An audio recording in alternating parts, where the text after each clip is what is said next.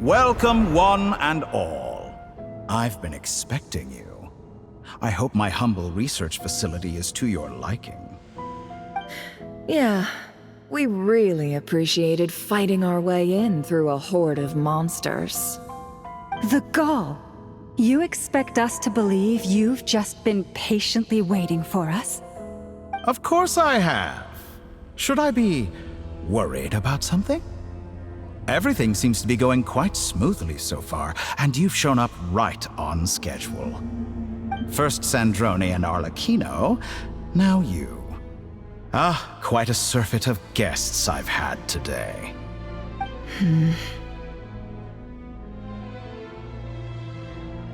If you were looking for them, I should probably mention that Arlecchino disappeared as soon as she entered the facility. As for Sandrone, why, she stood right here only moments ago demanding answers from me at the top of her voice. Hardly out of character. She never was one for basic courtesy. But I have to admit, I was a little surprised to see her showing concern for someone besides herself. Does everyone you associate with undergo such a change in temperament? Speaking as a researcher, I have to say, it is not a change for the better. It threatens one's ability to remain objective. Well, since you ask... So you've got your hands on the moon marrow, and now you're claiming godhood. Don't you think that's a bit of a stretch, Dottore? I must protest what you are insinuating with that phrase, claiming godhood. I am not claiming anything. I am stating a fact. You're a researcher. I'm sure you appreciate the distinction between the two. Huh? Wait, you really think you're all that?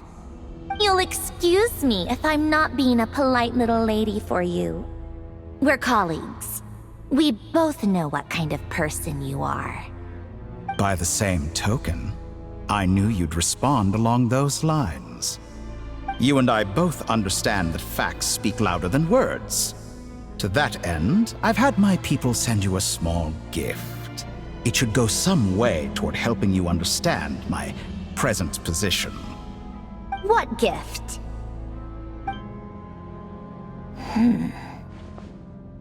Where have all your troops gone?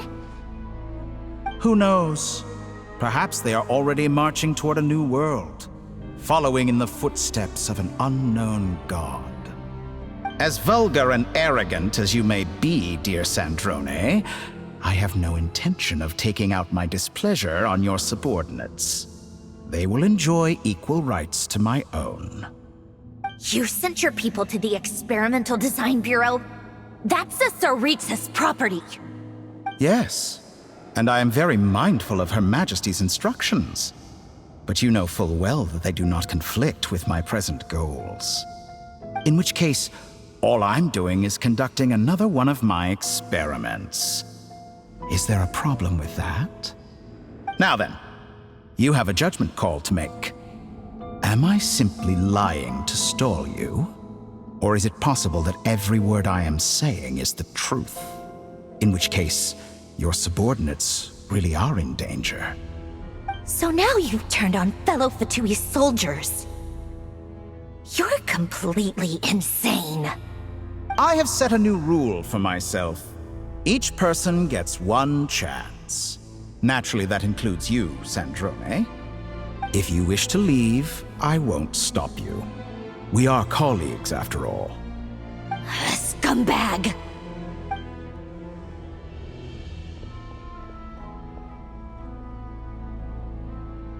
Still, I hadn't counted on Sandrone sparing any thought for the people of this world. Shame. I always found her self-centeredness to be one of her few better qualities.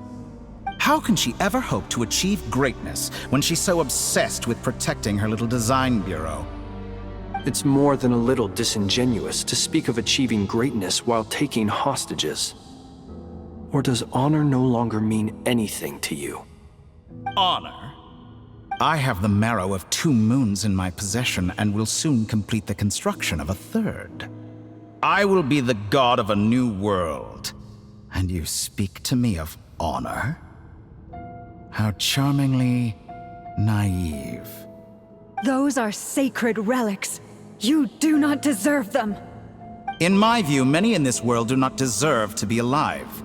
And yet, I mercifully permit them to go on living, do I not? You'll come to regret your actions. Will I now?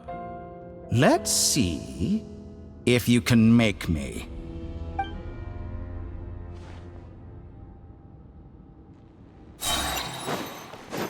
Receive my blessing by the frost moon of old. An exact practice. The mystery unravels. No more lies. The long sleep beckons. Observe.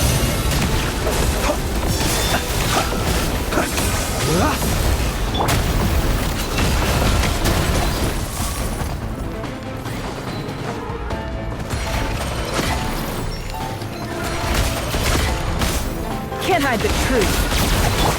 Lush as the moon, with one heart, we An pray. exact. Bombs away! Be silent. Observe. Your actions betray your fear of me. Arlecchino! Thanks for the assistance. Arlecchino. They see you as an ally. What a farce. You're clearly here to destroy my research. I'd say research is more valuable. Is this all it takes to tie you? For the everlasting forest, branch into song.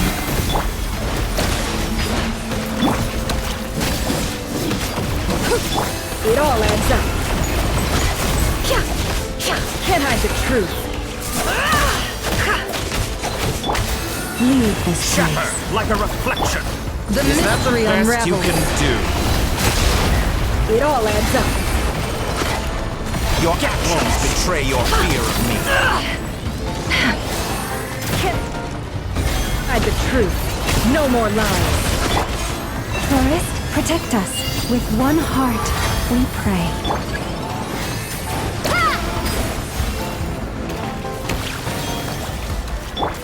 Laid bare.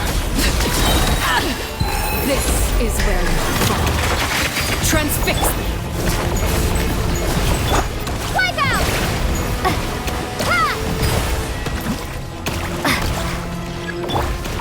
You poor lost lamb. Is that the best you can do?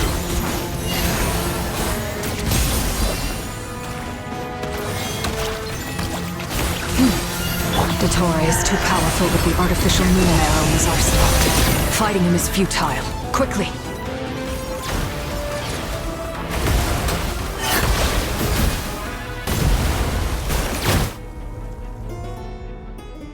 Let's go. I've always thought it is wiser to flee than surrender.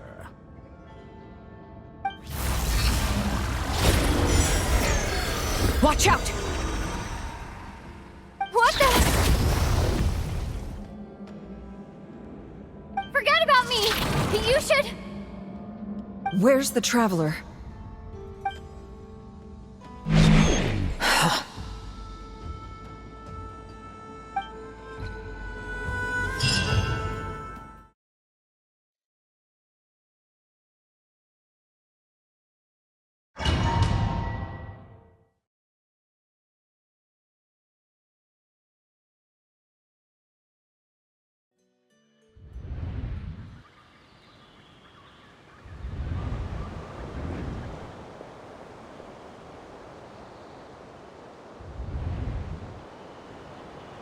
What just happened? Nasha Town? How did I get here? Strange. I remember being trapped by Dottore during the battle, and now, all of a sudden, I'm here. Something weird is going on. I guess I'll start by exploring the area. Traveler? What brings you here at this hour? Huh? What are you in the mood for today? A hot dog? Or something else? We've got some special discounts at the moment. Want to see the menu? Sorry, I'm not hungry right now. Ah. Well, feel free to take a seat for now. Let me know if you change your mind. Everyone seems to be acting normal. Am I just overthinking? Oh, darling, look who it is. One of our regular customers. Get the traveler something to eat, would you, dear? Wait. Why is he talking like that? Well, I'd love to, but can't serve a customer unless they order something. Anyway, I take it your business is wrapped up? Yes, thankfully. It was a long trip, and it's left me feeling pretty exhausted. But the upshot is, I won't have to leave again for a good while. We can have some quality time to ourselves. Wait. These two are a couple? I see some kids around too. I didn't know they had a family. Hey there! I haven't seen you in ages! What's keeping you so busy? I've been looking forward to playing with you again. You forgot already? You're silly. Daddy brought you over to our house recently. We had some snacks together. What is she talking about? We've had a lot of customers over the last few days, so we've been real busy. And like my mom always says, some people are more than just customers. They're friends. Oh, another customer's arrived. I better go see what they want. This is all wrong. I never once heard the owner of this restaurant talk about their family. It certainly isn't a family-run business. And that child, I don't recognize her at all. Could this be a false memory? Very good. I knew you had it in you. Aren't you going to try the house special? When did he show up?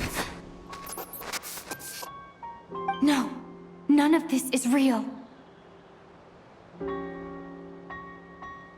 You don't seem to like it here. That's fine. We can change venues.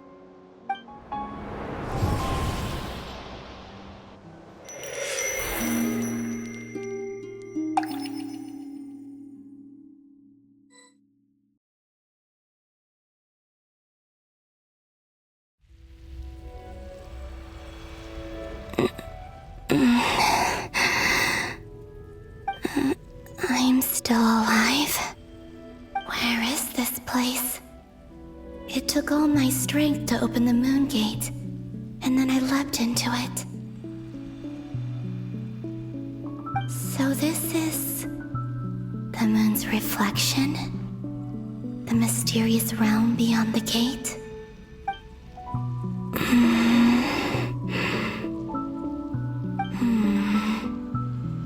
I can't sense anything. I guess I could try opening the gate once more.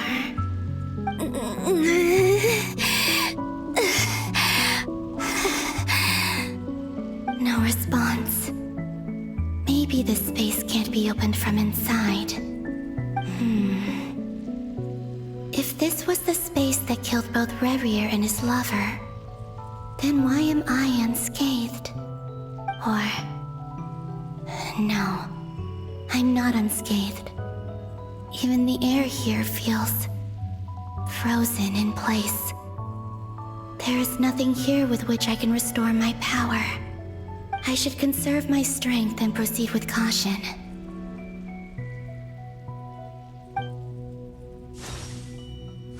I don't believe Dotori's scheming will stop just because I escaped. If there is any chance that I can get back to the others, any chance at all, I must return.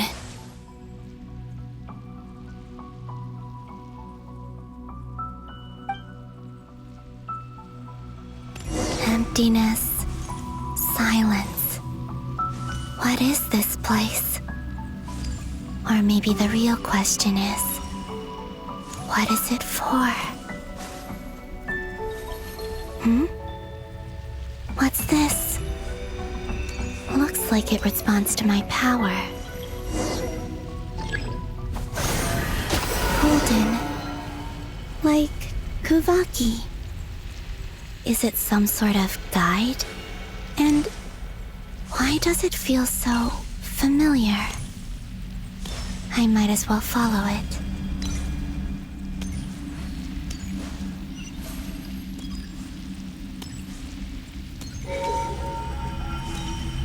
Where does this lead? Could it be the exit?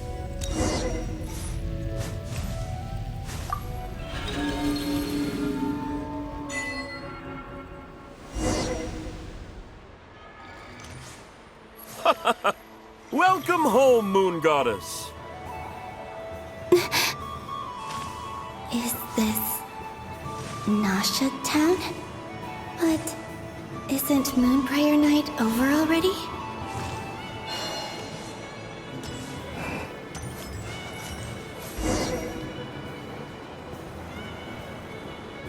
Goodbye for now, Columbina.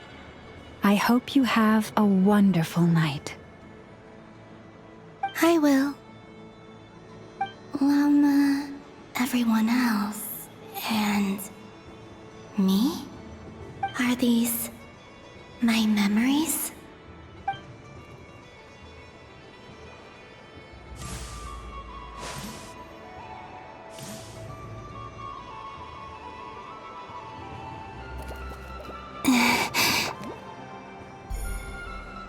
I can't touch them.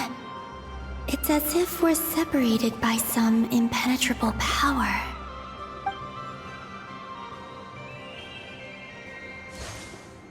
Over here! Over here!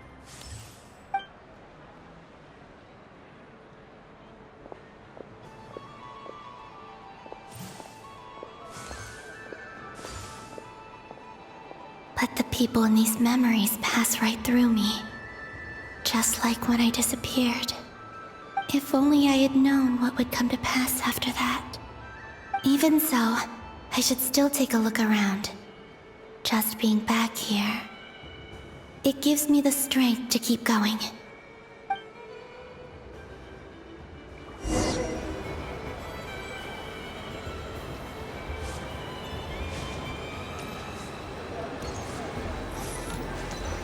Welcome home, Moon Goddess. Oh, you're the genuine article. Alice was right.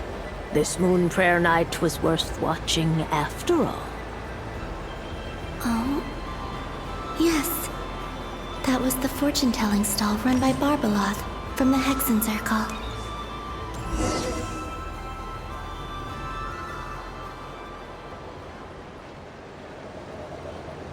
Please, draw the first lunar arcana.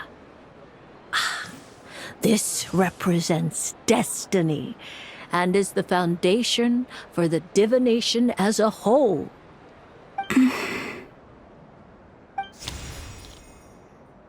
My destiny. I believe the card I drew was the moon. Now that I think about it, Barbeloth's divination was absolutely right. It's almost time to draw the last card. The one that represents the future.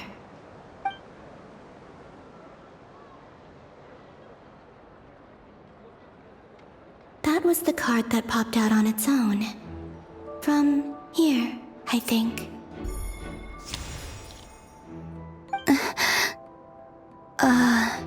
Kuvaki Pulse? What? Fascinating. I've never encountered this before in my role as a diviner. What's going on? Did that card leave the deck? Because of my influence? All I did was try to touch it, and then...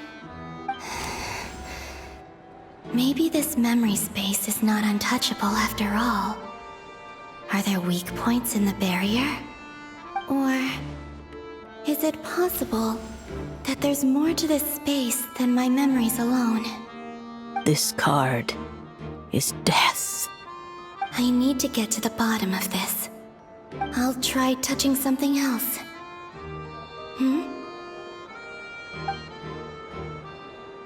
Is this... the wind? No, it's gravity. It's pulling me outwards. No, Traveler!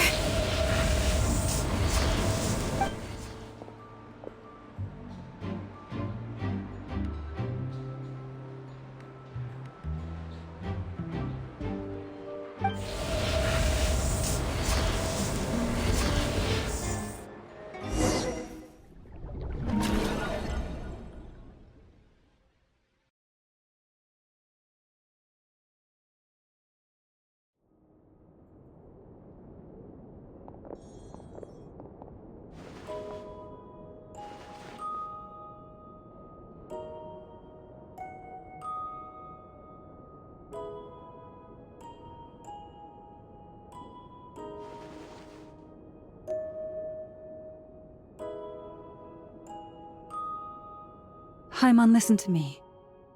From the bottom of our hearts, we are so sorry. We completely understand how you must feel. The Traveler is trapped, and we all feel responsible for it. Don't say that! Paimon's not a little kid! You didn't leave her behind on purpose! There was nothing you could do!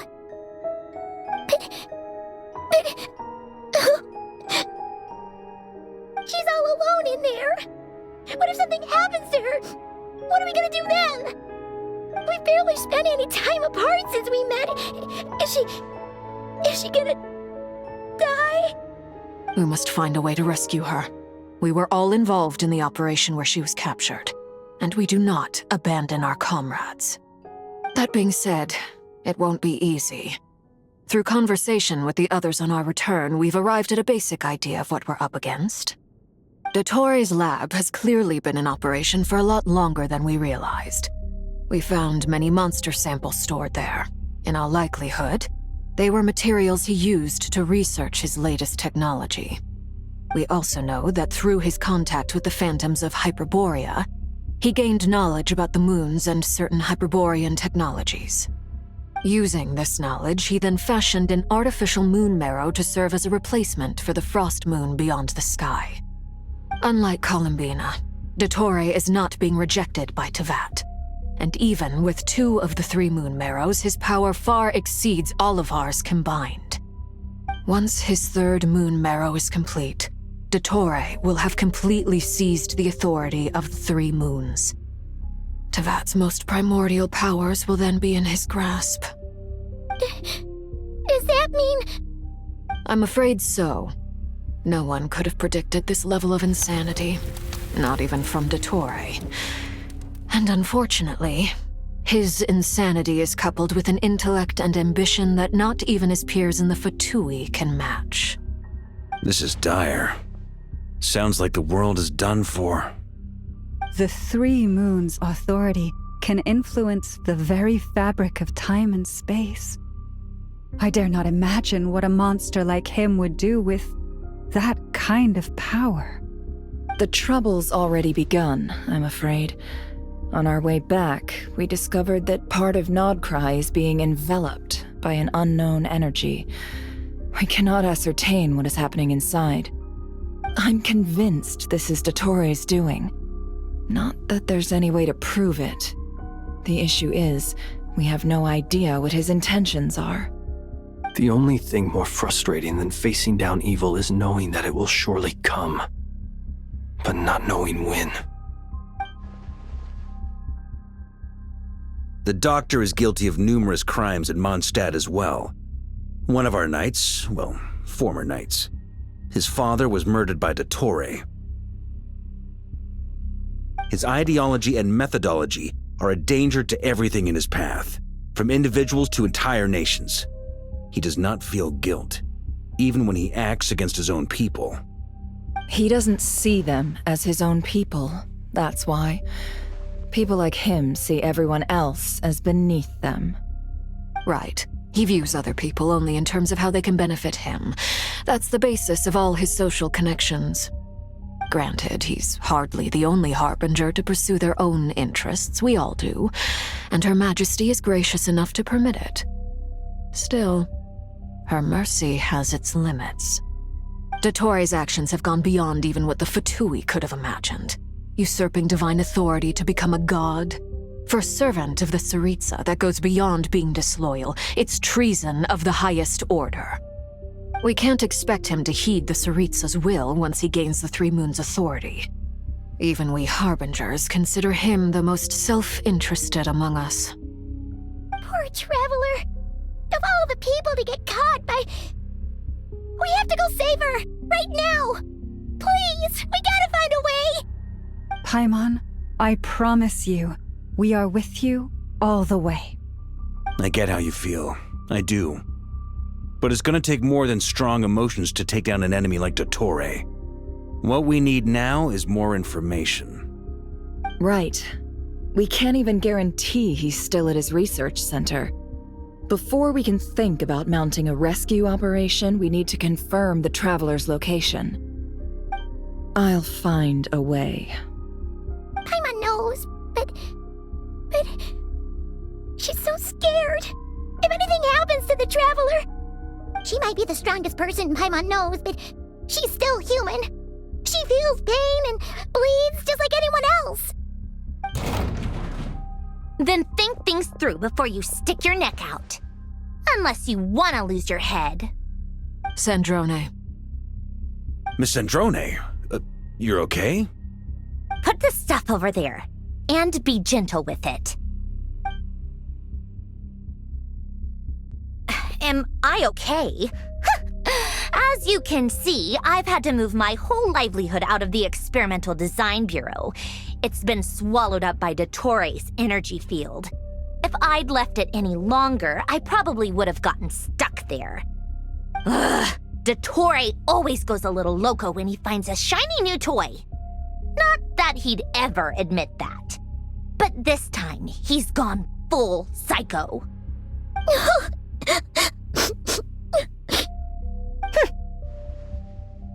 Just go ahead and cry already.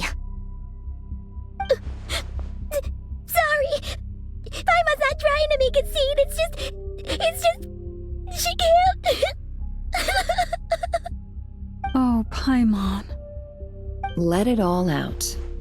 There's no shame in it. When you're overwhelmed by fear and despair, crying can help get it out of your system. You'll feel better for it. Okay then, while the baby of the group is having a moment, how about the grown-ups get to work? Give me your hand. You've made a discovery? Polonia, scan.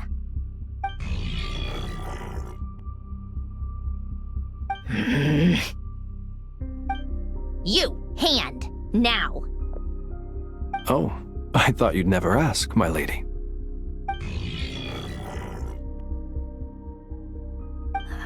Curses! You're next, then you.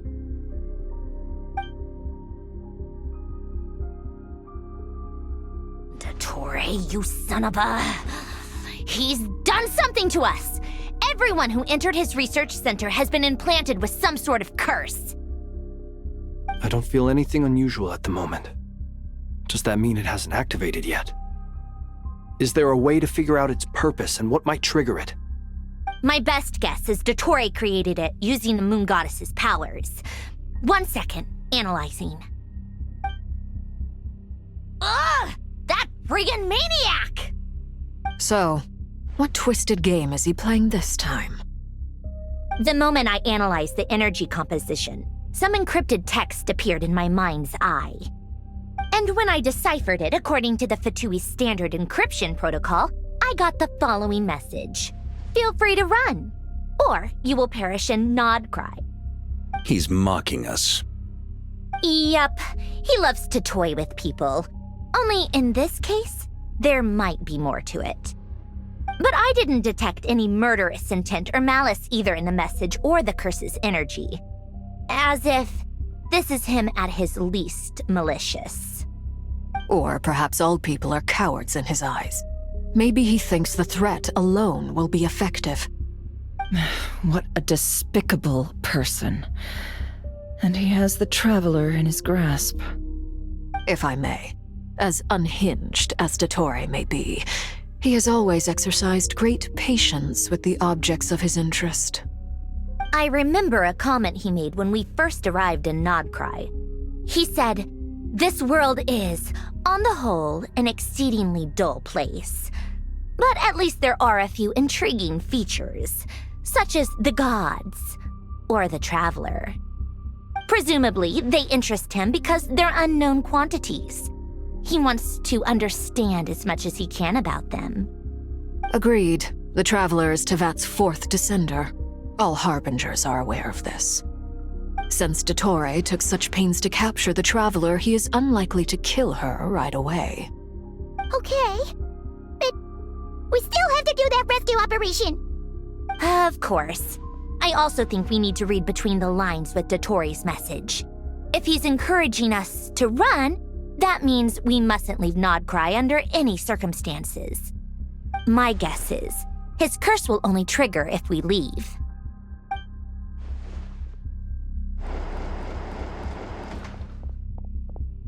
We've discovered multiple energy fields. Albedo is still attempting to analyze their structure. He told me to report back first. Each field is slowly growing, swallowing up more of the surrounding area in the process. And the pace of their expansion has increased since we first examined them. He's probably trying to swallow Nodcry whole. His nefarious ambition knows no bounds. If this continues, the whole of Tevat will be in trouble, not just Nodcry. The loss of Columbina could not have come at a worse time. Do we think she's truly gone for good? She entered the space beyond the Moon Gate, knowing what became of Rerir and Thalindus. I'm sorry, but I fear the odds aren't good. Don't be ridiculous. If I know her, she's busy finding a way back as we speak just so she can annoy me. She isn't dead. Whatever has become of her, the fact remains that we are two comrades short on the eve of a decisive battle. We need to find out the Traveler's location, but there is also other work to be done. Agreed. Whatever Dottore is planning, we have to get the local populace somewhere safe. So, as well as a rescue mission, we have to organize a mass evacuation at the same time. It would be best if someone could approach leaders of neighboring nations and negotiate emergency asylum for Nodcry's inhabitants. Can anyone handle that? Snezhnaya is one option. I'll see what I can do. This would be so much easier if the Traveler was here. No! Stop thinking like that, Paimon. Paimon will join you. She's pretty well connected thanks to the Traveler. Maybe it'll come in handy. Either way, that's what the Traveler would do if she was here.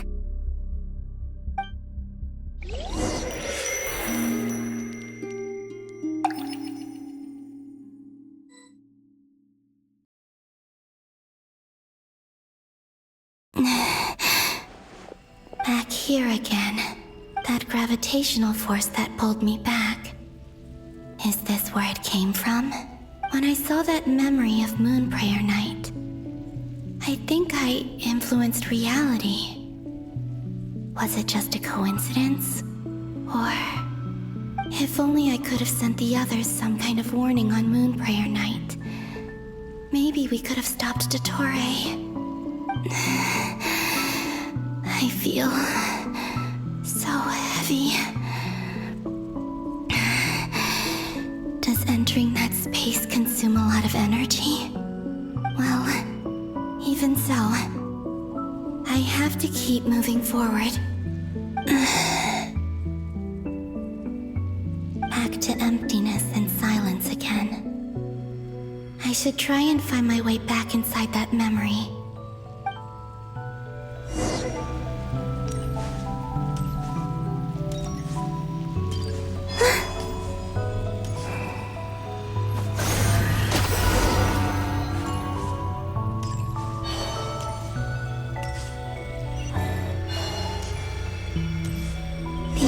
From last time isn't showing up.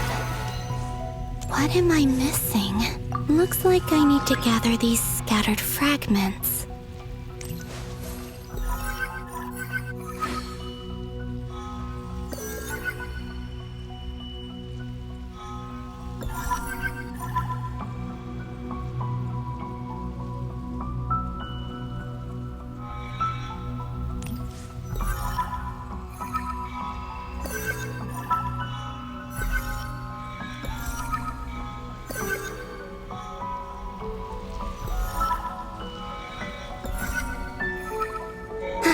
It worked! Hopefully I can stay inside for a bit longer this time.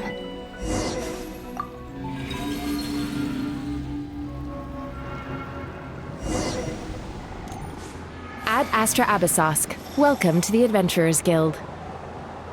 What? This doesn't look like Moon Prayer Night.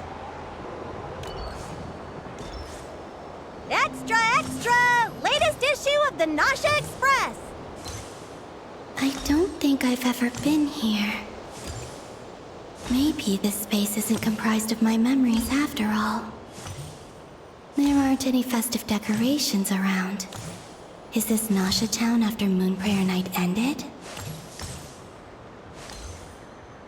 Did Dottoro's plan not affect the town?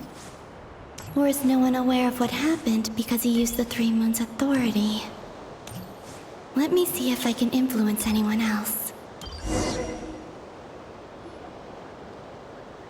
So, what do we do next? Wait, that voice. Paimon? The most important thing right now is to find that mage. Lauma, the Traveler, and Mr. Varga are here too. I'd better go pay the Fatui a visit. Traveler!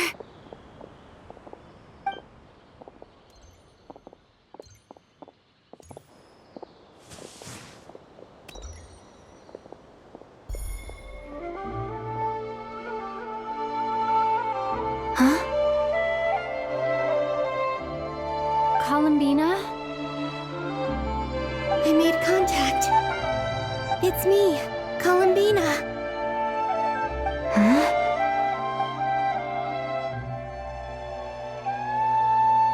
Traveler? Let's go! This is no time to be spacing out! Huh? Huh? Wait a moment. This has happened before. Huh? This is what happened when I disappeared. I stood right over there, thinking that no one would ever find me again. It was only when she called my name that I decided to follow them. But did she turn around because she sensed my touch just now? Is it really possible that from in here, I can change the past? If I keep following them, maybe... Huh? It's that gravity again.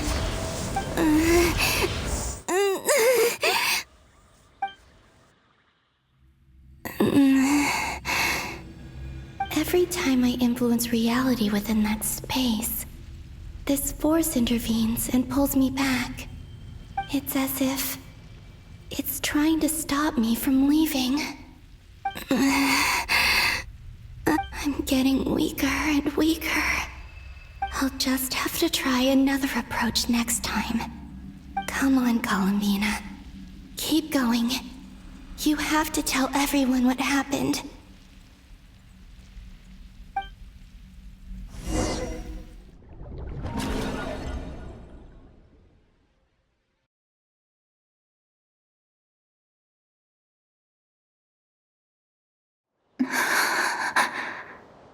Suddenly, I've been plunged into darkness, alone. It feels strange, as if something has grabbed hold of me. Is Dottore now powerful enough to interfere with space itself? Look at you, standing so still in total silence. I almost didn't recognize you. Hello there, traveler. He seems to be in a good mood. Wait, what's that behind him? Ah, so you noticed. This is the completed Trilune. 2 primordial moon marrows and 1 artificial specimen. You are wary of it. Good. Maintain that reverence. You performed well in that recent battle. Brave and reckless as always. Courage is the sign of a true hero, and impulsiveness is the hallmark of those who strive to advance. I say this not to belittle you. Most creatures are far more timid by comparison. 3 moon marrows. Does that mean the artificial one is now complete too? Well spotted. What do you think? For a replica I built myself, I dare say it looks the part. Dottore, are you planting illusions in my mind? I have no interest in fooling your eyes. On the contrary, I hope to show you the true essence of all that you see before you. Is this not a beautiful city? People live in peace and find joy in their work. The streets are safe. people can even leave their doors unlocked at night. You might say it is the Elysium everyone dreams of. All available data indicates your values and worldview conform with the mainstream. This kind of society should be quite to your taste.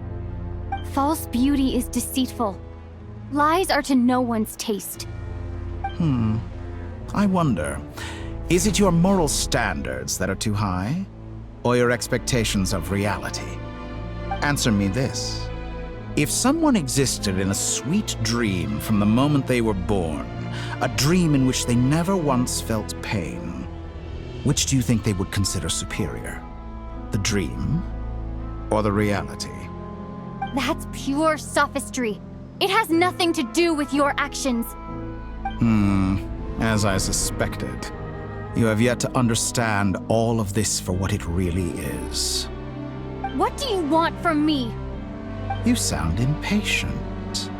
Do you think the only reason I'm keeping you is because I want something from you? If it's not, then why haven't you killed me yet? No one can stop you if you're as powerful as a god. I'm delighted you recognize that fact. I believe we last squared off in Sumeru. Ah, the memories. How time flies. You and I have both grown. I'm not surprised that Arlecchino and Sandrone worked with you. You've always a way of slowly but surely ingratiating yourself with all levels of society. People laud you as a hero, but I suspect there's more to it than that. Oh, but to be clear, I don't say that to flatter you.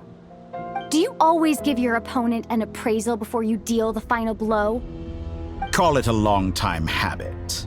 I'm a researcher, and one of my duties is to give an objective assessment of my subjects. But you misunderstand. We are not opponents. Not at this moment. I just want to talk.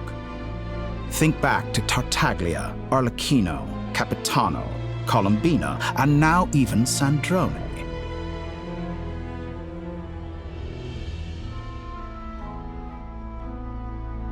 You've worked with each of them in the past. I believe you can work with me as well. What makes you so sure? Well, why not? Should the good associate only with the good and the bad befriend only the bad? I like to think we could have a more mature relationship than that. Surely you don't think all your relationships are grounded in friendship or shared ideals? People come together because it benefits them to do so. If you think of the people you admire, you must surely admit that they have provided some benefit to you. Morality, ambition, dreams. People have plenty of words to embellish the nature of their relationships. But once you break free from those ethical frameworks, you will see that the only thing connecting the two of you is mutual benefit.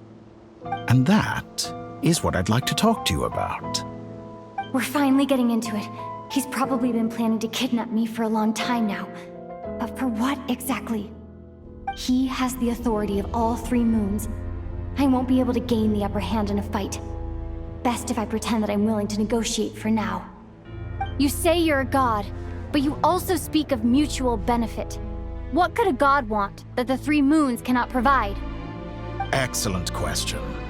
But before I answer, I would ask you the same thing. Gaining Colombina's allegiance was a rare and extraordinary feat. But the Moon Marrows are now in my hands, and I have the edge over her. For this artificial moon is not being rejected by Tevat. Her identity and lineage may have been a thing of glory in the old world, but they were also shackles that prevented her from ever integrating into Tevat. I, on the other hand, you may view me as a thief, but I have overcome that limitation. So what is it that the three moons cannot grant you? What stops you from negotiating with me to get what you want? I don't make deals with lying psychopaths. That's quite an accusation.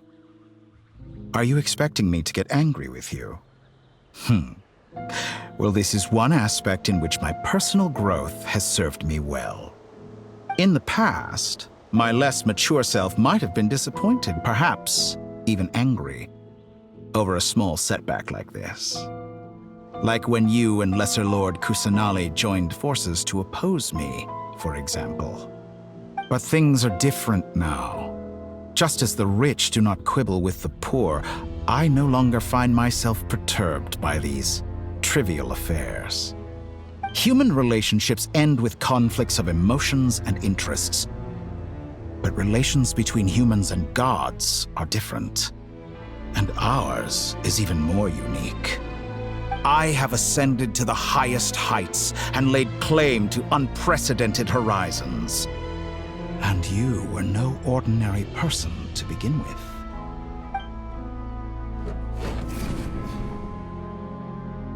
Allow me to show you the world, Descender.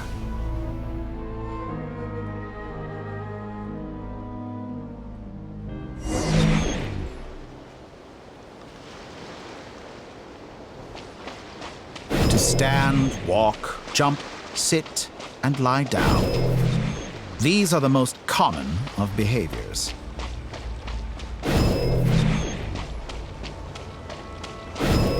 Have you ever wondered why we were born following such laws? Who stipulated that we could not fly instead of walk?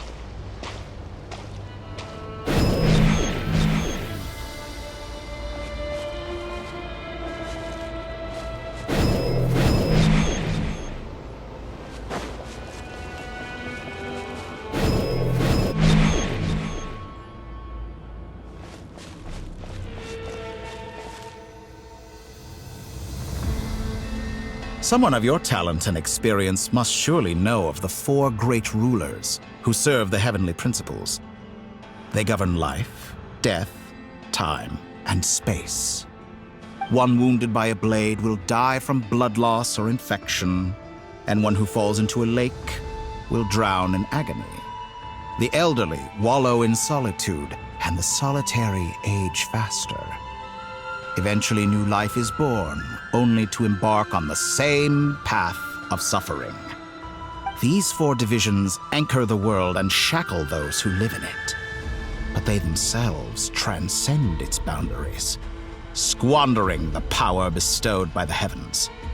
All who live yearn for equality, but unless the gods prostrate themselves and profess that they are mere servants of the living, equality can never exist.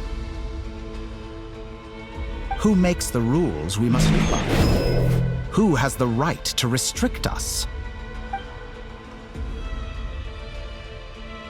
The limits of the body can be rejected.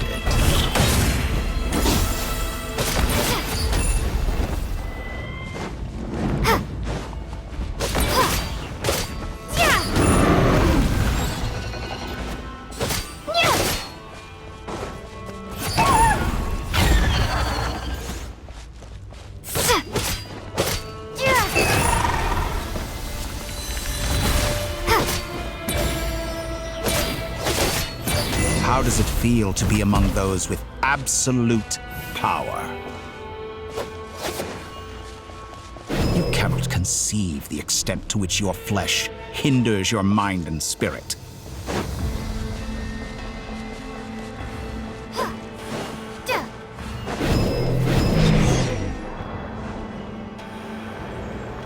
Only by discarding our useless, primitive eyes can we perceive a new world.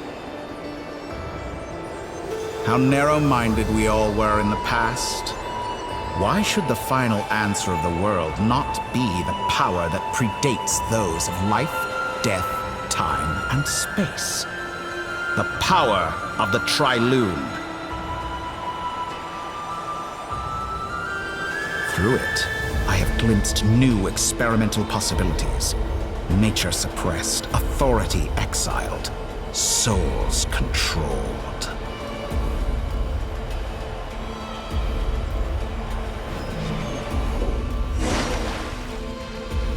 You know, I heard recently that a group of critics reviewed countless stories and drew an interesting conclusion.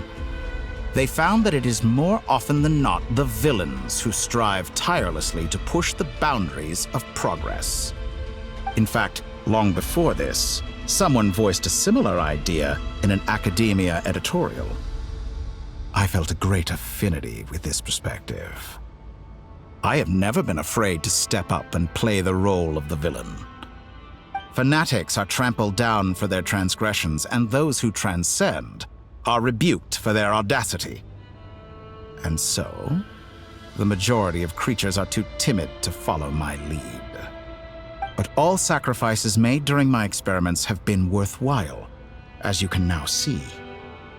I can offer you something new, something unique, precisely because I am a villain. Think about it. We are eternally bound through mutual interest. Can you truly say you would never turn to malice if it could give you the life you dream of? After all, what value do perfection and purity really have? They are fragile and feeble things, utterly tedious. I say, better to be governed by a flawed humanity than a gnosis. The true seeker of knowledge is the villain who undergoes countless tribulations in pursuit of their goal. I'm sure many people have told you that you're different. Because I'm a descender? Exactly. Very clever. But what has that got to do with you? I do not conceal my wicked deeds, my selfish desires, or my greed. A true researcher must act as I do if they are to understand and speak of the truth. And yet, a knowledge seeker like myself will inevitably grow tired of studying Tavat beyond a point. You have traveled to all corners of the world and met many people. Along the way, there have been moments when you were misunderstood or even became a wanted criminal. And all the while, you have spent your days doing some of the most mundane jobs in the world. You fight and toil, claim minuscule rewards from my friend Pantalone, then you fight some more, winning some battles and losing others as your search goes on. And this cycle continues, with no end in sight. Surely you must sometimes grow weary of being stuck in this same loop day after day. We're completely different. I embrace everything that life throws at me. I am engaged in every step of my journey. How does that make us different? I too embrace what life brings, researching everything that interests me. Think of all the novel things I've managed to create, like the artificial moon marrow. Don't you see? As unique a specimen as she was, even Columbina is not irreplaceable. Take that back! She's gone because of your actions! I didn't say that to anger you. Though admittedly, I don't see what there is to be angry about. Anything Columbina could do for you, I can do better. I know what your ultimate goal is. You wish to walk the path your brother walked and seek answers from him at the end of that journey, don't you? Someone like you could never understand what it feels like to care about another person the way I care about him. Perhaps not. But that doesn't mean I can't help. I could find your brother right now, bring him before you, and make him give you the answers you seek. Don't be so presumptuous. You'll never begin to understand the situation between us. Oh, no. This is no presumption. I'm only offering what I know is possible with the power of the Trilune. But it seems like you would sooner continue with your journey through this world. Why? Do you truly desire this journey? Or is it simply a necessary process from which you cannot escape? Think of all the time and energy you have spent, everything you've had to endure just to make it this far. Is this really what you want? Or has your hand been forced by the promise of that final answer? Yes, you have made many friends. But do they ever spare a thought for the void in your heart and what it yearns for? What you want is not friends. It is family. But do they know this? I, on the other hand, am far more considerate. Join my experiment, and in return, I will bring your meaningless journey and all its struggles to an end. This is a malicious attempt to manipulate me. But at the same time, he's stating some very human truths. Of course, he's right about my predicament. How can I deny it? I have faced ungrateful strangers, never-ending troubles, an endless quest for answers.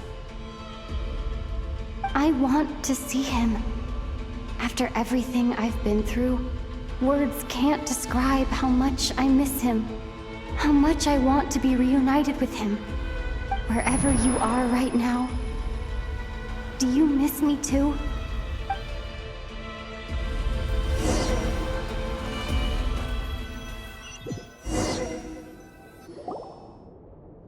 All right, everyone. Our next mission is clear. We need to contact all the major organizations, explain the situation to the public, and then begin the evacuation. The residents of Notcry are quite dispersed. The two most populated areas are the Southern Isles and Pyramida. Miss Lauma, I will leave Hisi Island and Nosha Town in your hands. I will liaise with the Fatui and Pyramida. Agreed. We will reach out to Natlan and Snezhnaya. Anyone found north of the Experimental Design Bureau should follow the Fatui to Snezhnaya. As for those dwelling south of that line, I will ask the Voynich Guild to help persuade them to leave. Then I, Mr. Varka, and the Frostmoon Scions will escort them to Natlan. The Voynich Guild has dealings with the Curatorium of Secrets. I will send them a letter vouching for your credibility. Yehoda, you should help Lauma. This is too big of a task for one person. My wish has come true. You're willingly lending me your most capable employee for the day. Well, good for you if all this only takes a day. Of course, if it takes any longer, I'll be charging a fee. Boss, wait! Don't I get a say in this? Oh, I'm sorry. Something to add, Yehoda? Well, no one's more important to me than you, boss. And remember how Lauma healed your eyes after that big battle? I think that's worth at least 2 or 3 days' work for the Frostmoon Scions. Are you completely incapable of acting in your own self-interest? Or do you simply devalue your own labor? Are you sure you don't want to come with us? Who will see to our other work if we're all busy evacuating residents? Sandrone insists that Columbina is still alive, and we have a traveler to rescue. There's much to be done. But boss, I'm just worried that... Well, Nefer, I'll link up with you once my tasks are complete. What makes you think I'd need you to do that? I'll need it. And considering the way you approach certain matters, I think you'll be better off with me present. That's quite enough. Just focus on your work first. I bet we're in for an uphill battle here. But we can help out too. Inefa and I are gonna help Nasha Town's residents carry their stuff. Loading schedule. Store essential local research data and technology samples, then escort the people to Natlan. Understood. I will execute this to the best of my abilities. Great stuff. Thank you, ladies. I've contacted the Lightkeepers. A colleague of mine will join us shortly. I will persuade them to conduct a thorough search of the region to ensure that no civilians get left behind. As for me, I guess I'll be making an early return to Sumeru. I think it's important that someone informs the Dendro Archon of what's going on in Notcry. Roger that. Someone should inform Mondstadt, too. Mr. Durin, can I trust you to handle that? I think you fly faster than any of us can run. As an added incentive, get there fast enough and I'll see about getting your gliding exam waived. Really? Ha! Mission accepted, sir. I intend to stay behind and help Miss Sandrone with her research. She has some alchemy-related questions that she'd like me to explore. She recognizes your expertise, then. I wish you a fruitful collaboration. Thank you. In truth, I was surprised to hear her express an interest in subject matter outside of machines. I believe she has been investigating some Fontanian technology recently. She made a point of bringing the relevant materials with her when she left the Experimental Design Bureau. She's sorting through everything in her room as we speak. I should mention that we have one other friend who isn't present. He hasn't made his position in all of this clear. But if we know anything about him, he's likely investigating on his own. Paimon's been very quiet today. But I know how close she and the Traveler are with the Natlanese. She should come with us to the border. Okay. Paimon will do her best. Make sure to heed Sandrone's warning. Many of us have been cursed by Dottore. As such, under no circumstances should anyone cross national borders. Remain within Nodcry. That aside, personally I have faith in Columbina. Things look grim, sure, but who knows how it'll play out. Same goes for rescuing the Traveler. Both of them are important allies and friends. We'll be counting on you to gather intel on them, Miss Nefer. Oh, wonderful. You're all here.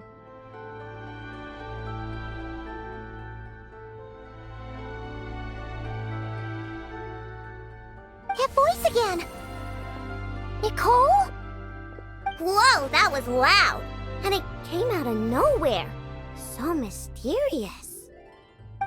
Sorry, this is the only way I can speak to you all right now. Please accept my apology. Anyway, time is short. I'll cut to the chase. We're still facing quite a catastrophe here at the world's borders. Alice has roped in every Hexencircle member she can get a hold of. Except for me. She told me I had to come and help you all out as a matter of urgency. I quote, "You love talking, don't you? Well, now it's finally your time to shine. Take these. Make sure the whole party gets one each. You'll be in charge of making sure everyone stays connected." Huh? Is this a Dodo communication device? Scanning. Unknown device. Analyzing. Unknown device. Conclusion. Cute. Affirmative. It is cute and good. I believe that I quite like it. This is no ordinary Dodo communication device. It's my very own special modified version, specifically... sorry. I almost went off on another tangent there. Anyway, help yourselves.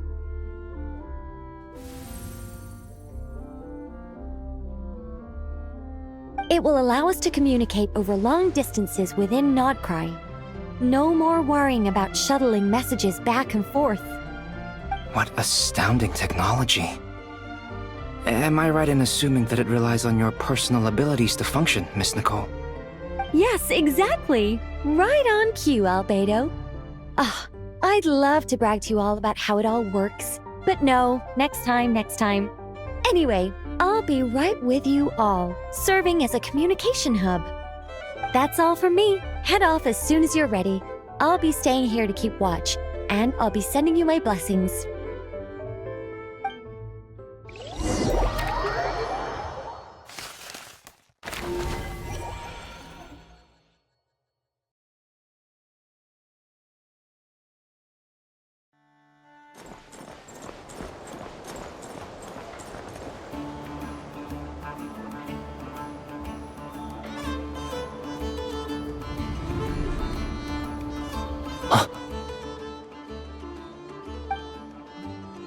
Sir Flint.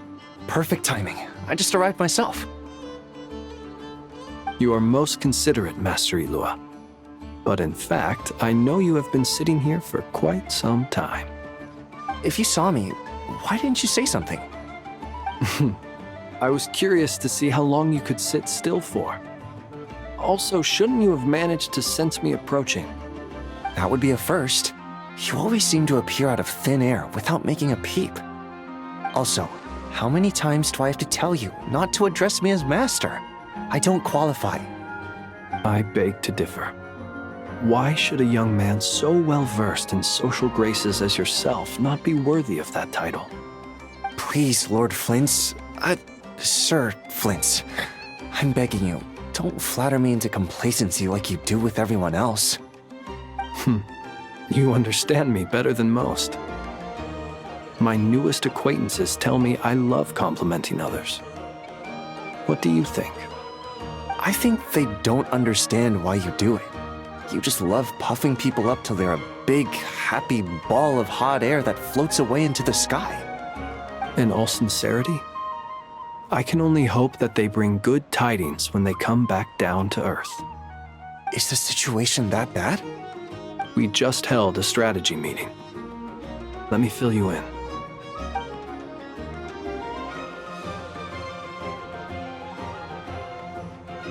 In short, we need everyone gone from Pyramida. We also need a team of Lightkeepers to scour the more remote regions of Nodcry for civilians to evacuate. I only hope we have enough personnel. We do. Old Man Nikita will definitely help, and we can recall anyone out on patrol to focus on this instead. Good. I'm sure you and the others will make short work of this.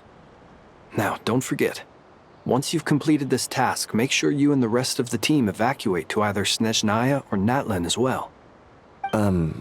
Flint? If you've got something to say, Master Ilua, why not guess what I'm thinking right now? You mentioned that you have something else to deal with later. How difficult is it going to be? I doubt it will be easy. I know you're a Lightkeeper, and it's your duty to protect others in times of crisis. But I have a feeling that you'll be walking into grave danger. However bad things have gotten in the past, Nodcry has never faced a mass evacuation before. But from the sounds of it, you don't intend to come with us. I don't mean to pry, and it's probably none of my business. But whatever it is you're intending, you don't have to go through with it, you know. I've been afflicted with some sort of curse, and I'm told it may well trigger if I set foot outside of Nodcry. As such, I cannot leave. I have to act, if for no other reason than to fight this curse. What? No. Why? Why would anyone want to curse you? There are plenty of people out there willing to trample over others in pursuit of their own goals. Frankly, Sir Flint, I am furious. You're making light of what is an incredibly serious situation. Indeed I am. And? And what? I told you, I'm furious about this. Nothing I can do about it, I'm afraid. Things happen, and we just have to deal with them. If you find yourself feeling angry, perhaps start by drinking a big glass of water. Hey, you mean you're completely unmoved by my anger? I'm devastated. Then allow me to express my sincerest regret. Come by the lighthouse sometime. We'll catch ourselves a few fish, have a little barbecue, play some cards, and bask in the sun. Maybe I need to spell this out. Lean in a little, Flint. Oh my, this doesn't bode well. Word is that you were caught up in a real horror show recently. People were amazed that you returned safe and sound. They've been debating whether you're even human. I've returned safe and sound from plenty of crises. When you say people, do you mean other people? Or do you just mean you? Fine. I'll be frank. You're not human, are you? Heavens. Now that's a horrifying thought. You know what? Forget it. We'll revisit this once it's all over. A sound plan.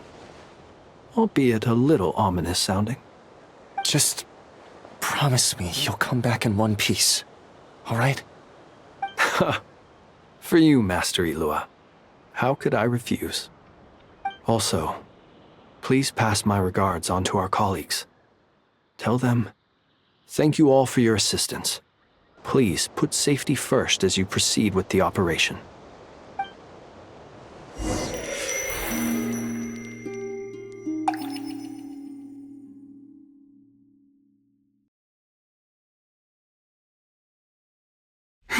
to keep searching for a path toward reality.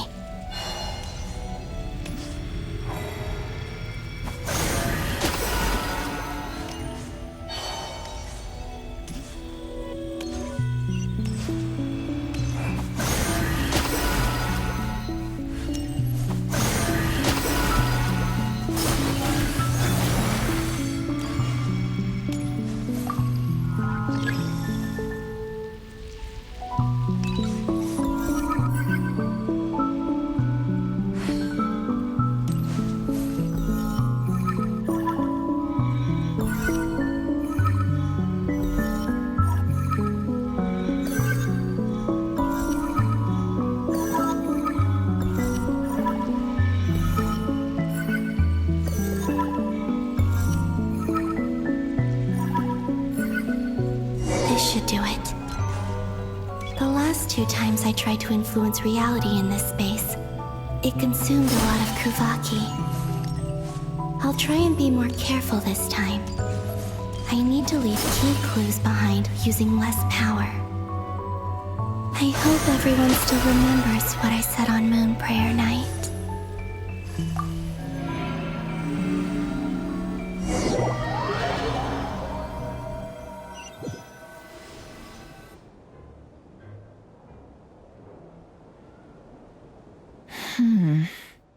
Nothing here either.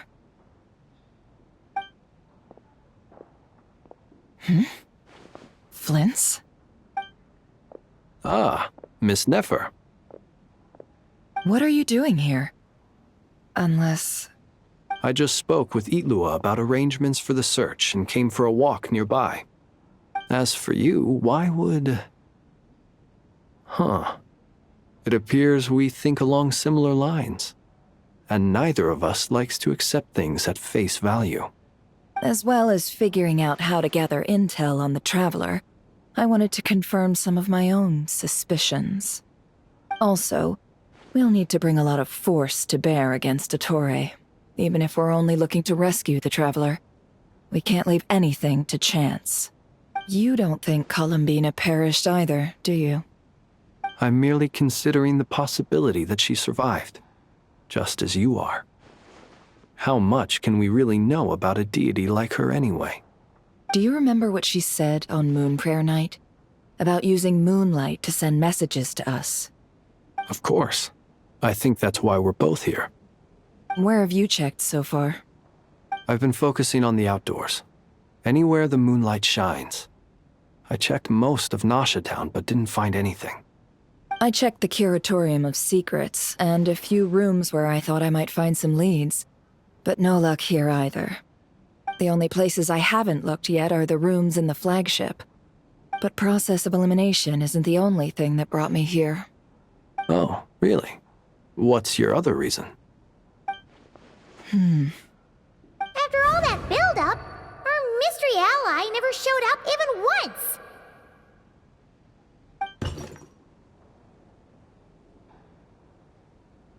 Huh?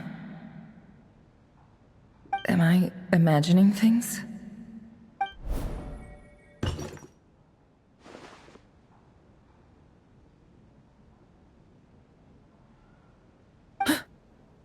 Come on, let's see what's going on.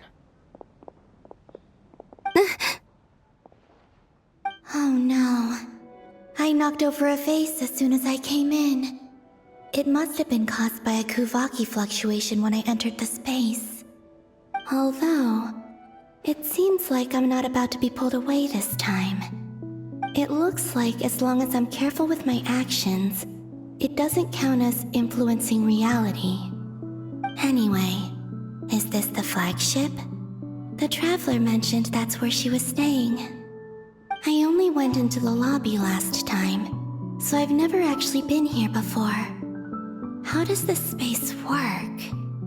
If nothing else, I can now be sure that it is not simply memory. She mentioned where her room was. I think it's this one.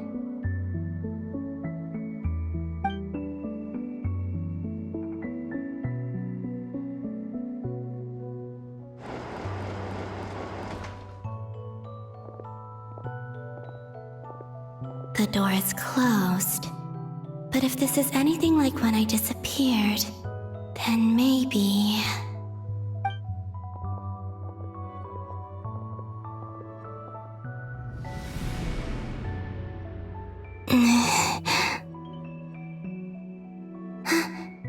I'm in. She and Paimon aren't here at the moment.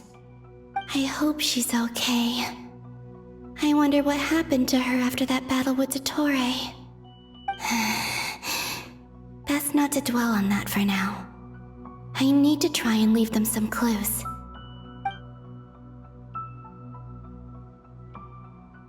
Please, Traveler. I really hope you find this.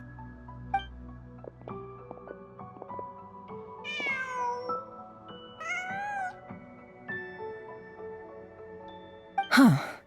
Just a cat. Nothing else here strikes me as noteworthy. Didn't you stay here for a couple of nights once? Before Rerir showed himself, yes. It's also where the Traveler and I first met. Did you notice anything unusual during your stay? I remember thinking how much noisier the flagship is at night compared to the graveyard. Other than that, no. The Traveler and Paimon were most congenial neighbors. This is where they've been staying, yes? Over here? That's right. I wouldn't usually condone breaking and entering, but we can make it up to them later.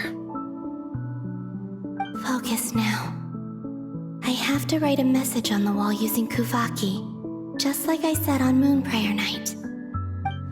Simply open your windows on nights when the moon shines bright, and the moonlight will naturally flow towards the words I have written.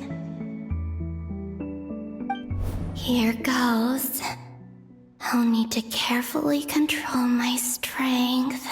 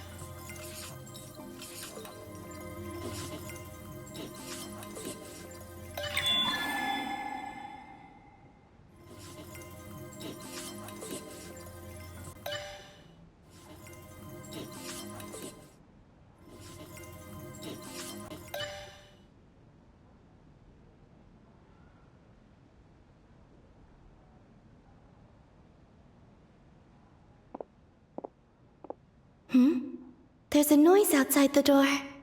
Is she back?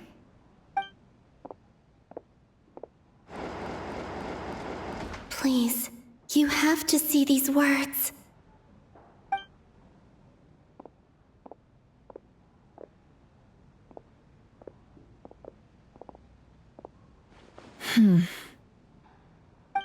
Well, do you sense anything? Unfortunately, no. And this place was our last chance. Not necessarily. We've only looked in Nasha Town so far. Miss Columbina said she would leave messages at her friends' dwellings. It's still worth checking where Miss Lauma lives and where I live. Let's try and make some time to look into those then. Wait. What are you waiting for? Paimon might have overeaten slightly. What's that look for? This is a victory feast. It's normal to eat a little more than usual. The Traveler and Paimon. It's really you. But why are they talking about a victory feast? Huh. You worried Paimon sick while you were out there fighting Rerir. So this is your chance to make it up to her, alright? Wait. So this is the night after the battle against Rerir. How did I end up here? That's quite a long time ago now. Wait. Time. That's it. Every time I've entered reality within this space, it's been at an earlier point in time. Every one of those points has been before I fell into the moon's reflection. And everything I've done to affect reality really did happen in the past. Does this mean that, within the moon's reflection, time flows backwards? Starting from the moment I fell in? Not long till Moon Prayer Night now. It's gonna be even livelier than tonight. Although, it's gonna be sad saying goodbye to the damselette. She seems like a really nice person.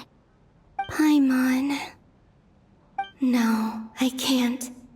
Even if I make contact, they probably won't understand what's going on. And in any case, I'll likely get pulled away again if I do. Instead, I have to find a way to get them to notice what I've written using the moonlight. Wait, even I hadn't thought of doing that before Moon Prayer Night. They'd never conceive of that possibility. Is there truly no other way? Don't lose heart. We'll find a way somehow. Huh? Oh, you say that, but the Frost Moon is beyond the fall sky. If we wanted to go visit her, how would we make it through to the other side? We might not have all the answers now, but I'm sure we'll find a way one day. Huh. Guess someone's gotta be the optimist. The present. The future. That's right. There are still things I can do. What's your plan? Flint's, when you were staying next door, did you ever open the window? No. The rooms here are dark and damp, and there's such a buildup of dust on the windows that the moonlight can't even get in. I didn't think it was worth the trouble. The moonlight. Ah, I think I see where you're going. One moment. I'll see if the owner is available. Don't bother. Time is of the essence.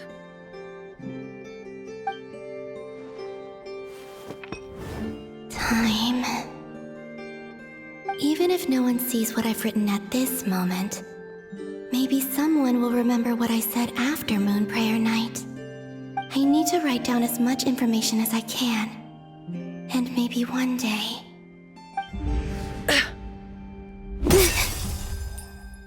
Huh? What's up with you? You can't even hold your cup steady. Are you getting tired? A little. Well, you should probably hit the hay then. You've had a really tough couple of days for you.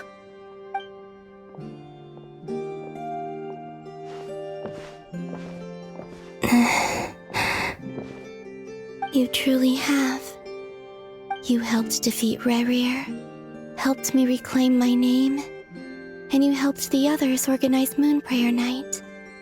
Wherever you are right now, I'm sure you're still fighting against the injustices of fate. This is all I can leave for them. How I wish I could stay here. But it's time for me to go. I hope to see you again in the next time, and if the opportunity presents itself. I will surely return to your side. Huh. Columbina. She's alive. Not only that, but she's left us an entire wall's worth of clues. She even wrote down what would happen on Moon Prayer Night. It's just a shame we found it too late. I am here. Time in this place flows backwards. I am constantly moving forward. It sounds like she's found a way to influence the past using Kuvaki. But her future is our past. So, these words have been here ever since we defeated the Reir of Solnari. We just never discovered them. Which came first, the chicken or the egg? Do you ever mull over questions like that? Only when I'm in a good mood and at leisure. Well, I never do. Everything that has happened already belongs to the realm of fact. As a business person, and especially an intel broker, what I do is extrapolate from those facts to try and read the future. An admirable philosophy. It's a means of survival. Let's go. We have a wall's worth of clues to share with the others.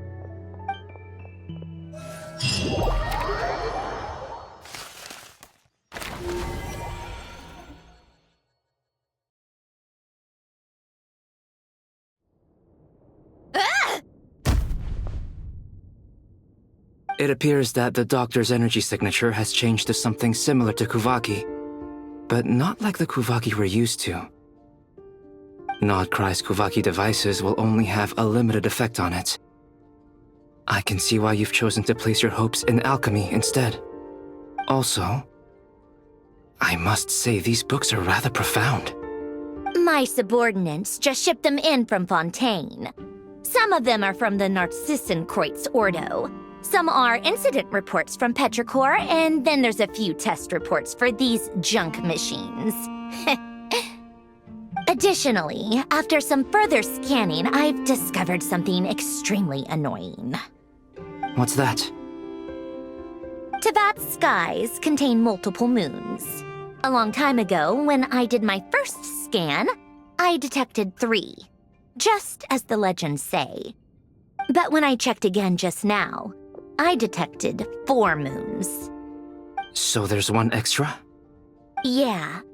Originally, I thought that if I could still find 3 moons, that would at least mean Columbina's still alive. But then it occurred to me that apart from the frost moon, Teyvat's moons are just husks. And husks surely shouldn't show up in the scan, since they're not alive. It's weird, isn't it? If we can't even distinguish between a dead and a living moon, how are we supposed to know whether a moon goddess is still alive? Or does this mean that the moon marrows are equivalent to the moons themselves?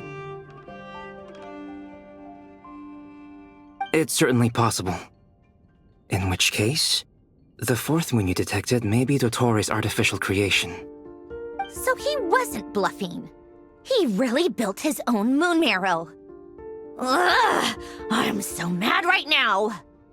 It's easy to get overwhelmed when you have too much on your plate. Maybe you need to relax. Perhaps try going for a walk, or simply take a few deep breaths. Nothing can calm me down at a time like this. I need more time, and I need progress.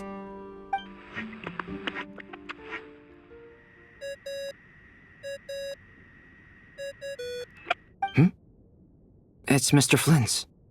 I really hate that ringing tone. Ugh. First the 4 orthants of the Narcissenkreuz, then moon marrows. Now what? Oh, sorry if we're disturbing you. Might I ask what's troubling you? What do you want? We're busy. Are you still at the Curatorium of Secrets? Yeah. Look, everyone else is still out, so there's no hurry. Plus, I'm busy, so I would appreciate if you gave me some space. Even though we have crucial intel to share? Fine. I'm listening. Do you intend to share it via the Dodo communication device? Ordinarily, I would, but this is a unique situation. I think it's best that we discuss it in person. See you at the Curatorium.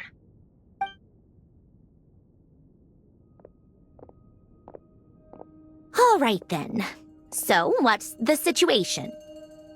The rest of the team is still out working on their missions and evacuations, but we've decided to fill you in on the most crucial information first. Sandrone, you were right. Columbina is most likely still alive.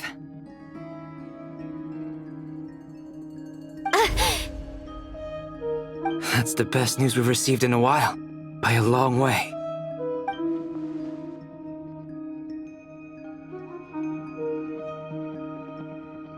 random locations. Appearing in reverse order? Are you serious? So not dying isn't enough for the moon goddess, huh? She has to show off too. Anyway, does this mean we can deduce her condition from the moon marrows? Miss Androne, there's nothing wrong with simply admitting that you're happy to hear the good news. I'm not. And she's the least of our problems. We're facing a huge crisis. If she can't control the flow of time in there, she's just gonna keep moving backwards. Different points in time won't intersect, and she'll never find a way out. Let's say life begins with a drop of water. When did time begin? The moment this planet came into being? No, that's not right. Her final destination would be the moment at which the space she is in was created. But it doesn't seem like we can influence that space from the outside world. So how can we help her? Also, if she's alive, Rerir and Thelindis might be too. But as far as we know, neither of them have come back out. That space may not have an exit at all. I'm afraid I must concur with Miss Nefer in this. Can't exactly argue with that. Let's leave it there for now. I've taken notes on everything you said. Will it help with your research? I doubt it's gonna help with breaking Dotori's energy fields. But who knows when it might come in handy. Better to have it all written down than try to remember everything when I need it. All right, I need to get back to my research. Mr. Albedo has made a lot of suggestions that will require my undivided attention. Sure, I'll stay here. I have things to work on.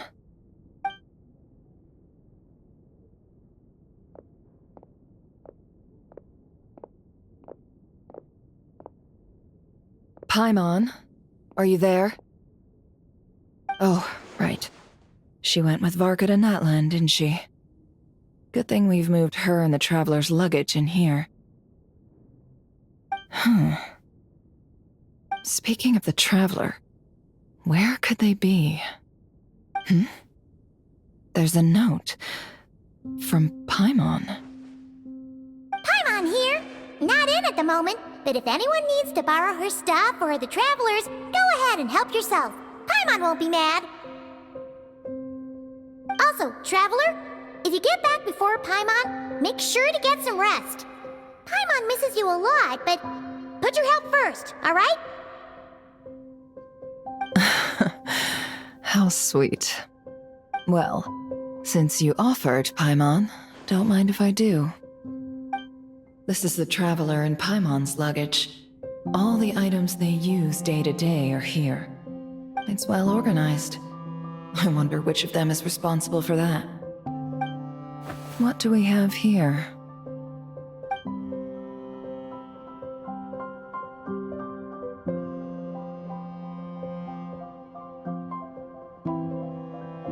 The camera captured a special moment that can only occur between people who are close to one another.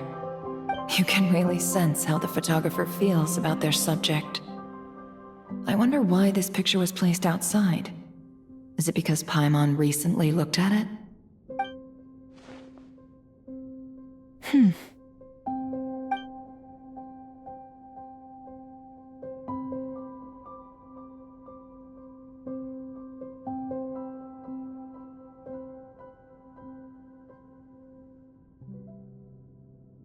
This must belong to the Traveler.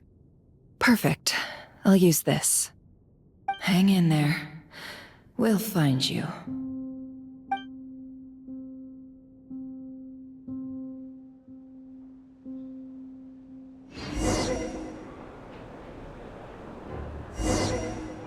Polonia. Search keyword world formula and bring me all relevant books.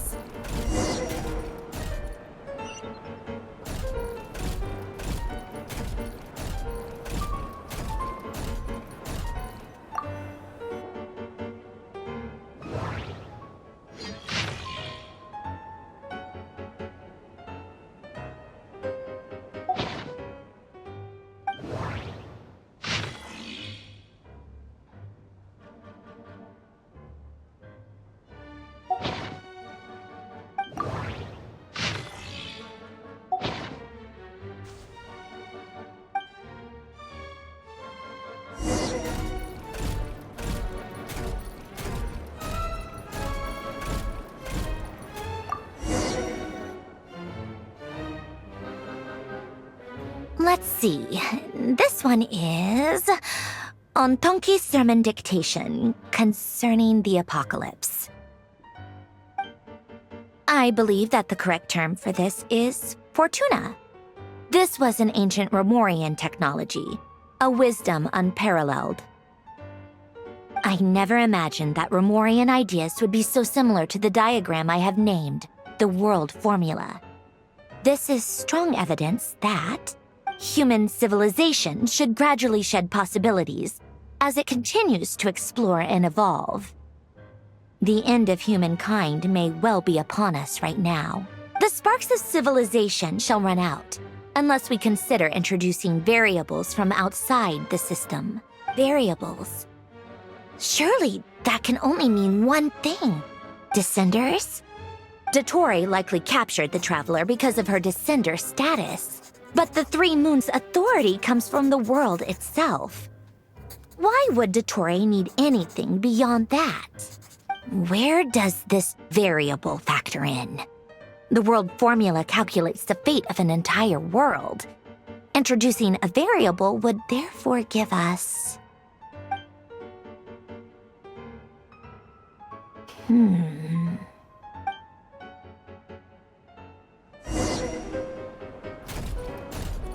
Polonia, search keyword pathway and bring me all relevant books.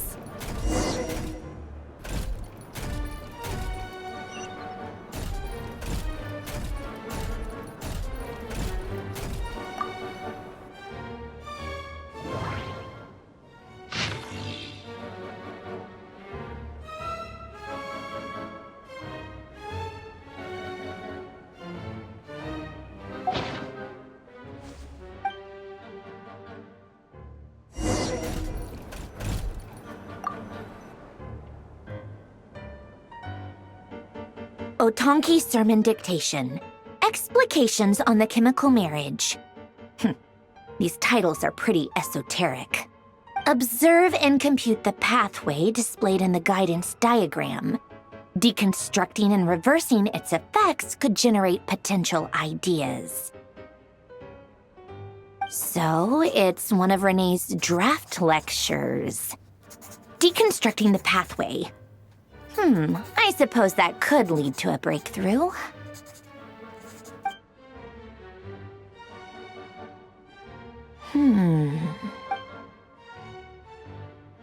This is so long. This guy sure loves showing off his knowledge.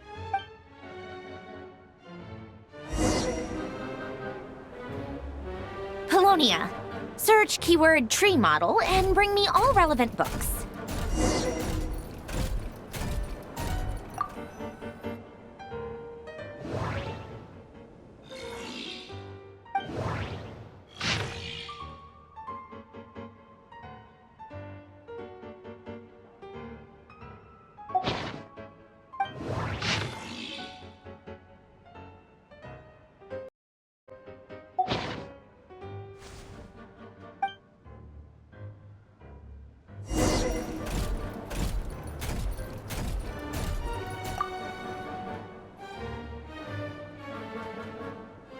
Most of the experimental devices proposed by the Lilia Crucis Ordo are built based on the simple and basic logical structure of a tree model. Lilia Crucis.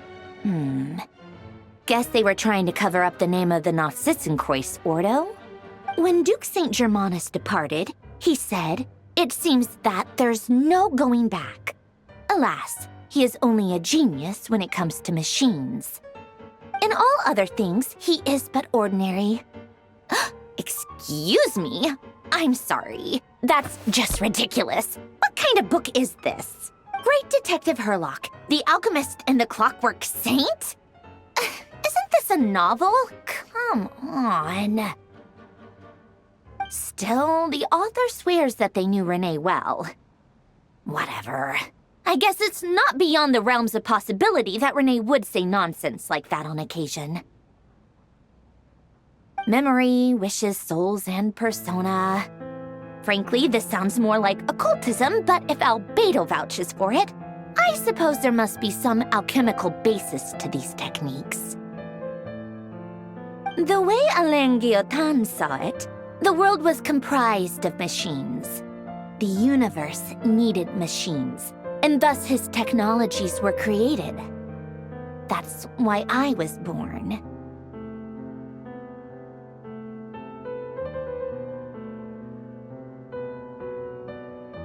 René, his full name was René de Petrichor, if I recall correctly. Sounds like he and the town must be intricately connected. That place was also the source of most of our information regarding Remurian civilization. Seems like some of his projects were based on their technology. The cutting of souls and storing them in vessels. These seemingly unrelated techniques underpinned René's research. Assuming that the 4 orthants correspond to alchemical categories. The chemical marriage model?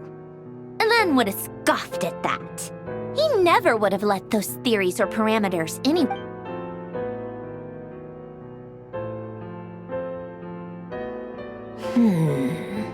What was Alain's view on René?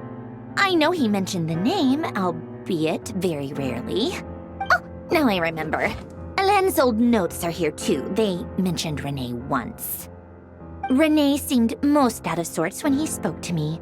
A lack of sweet foods has dulled his mind, I should think. Either way, his words are not to be believed. Yep, that sounds like Alain. My subordinates actually did a half-decent job digging out all these materials. Makes a change. Good for them. Some of Alain's old files are completely consistent with these records. He must have gotten them from the Tower of Gestalt. I never knew he got his hands on René's records that early. He may have kept them, but he never even attempted to use them. Didn't believe a word they said.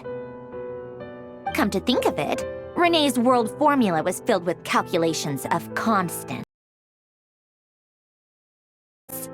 That shows he believed that the fate of the world to be predetermined. As for Alain... it's been too long. I forget what he said. What would he have said? A guy like him, fervent believer in machines, but not headstrong enough. The world can be changed. It is worth persevering. Yes, that's how he used to think at least. He created that procedure to save this world. Yet the scale of the world's fate proved too enormous. The result was beyond his ability to calculate. He died having never seen the outcome.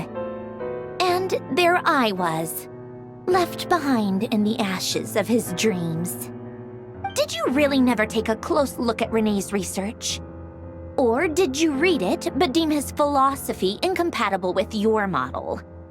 The very thought of trying to incorporate his ideas probably made you feel sick to the stomach. Well, don't worry, because there's a whole new category of lunatic in town. Next to Dottore, every other madman looks sane. You once asked me what I wished for. Should have asked him instead. He's the one pining for things you'd sooner die than witness.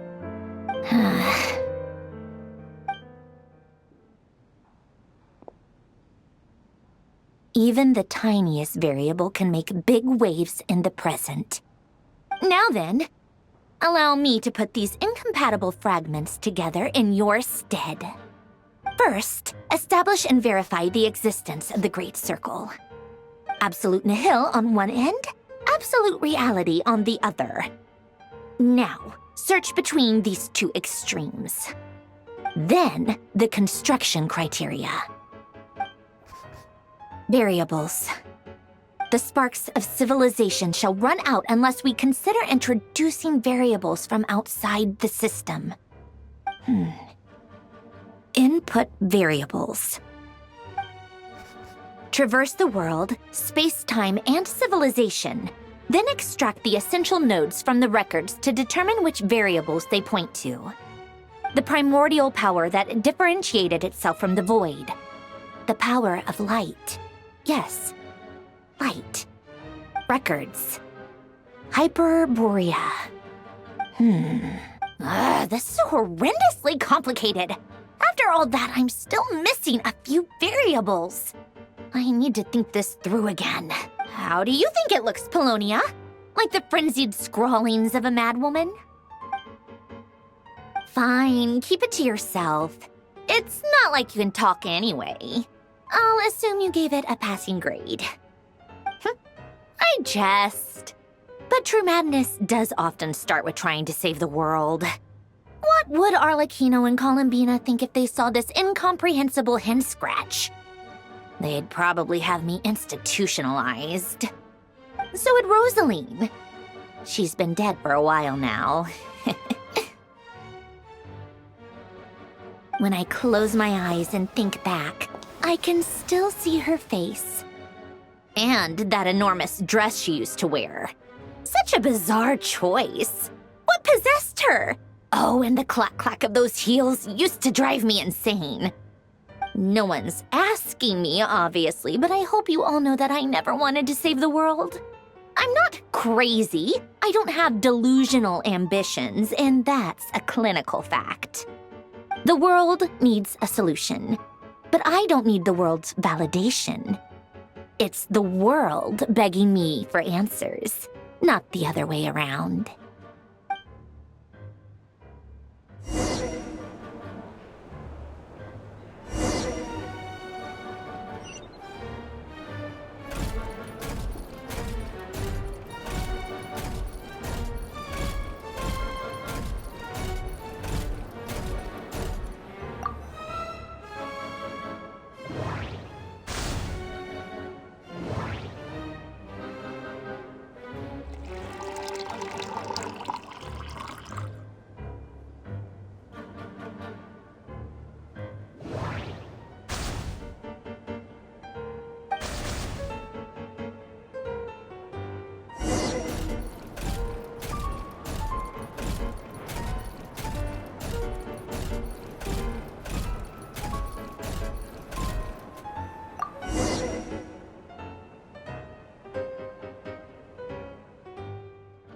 Oh, cookies to go with the tea.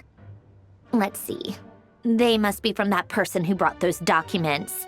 I see they're from Hotel de Boer. Something's written on the box. We are proud to present this homage to the Fortress of Meropede's fun-filled mill collection system. Fortune cookies. Have a lucky start to your day. Sounds like a dumb gimmick to me. Be early to bed and early to rise. Get plenty of sun and drink plenty of water. Then things will surely go well for you. What? Are you kidding me? Somehow I doubt that an early night and a glass of water is magically gonna save a world on the brink of existential peril.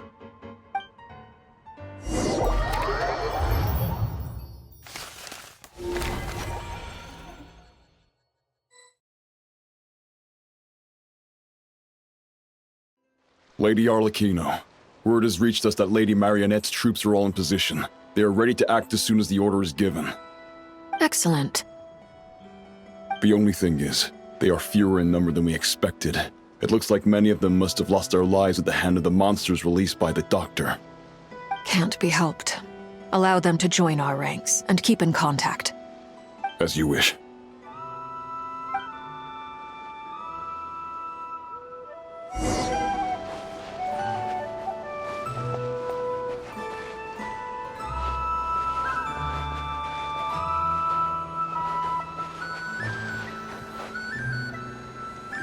It's been a while, Arlecchino. You look well. Did Dottore really have to build his lab right on the sole path between Snezhnaya and Nodkrai? Had to go on a huge detour to stay out of its line of sight. Sounds like an arduous journey. I assume you've brought word from Her Majesty? Of course, all part of the job. Firstly, the Tsaritsa has authorized Fatui Internal Affairs to review Dottore's case. They will reach a formal verdict on whether he has turned traitor and whether he poses a threat to Snezhnaya. While they're working on that, I've been ordered to come and receive the refugees from Nodkrai. They are nearby. My team will escort you to them shortly. Great. Aside from that, Her Majesty has a message for you and Sandrone personally. Huh? Where is Sandrone? She stayed behind to work since I was making the trip anyway. It seemed sensible to have one person on standby at base while the other came out to meet you. All right, guess that's just how she rolls. In that case, tell her that the Tsaritsa's decree this time is pretty awesome sounding. I think she'll like this one. Still, I wonder what... Wait, what's that? Did one of our troops turn into a monster? Take him out.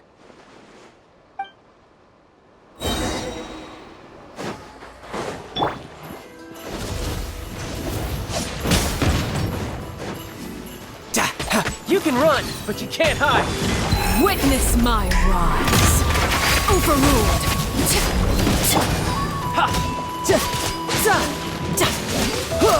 Bring it on.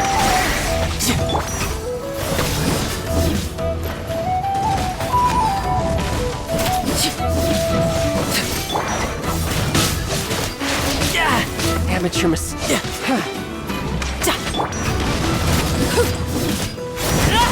You've gotten stronger, Arlecchino. Nice. Stop that right now.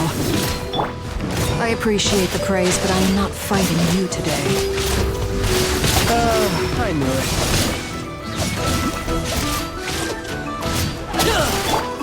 Transfixed!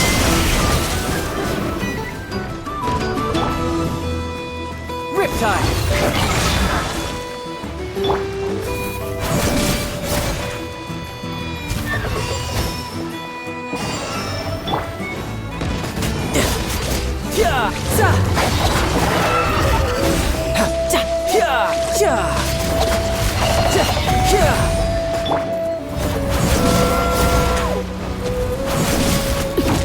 Laid bare.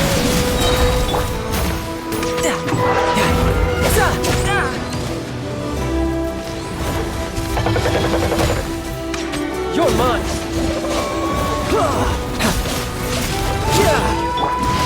This is where you fall. Transfixed.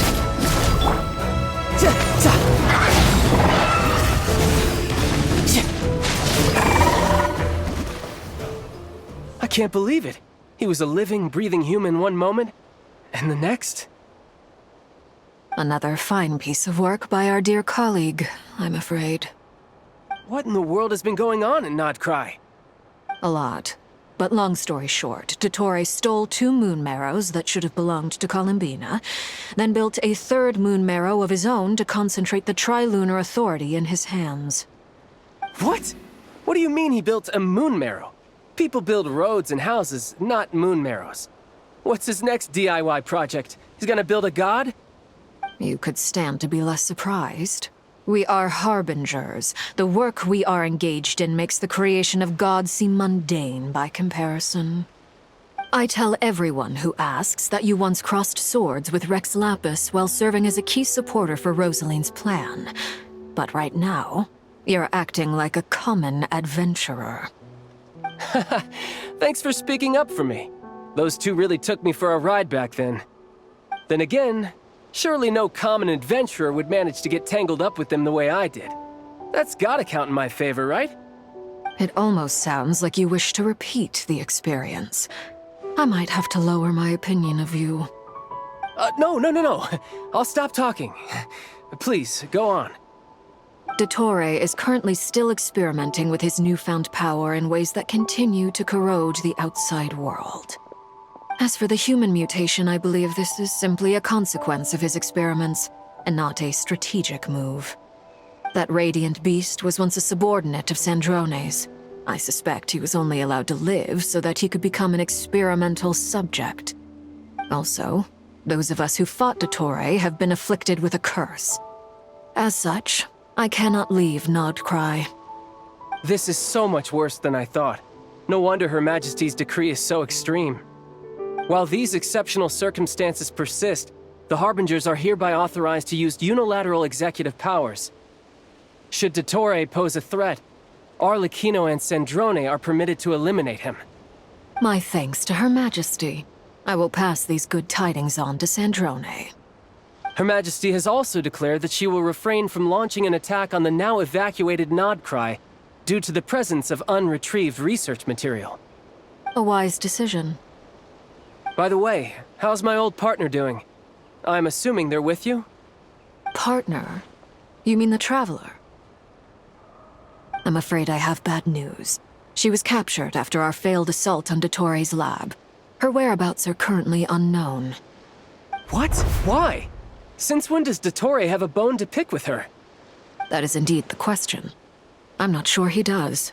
He must have some other goal in mind. This won't do. I have to rescue her. You can't. We have no idea where the Traveler is. What am I supposed to do then? Stand here twiddling my thumbs? Sandrone is working on it. The best thing you can do right now is complete your mission. Fine. I guess I'll leave this to you then. One last thing. Tell the Rooster to get the message out to the gods and citizens of every nation in Tevat. Beware. An uncontrollable pollution is spreading forth from Nodcry. The source of that pollution is a madman drunk on the success of his experiments. The Fatui and our allies will endeavor to contain the threat. However, if Nodcry falls, things are likely to escalate. Considering Dottore is one of our own, all Fatui stationed in Nodcry consider it our duty to stay and fight him to the bitter end. Whatever the cost. Hey, don't be too pessimistic. If it comes to it, I'm sure Her Majesty won't stand by and do nothing. I hope you're right.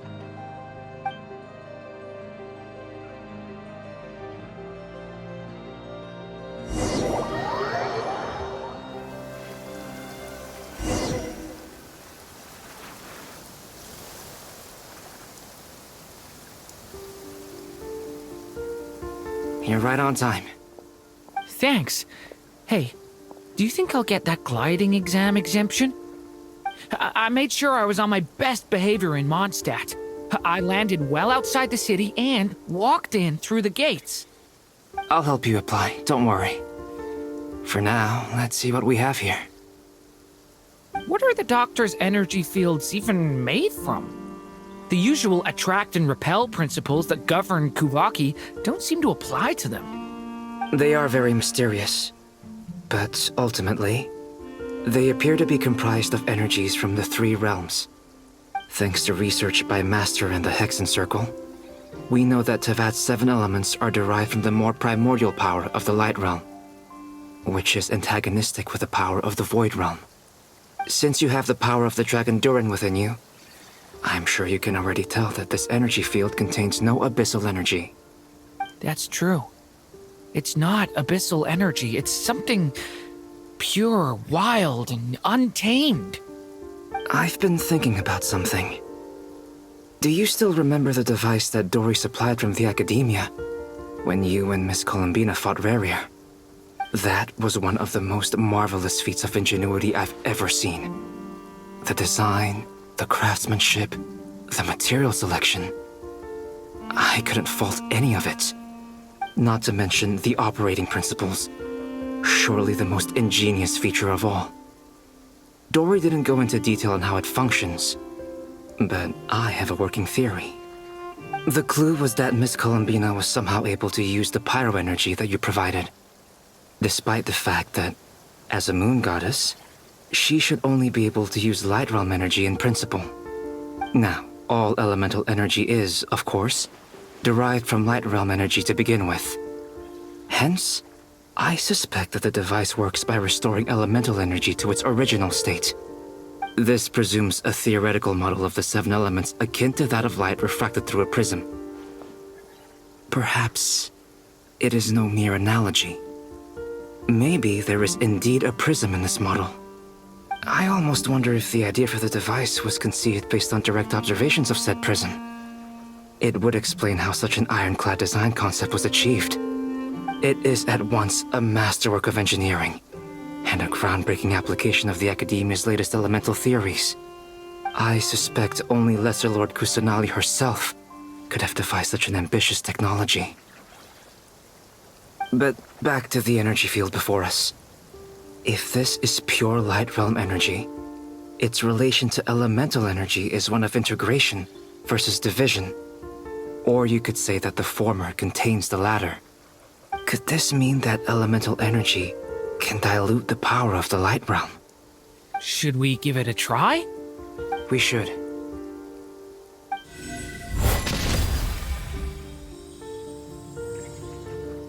Ha! It works! Clear signs of disruption were detected at the periphery of the energy field. This indicates that elemental energy can disturb or even negate the field. Now you try. Alright, here goes. It's working!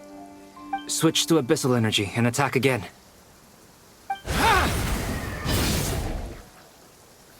No surprises there.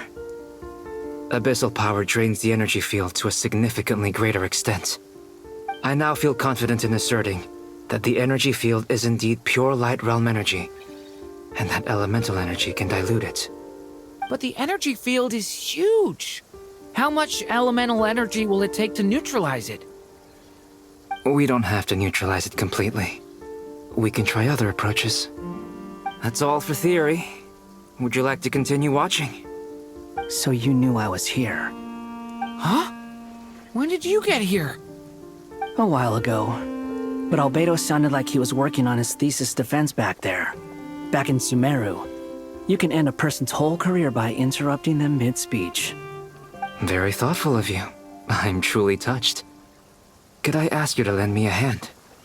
With what? A little test. Try using Anima to unleash a concentrated assault with circular blades, with the goal of breaking through at a singular point. Nice! This time it tore through the field. Tremendous. This is a major breakthrough. Should we go through? We probably shouldn't risk having mutually antagonistic energies in such close proximity. Durin, you stay here and watch the entrance. Hat Guy and I will go in to investigate. Sounds sensible to me. Keep your eyes peeled, Durin. Don't worry, I got this. You two be careful in there. Just give me the signal if you need help, and I'll dive right in. What do you mean, signal? It's based on a new alchemical concoction I developed last month. When 2 bottles of it are smashed on the ground together, they emit a blinding burst of light. If it comes to that, remember to shield your eyes with your hat. Glad I asked. Thanks for the heads up.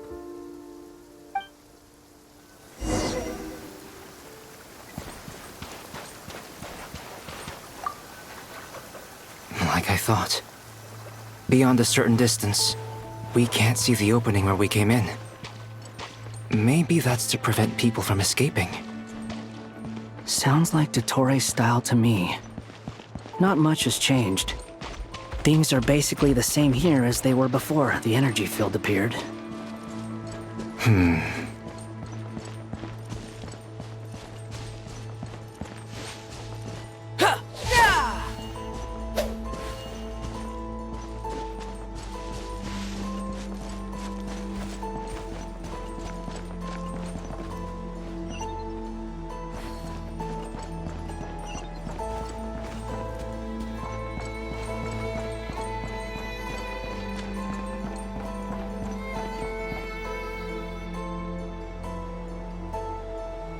They have no heartbeat and they're not breathing. We can only assume they're dead. But there are no visible wounds. Also, there's an animal squatting next to each body. It's watching us. That's not an animal's gaze. What are you trying to tell us? Doesn't seem eager to talk.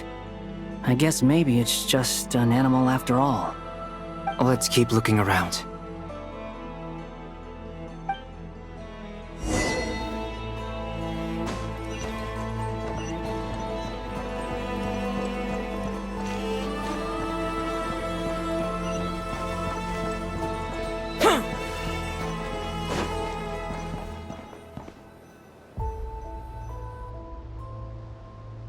Same situation everywhere. Not a living soul in sight. Just countless bodies with animals standing watch over them. Well, I think we can safely rule out the possibility that they're all pets. Is skirting around the topic your way of showing consideration for other people's feelings? Just being cautious. I don't doubt that you can handle the truth.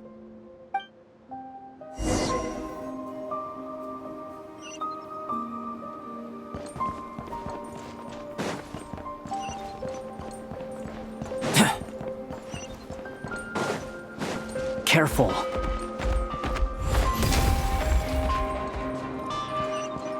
Please. Help us. Please. Over there. I hear a voice.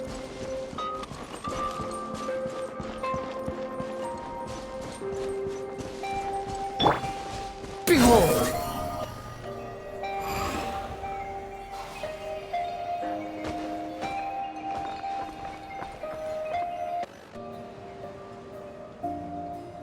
Please. What happened here? I don't know. Suddenly, everyone collapsed. Then my line of sight got lower. I still have some of my senses left. I gotta get out of here.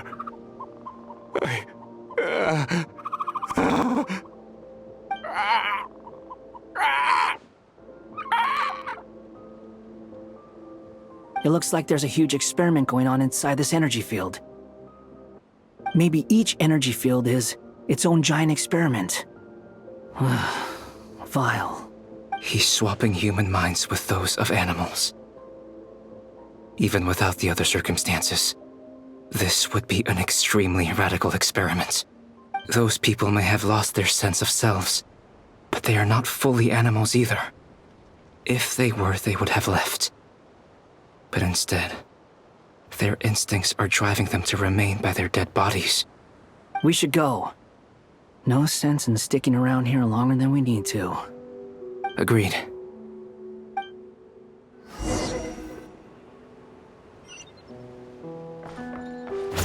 Squall and Fury!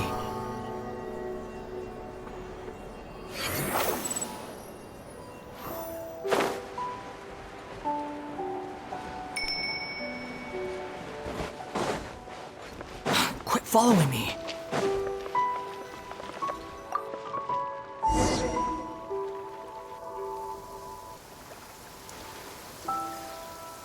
Ah, you're back! Everything okay?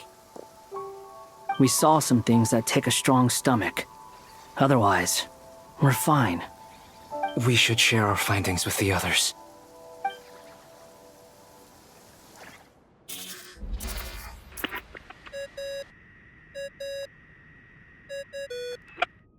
Yes? Who is it?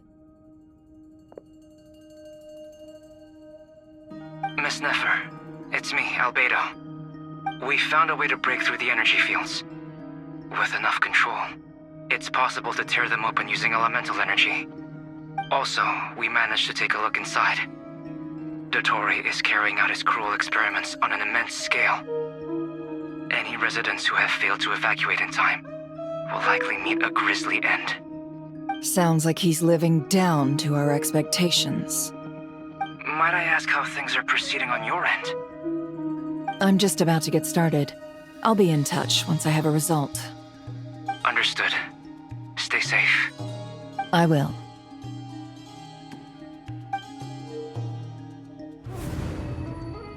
Well, Nefer, I'll link up with you once my tasks are complete. What makes you think I'd need you to do that? I'll need it. And considering the way you approach certain matters, I think you'll be better off with me present.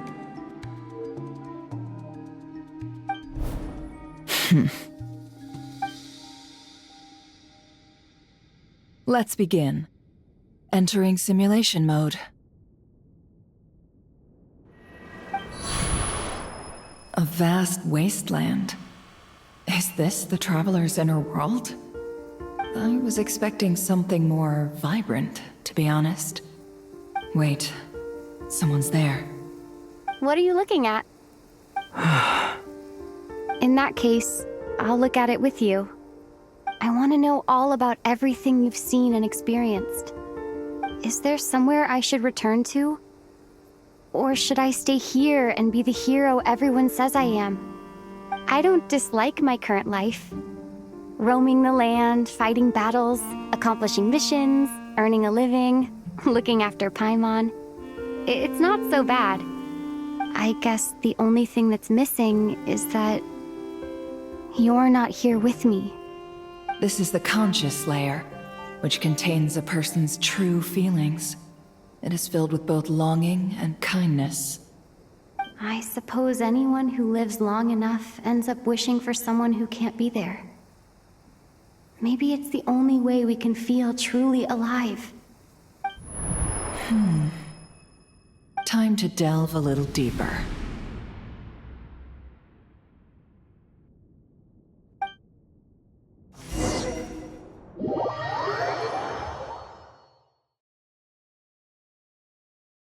Nasha Town is hardly the optimal choice for a place to live, but it has character and a reasonable population density. What are you trying to say? Oh, don't be nervous. I was just thinking where might make a good starting point for your journey. Perhaps I should send you further afield. Conria, perhaps. Conria ceased to exist long ago. Once again, you fail to understand the possibilities that the Tri-Lune creates. Anything that has existed in the past, I can now recreate. You simply do not wish to see that happen. That might be because you miss your sibling and fear getting answers that you are not ready to learn. But this is not for me to judge. If we are to collaborate, we need to maintain an amicable relationship. In a moment, you will be able to... Oh no. What are you...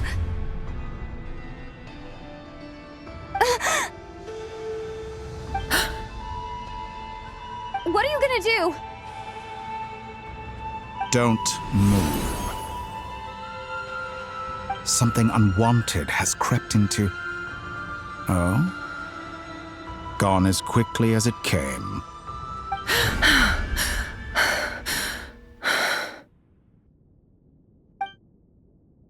Did you save me? If I hadn't cut the connection, Dottore might have caught you from the other side and destroyed you. This was a good idea, but once is plenty. You were exceptionally brave. Excellent work.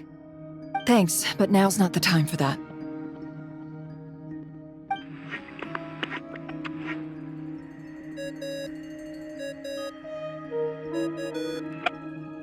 Albedo speaking. I think I know where she is. What is this endless darkness? I can't see anything, even though my eyes are wide open. But why? What happened? Ah, sorry about that. I take it you didn't notice. Just now, a friend of yours took a little peek into your mind. Could it be Nefer? How did she do it? Did she use something as a medium to connect to me? Do you think she's aware of your current circumstances?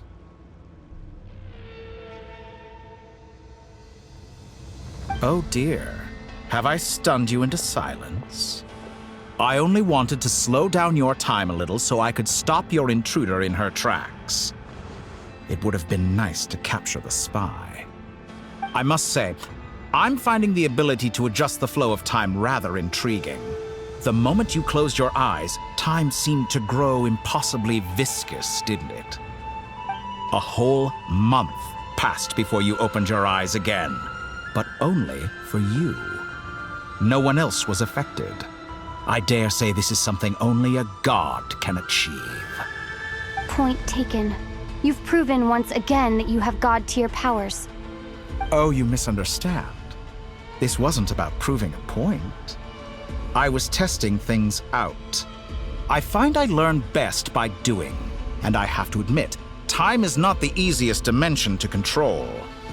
I only wanted to make you sleep for a short while, but it ended up lasting a whole month. Clearly some finesse is required to wield the authority over time as I wish. I hope you're not angry with me. It was only a month's discrepancy, nothing too serious. Had I been off by a year, a decade, or even a century, that would have been quite a different story. You could have frozen me for millions of years.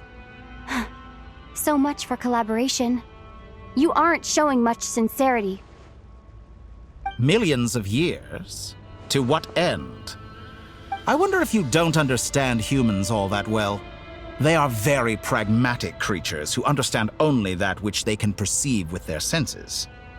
If I had you sit here for a week, I imagine people might sympathize. But if I left you here for 100, 1,000, or 10,000 years, the sheer size of that number would cause it to lose all meaning to them. They would not have the capacity to comprehend your suffering, and thus they could not empathize. Unfortunately, while gods do exist in Teyvat, it is ordinary humans that account for most of the population. Their lifespans are so limited, their bodies so fragile. Did you ever really hope that they could begin to understand someone like you? Your long life and unique origins make you fundamentally different from them. How long will it be before they start to treat you like the alien you are? Before you are ostracized, outcast? Alien. Even I feel bad for you sometimes. This world has made you into a slave. So many times you have served its will, and not once have the powers that be ever thought to grant you the one simple thing you wish for. You have been treated most unfairly. I can change that. I will grant you special privileges and give you back the status you rightly deserve as a descender.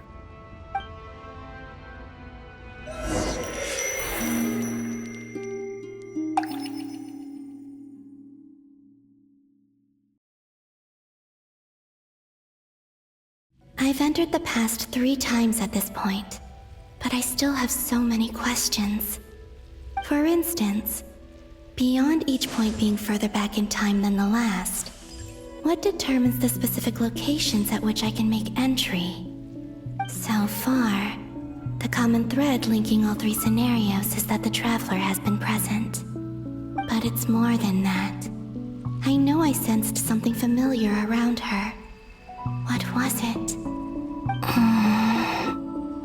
I'll keep this question in mind as I carry on.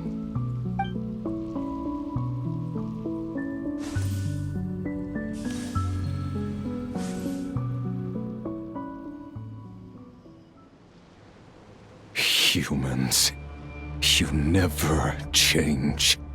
Always trying to use powers you neither comprehend nor control. This looks like Star Sand Shoal. Was this before Rerir regained his physical form?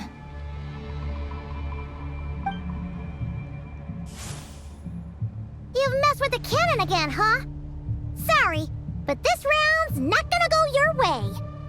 The cannon. That's right. I was at Silvermoon Hall and I sensed an abnormal Kuvagi fluctuation coming from Nasha Town. And right after that, came an ominous power emanating from Star Sand Shoal.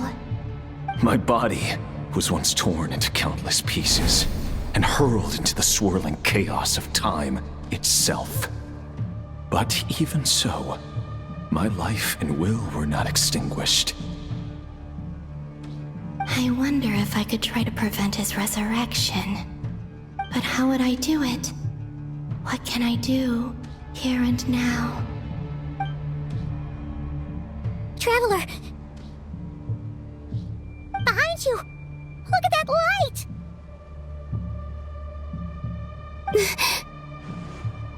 No, I won't make it in time. She's using the Kuvaki shield like I taught her. Is she gonna use it to block the cannon's beam? She's strong, I'm sure she can manage. But the force released when the beam impacts the shield might lead to collateral damage. EC Island. The Frost Moon Scions will be exposed to lethal levels of Kuvaki. A question, if I may. Kind Miss Columbina. When the cannon's Kuvaki beam was deflected earlier, I saw several bolts of energy streak toward Hisi Island, only to be blocked. Did you also have a hand in that? Maybe that really was me after all. Well, future me. But I don't know if I have enough power left. Sigi sato pasa sais, niti ipotuftos. There's no time. Osestikos paratin tiran to risuiku, to pir to aithion feraton. I have to make it. Oh, Frost Moon. Oh, great land. Oh, slumbering moonlight of Nodcry. If you can hear me, if you can sense my call, then please, heed me once more!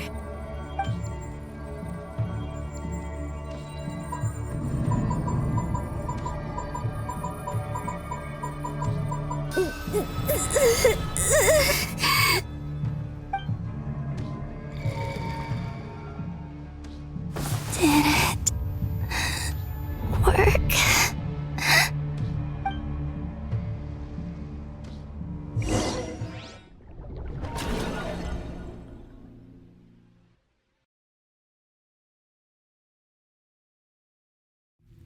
Hey, wake up.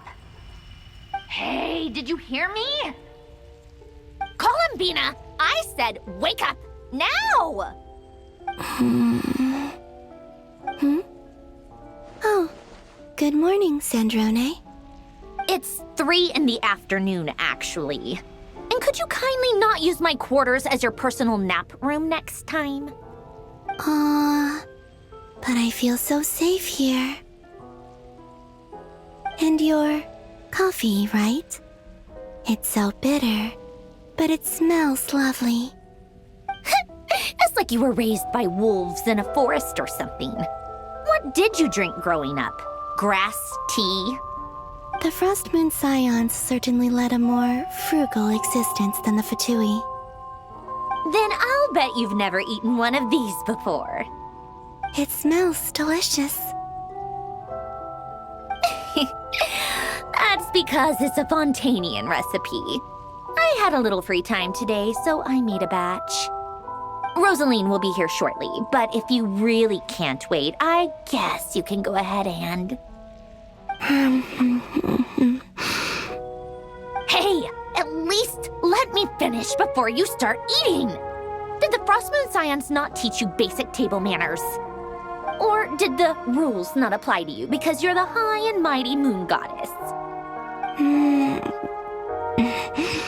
These are so tasty. Of course they are. I made them. I was worried they might contain traces of machine oil. What?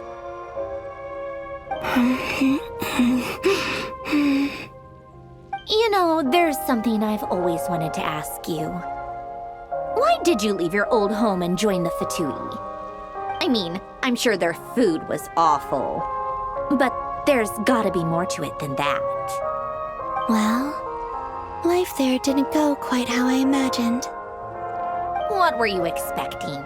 You're a god. Your followers are gonna make some demands of you, right?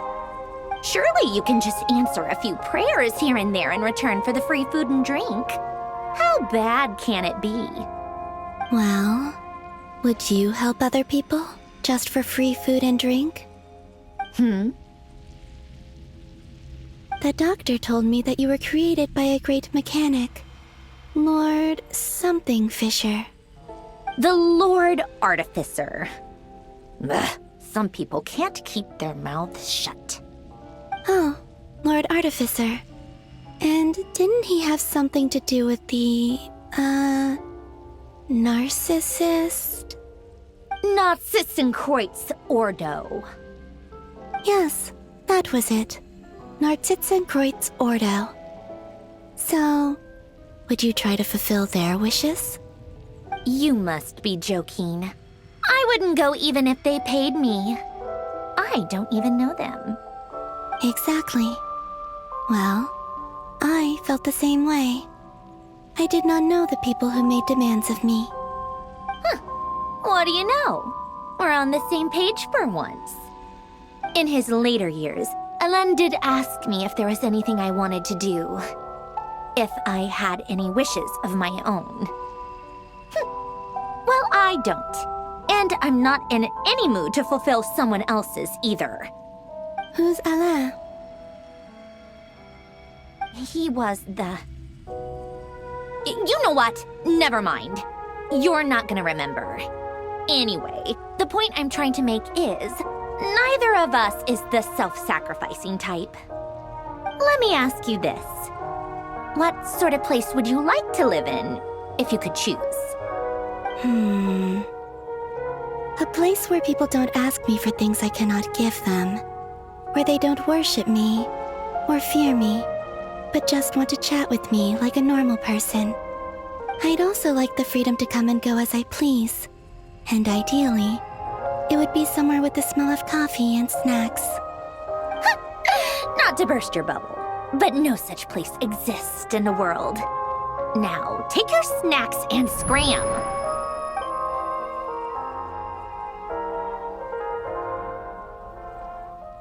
Did I pass out? Of course. I'm back here again. I dreamed of events from my past. Sandrone. Traveler. I miss you all so much. Back there. I guess I managed to harness all the Kuvaki energy on Hisi Island. But how did I do it? Time is flowing backwards here, and I can use that familiar power to enter the world of the past. That mystery ally everyone talked about. It was me all along. I can sense that there isn't much more power remaining up ahead. What lies at the end of all of this? Will time keep flowing into the past? And will I ever find my way back?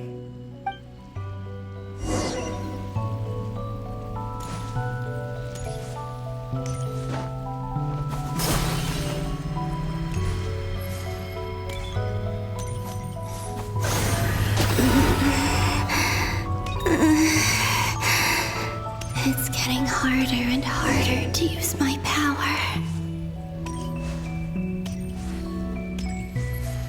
I'm no match for the Abyss in this state. I need to avoid the contaminated fragments.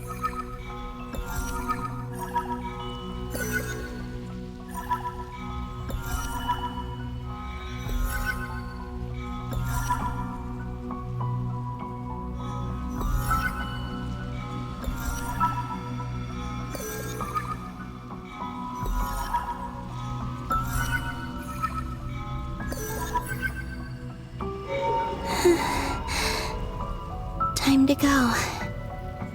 I wonder where I'll find myself this time.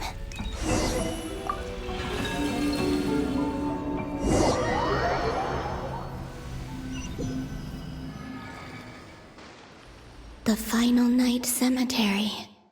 This is where Flint's is based. Or not! How are we supposed to read through this many files? Difficult, yes, but it is also our most efficient option. Seems like they're searching for information. Oh, I remember. Flint's and Varga talked about some files on the Wild Hunt. Was this my doing too?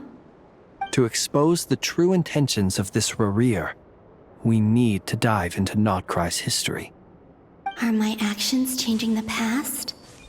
Or are they simply completing a process? Is all of this inevitable? Or am I the one making these decisions? If I choose not to help them now, Will it change how things turn out? Hope we don't land on our heads then. They're my friends.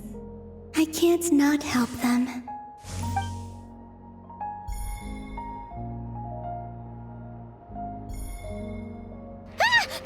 Ghost! And the other one was... here. Hey! Another file's moving!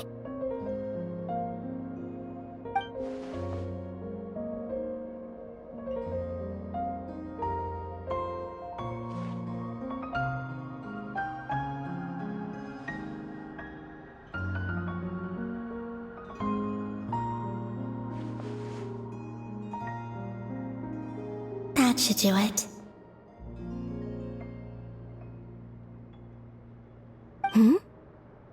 Luanatar?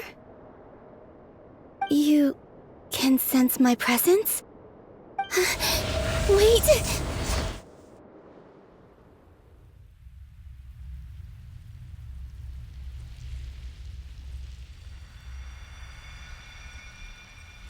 Luanatar. So she's that familiar presence I've been sensing all along. She's always been by the Traveler's side.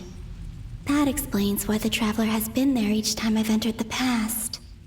But why Luanatar? Is it because she has a connection to me as the Moon Goddess's familiar? If so, why not any other Kuhenki? That's...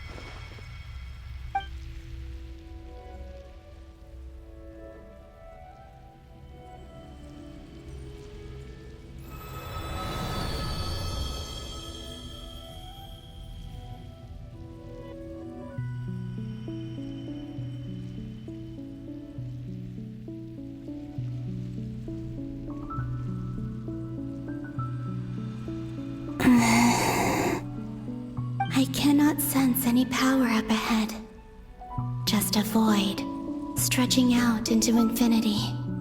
This is likely my final chance to enter the past. It's now or never. I have to find a way back.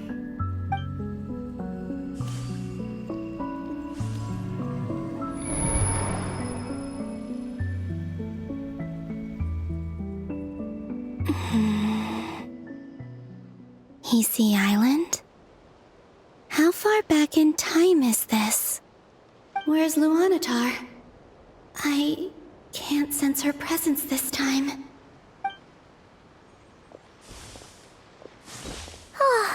Seeing Enefa and Aino reunited like that sure was heartwarming.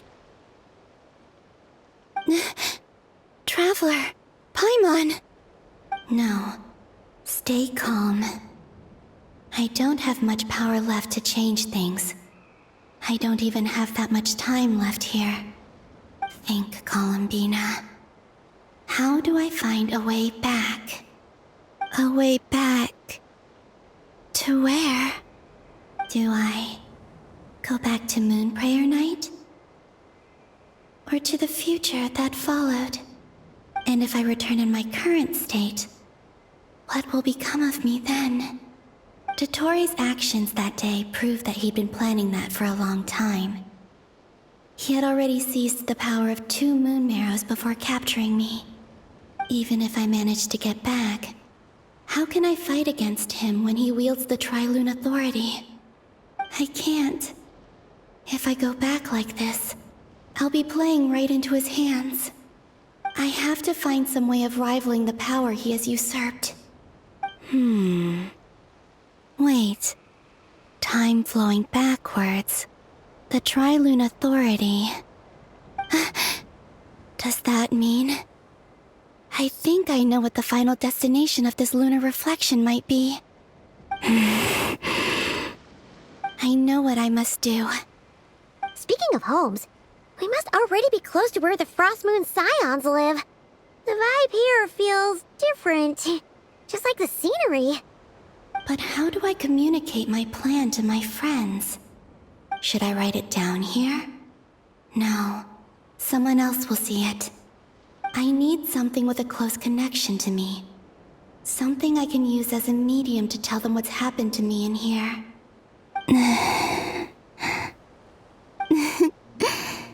Now it makes sense.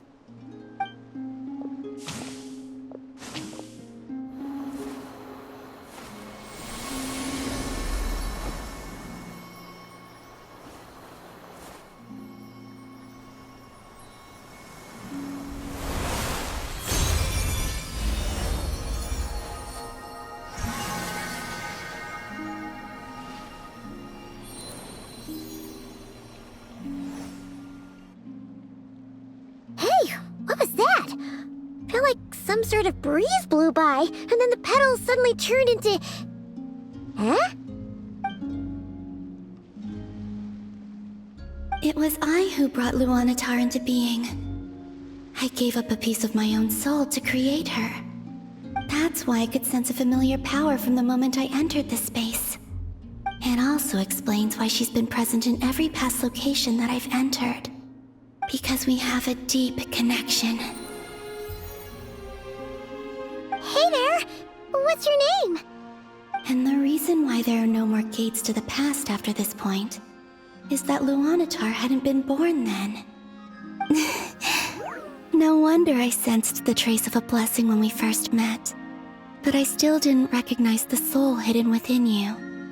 Back then, I was just a little lost dove. I had yet to become Columbina Hyposelenia. Go on. Go on now. We've got stuff to do. Best you find someone else to hang out with.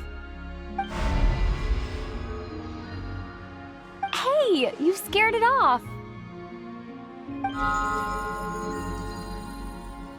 I'll be counting on you.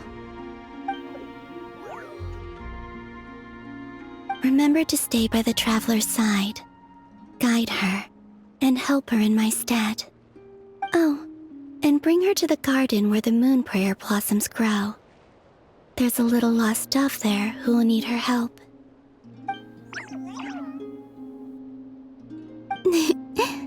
Go on.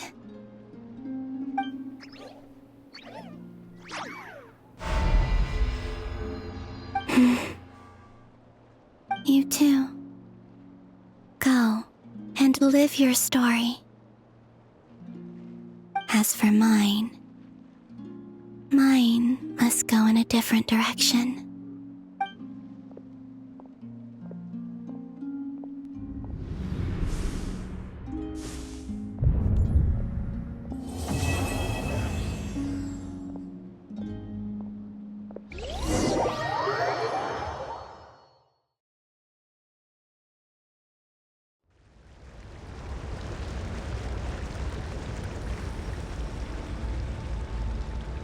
How would you like to experience the thrill of never being held accountable for your actions?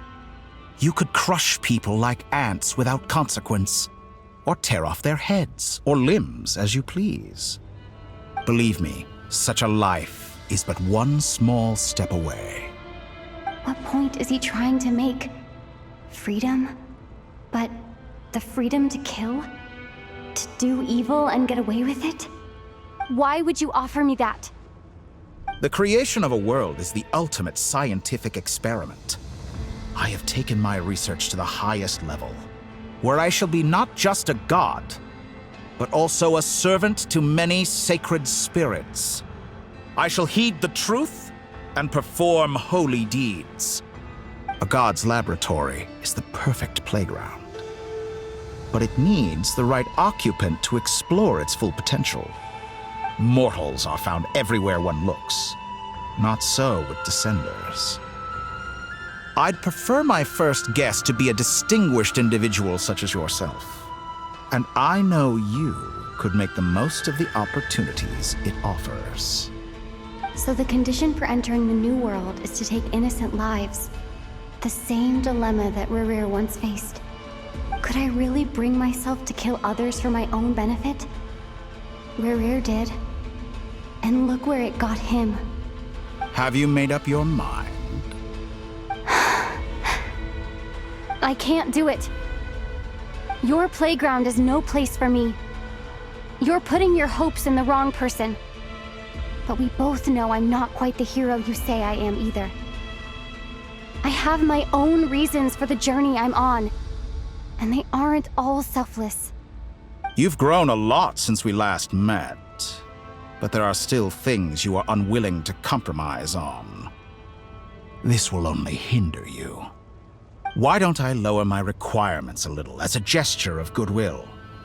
I'll give you a little time to learn to be a less noble soul.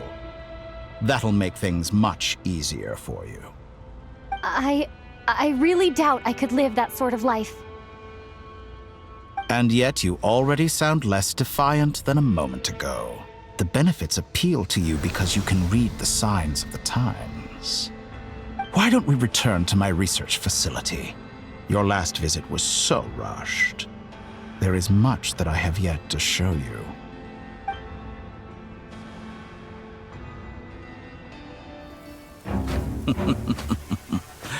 Now to that question,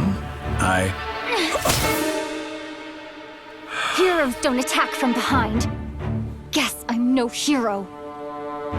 This is most disappointing.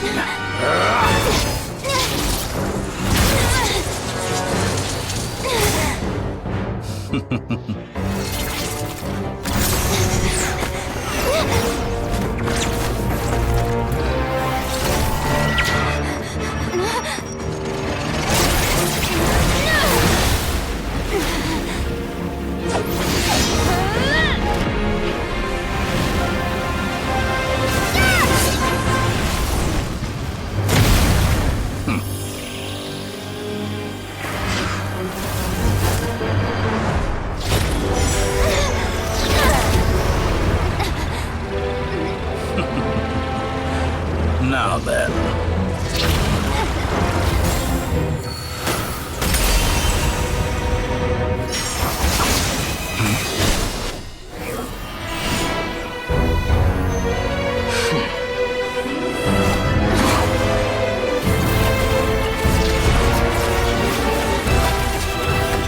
A new face.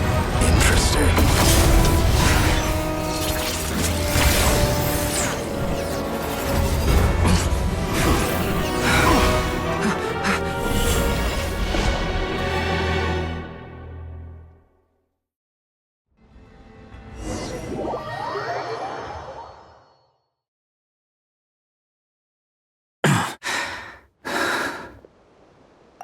You're still gonna call me Hat Guy after that, huh?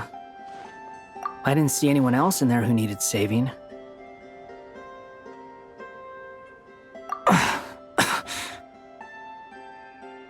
It's nothing. I'll be fine. Why are you looking at me like that? Is it that shocking that I'd come to your rescue? I owed you a favor back in Sumeru. Now we're even. Distracting Dotori was tough. I won't lie. He's not gonna fall for the same trick twice. That was my one shot. I'd hoped to use it to take him out. Ugh. I never wanted to obliterate someone more than I do right now. Dotori doesn't recognize me, but his segments were originally made based on an analysis of my operational principles. I expect it's only a matter of time before he figures out what I am. So Dotori doesn't recognize Wanderer because he deleted himself from Irminsul. Did he really miss his only chance for revenge by saving me? Why the long face? Hey, I'm not blaming you, okay? And I'm not complaining either. Rescuing you and killing Dotori are equally important goals. Everyone would be pretty stuck without you. It's best you live to fight another day. How are you holding up? Are you all right? Hat Guy said to put safety first, so we agreed to run as far away as we could after leaving the energy field and only meet up once it was safe. You don't look injured. It seems that Dotori didn't do anything to you. All right. Rescue operation complete. Let's head back. There's a lot more work to be done before this is over.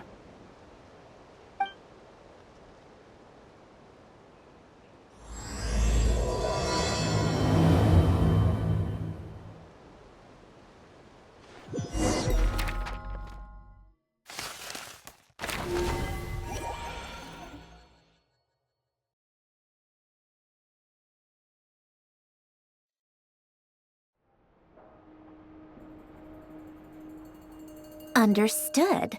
I will bear the Tsaritsa's decree in mind. I don't see what's so awesome about it, though. Does he really think everyone else is as immature as him? I'm not stooping to Tartaglia's level. I thought you might say that. How's your progress? Quite promising, actually. That alchemist Albedo gave me a few ideas. Remember how I asked you to look up some files for me? That stuff on the Nachtschitzenkreuz Institute. René de Petrichor and Jakob Ingold. Alain Guillotin despised René's theories and methods, but he never managed to come up with better alternatives either. So I adopted some of René's ideas. I thought Alain was like a father to you. He and René were mortal enemies, were they not? And what would you say if Lenny and his friends one day learned something useful from someone you utterly detested? I would applaud them for it. That would mean that they have surpassed me. For all we know, Alain Guillotin might have thought the same thing. Not that it matters, though. He's dead, and I'm alive. So it's my call to make. Once you die, it doesn't matter how great you were in life. Only the living get to decide what happens next. Hey, come on out. They're back. Huh?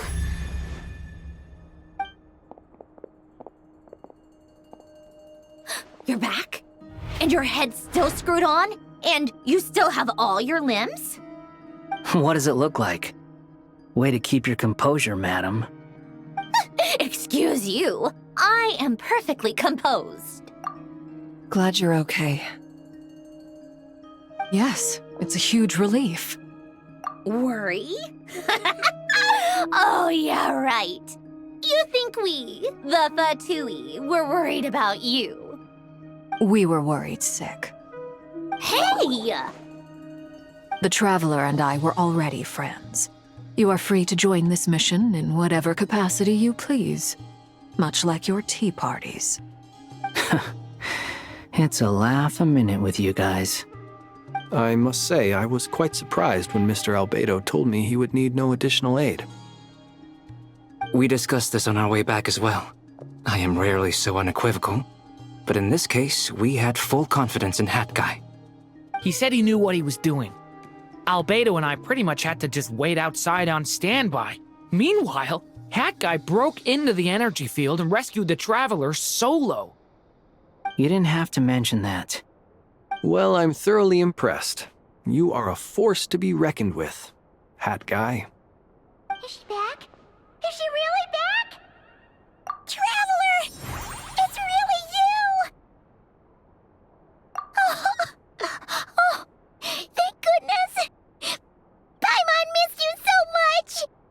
You can finally breathe easy, Paimon. It's great to have you back in one piece! Oh. Paimon's been having nightmares the whole time you were gone! Look at them. You know, once you reach my age, there's nothing better than watching a misty-eyed reunion between friends. It's nothing. Same goes when you get to my age, too. I bet Ino and Anefa would be tearing up as well if they were here.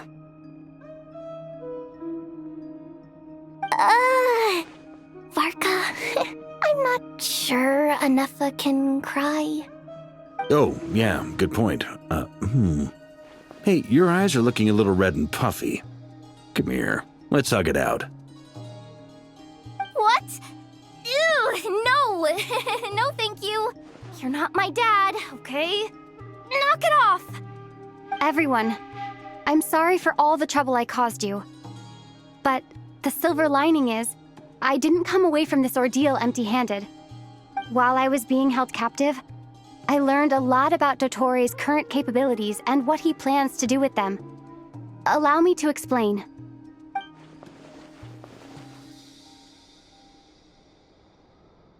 The three moon goddesses were even more powerful than we imagined.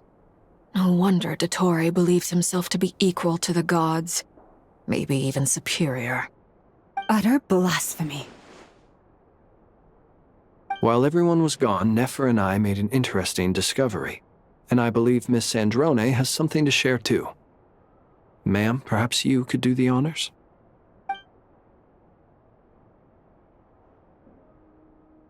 Called it. Getting rid of a pesky troublemaker like her is like trying to clean up after a crumbly cake. It always comes back to haunt you. Our next step is to find a way to bring her back. A place where time flows backwards, with no destination in sight. Surely it must have been created for a specific purpose. But I fear the answers are buried deep in Tevat's history, held by great powers beyond our reach. It sounds like she's on a specific path through time, just traveling in the opposite direction to us. The question is, where does that path lead? Or will it keep going to infinity? We considered that question as well. Strictly speaking, time is not infinite. Indeed not. Every road has an end. Nicole! You sure loved quietly sneaking in mid-conversation. I do, in fact. It's something I've always done at our mages' tea parties. Quiet, mysterious, and persuasive. You wonder what lies at the end of her road. Well, just as the world has a beginning and an end, so too does time. And so, the end of the road is the moment that Tevat was born. But where Miss Columbina will end up along this road, that depends on where this particular river of reverse time began. What about the original moons and the moon goddesses? Do they have a beginning too? All things do. In the beginning, no moons adorned the sky. It was the Dragon King Nibelung who raised the 3 moons into the heavens, and thus were the moon goddesses born. They were shadows of the planet, born to wield Nibelung's authority and oversee the world on his behalf. They were extensions of his will, manifestations of his majesty. But then one day, they disappeared just as suddenly as they had once been brought into being. Nobody knew where they had gone.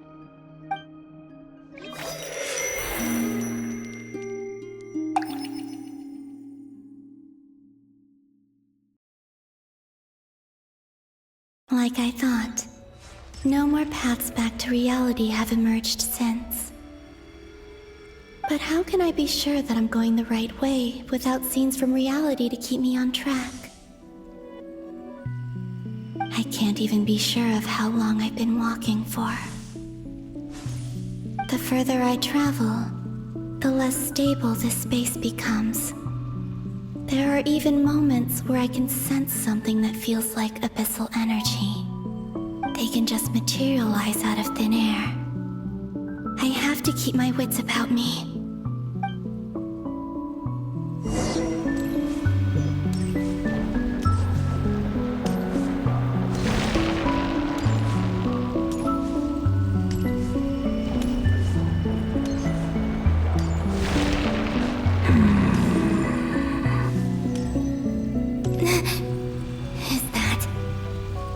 Here of Solnari? I can't...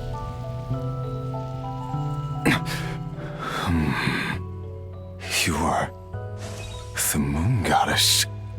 But how? Please, there's no need. I'm not interested in fighting anymore. I find that a little difficult to believe. Yeah. Honestly, so do I. The way you used my own power against me was... It was a brilliant strategy. And then, in the final moment before I was thrown into this space, I got to see an old friend. Mr. Dainsleif. Right. It was so long ago now. But we were friends once. And when I first got here, I was filled with hatred, remorse, and rage. How I cursed and devoured. I tore everything here apart. I was consumed by the desire to leave this place and have my vengeance. But to no avail. This is a place with no exit. This is the second time I've entered this space. Though I have no memory of the first. I was torn to shreds the moment I entered. But this time I survived. It must be partly because of this new body, and partly because of all the Kuvaki I absorbed in Nodcry. Are you the source of the abyssal power in here? Not all of it. Some is from when I first arrived here and tried to destroy everything. But there was already a degree of abyssal power here before I entered. And like a venomous snake baking in the merciless sun, it tried to slither into my shadow. Tried to? So, you rejected it? Yes. Because after that, the world suddenly became silent for a moment. What do you mean? The voices in my head, they were gone. And then I saw her. Her? Thalindis. My former lover. Never mentioned that she saw a memory of Thalindis leaping into the moon's reflection. More precisely, I saw her afterimage. I'm sure the real her is long gone. And she was just an ordinary Conrian. She couldn't have survived here for very long. Anyway, why have you come here? Didn't you know it was a dead end? If I hadn't escaped through the moon gate, my friends would have been in far greater danger. Oh, I see. Because of your power. The power of a moon goddess. What? You'd like to know how I know, wouldn't you? The one who resurrected me said so. I could hear a deep lust for power in his voice. Do you mean... Dottore? Dottore. So that's what he's called. He'd been collecting fragments of my body for a long time. All so that he could resurrect me at the moment of his choosing. I had no interest in his research. But being as corroded by the abyss as I was, we were aligned as far as hunting the moons and recovering my strength were concerned. So that's why the Wild Hunt suddenly became so active in Nodcry. When I left the Fatui in my weakened state, Dottore must have felt that his time had come. Moon Goddess, could I ask a favor of you? What? I know this is a lot to ask, especially from someone who tried to kill you. If you refuse, I won't fight it. But this is the only thing I desire now. Nothing else matters. What do you want? I'd like you to take a message to Thalindis for me. Thalindis? But... Yes, she's dead. But like I said, I saw her afterimage. I can sense that some part of her soul remains here. Far, far ahead. Why don't you go and speak to her yourself? I can't. I don't know why, but I can't move freely in this space as you can. All I can see is a glimpse of her walking away. Just like the moment when I last saw her in life. In return, I will clear these abyssal obstacles for you. No, not in return. I'll clear them for you, whether you want to help me or not. It feels like something I ought to do. Why? Yeah. Why, indeed. I've been asking myself that question a lot recently. Why did I do the things I did? I'm tired of it all. Tired of the person I became. People used me. And then I turned around and started using others. I hurt a lot of people. I think I grew tired of it long ago. But I wouldn't admit it to myself. And ultimately, that's how I ended up here. What do you wish to tell her? All of it. My past. My mistakes. Everything that happened after we were separated. Is it okay if I give her the abridged version? Yeah, I'm sure there's plenty you can skip over. Just tell her the important parts. Whatever you think that means. Like the part where you relentlessly tried to kill us? It's up to you. Love demands honesty. But my relationship with Thelindis was built on lies. We hid too much from each other. But after living my whole life in the shadows, I don't want to hide anything anymore. I will do my best.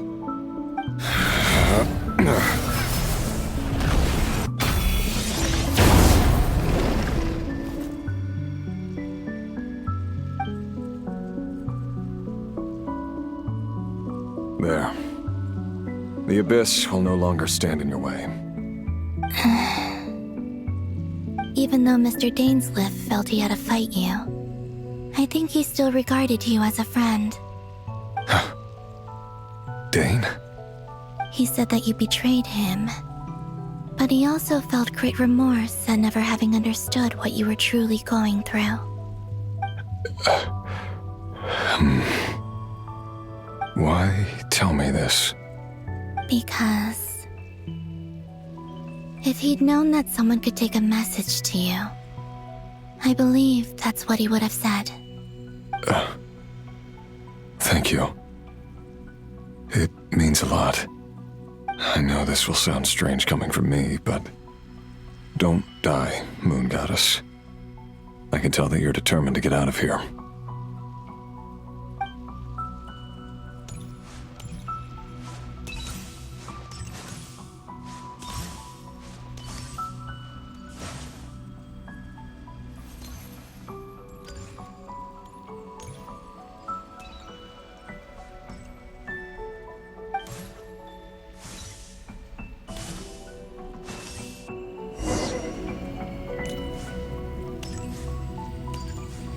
He kept his word. The Abyss is no longer obstructing my path.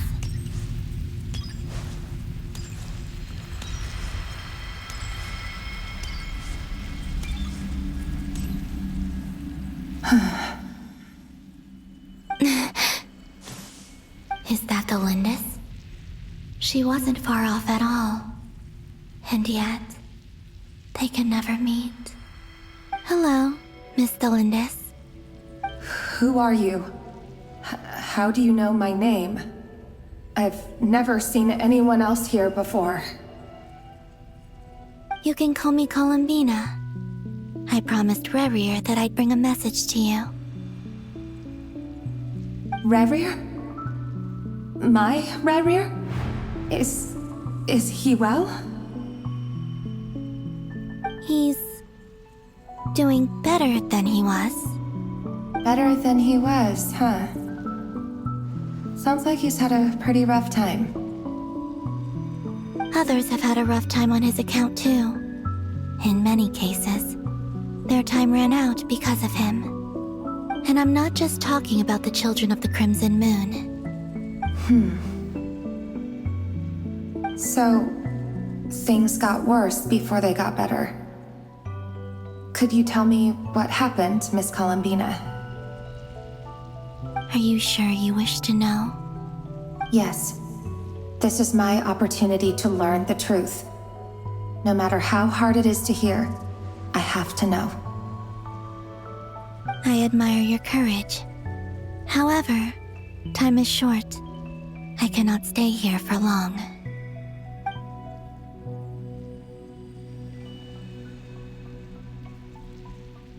Rerir had seeds of hatred in his heart. and many people nursed them for their own ends. On some level, everything he did was to try and find a way to see you again. But in the end, he came to regret his mistakes.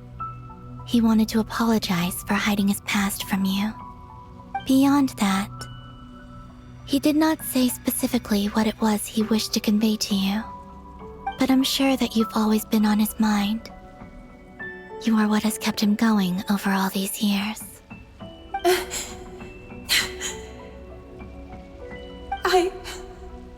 I'm sorry, Miss Columbina. This is so upsetting. I'm not sure how to put my feelings into words. It's all right. I understand. Well, that's everything from me. So, I guess I'll be... Wait. One moment. Time flows backwards here. The road ahead only leads further and further into the past. I know. I intend to reach the end of that road. Without a moon marrow, without the 3 moons' power, you won't make it far. Wait, unless... Are you one of the moon goddesses? You could say that. I see. I often think to myself, if life is like a train ride, why haven't I reached the terminus? Where am I even going? And it's not just me, it's this whole place. Wherever it is, it seems like it's existed forever. It's such a mystery. Where is it going? I must seem so ridiculous. I can't answer these basic questions, and yet I jumped right in here without hesitating, only to be torn apart the moment I entered by powerful energy currents. Only my soul remains now. Thinking back, I was suddenly overcome with fear and terror in that moment. Perhaps I too became bewitched by the abyss. I may have been the leverage it needed to control Rayrir. I used to be a researcher at the Universitas Magistrorum in Conria, researching the iridescent moon's marrow. Eventually, I came to the conclusion that time in here flows in reverse. Rayrir was one of the Venster King's retainers. With me, he was in an impossible position. It plagued him constantly. I wanted to help him escape his lot in life. I wanted him to be happy, so I thought I'd use this place to return to the past. At the time, I thought I could just go back to the day that the Venster King first found the prince. It was only after meeting the prince that the Venster King started going too far with his research into the abyss. That was the day all of our woes began. I thought I could stop the king from ever meeting him and solve everything. I couldn't kill the Venster King himself, so I had to find another way to save Rayrir. That's why I wanted to go back, to kill the person who had brought new possibilities to our realm. I'm sure it was a futile endeavor, but the abyss probably enhances the basest human desires. So I naively hoped I could change everything. But I was simply too weak, like a speck of dust against the whole universe. Look at me. I didn't even survive the journey here. Not physically, at least. I know I'm never getting out of here, but you're different. You can make it, and I want to help you. I owe you that much. How do you plan to help me? Have you noticed the golden energy that exists here? Based on my past research and my observations since coming here, I believe they carry you forward faster. I can share what I've learned and help you understand the pattern in which this energy appears.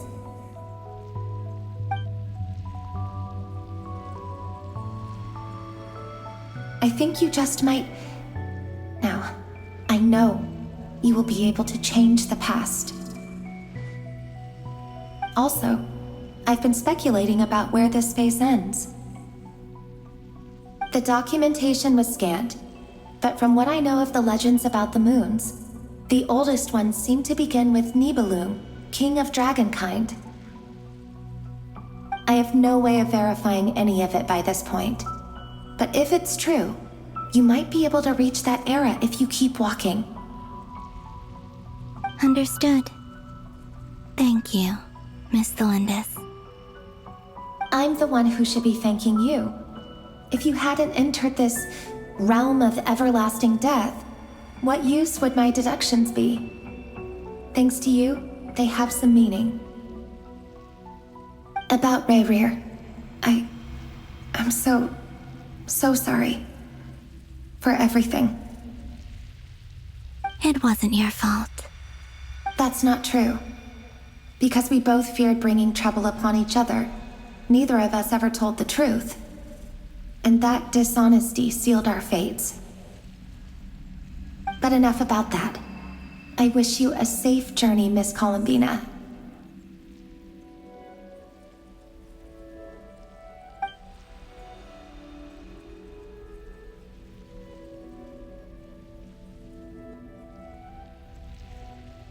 And may the outside world never have to experience pain like this again.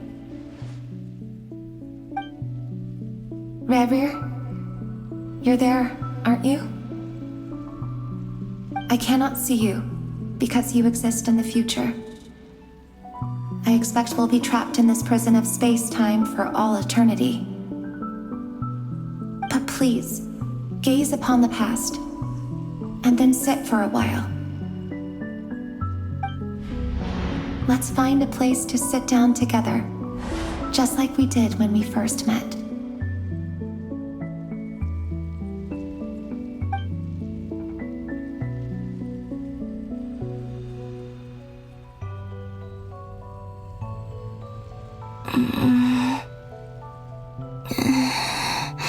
How long have I been walking? How much further till I reach the end? Is there even an end to be found? Everything's getting blurry.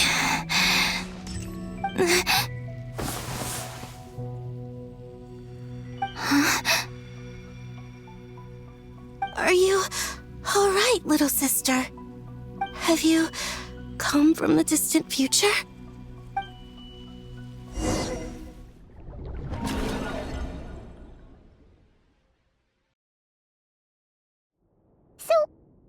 Exactly did the moons just disappear? Shouldn't it be a little harder to get rid of major creations like moons? The world is a vast and ancient place. On a certain scale, all life lasts for but a fleeting moment. Miss Nicole explained that the moon goddesses likely perished in the War of Funerary Flame. The moons themselves were also destroyed at that time, save for the Frost Moon, from which a new moon goddess was later born. Am I missing something then? 'Cause the stories say that the moon goddesses were born on the moon, but doesn't Columbina say she was born in Nodcry? Huh, you're right! Why do their birthplaces differ? What's the difference between the two generations of moon goddesses? Also, remember what Sandrone said? Her scans detected 4 moons.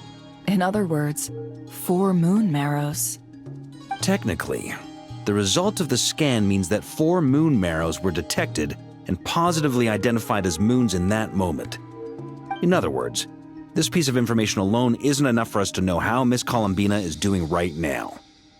Yep, we have no way of staying up to date on whether she's dead or alive. She's on her own for now.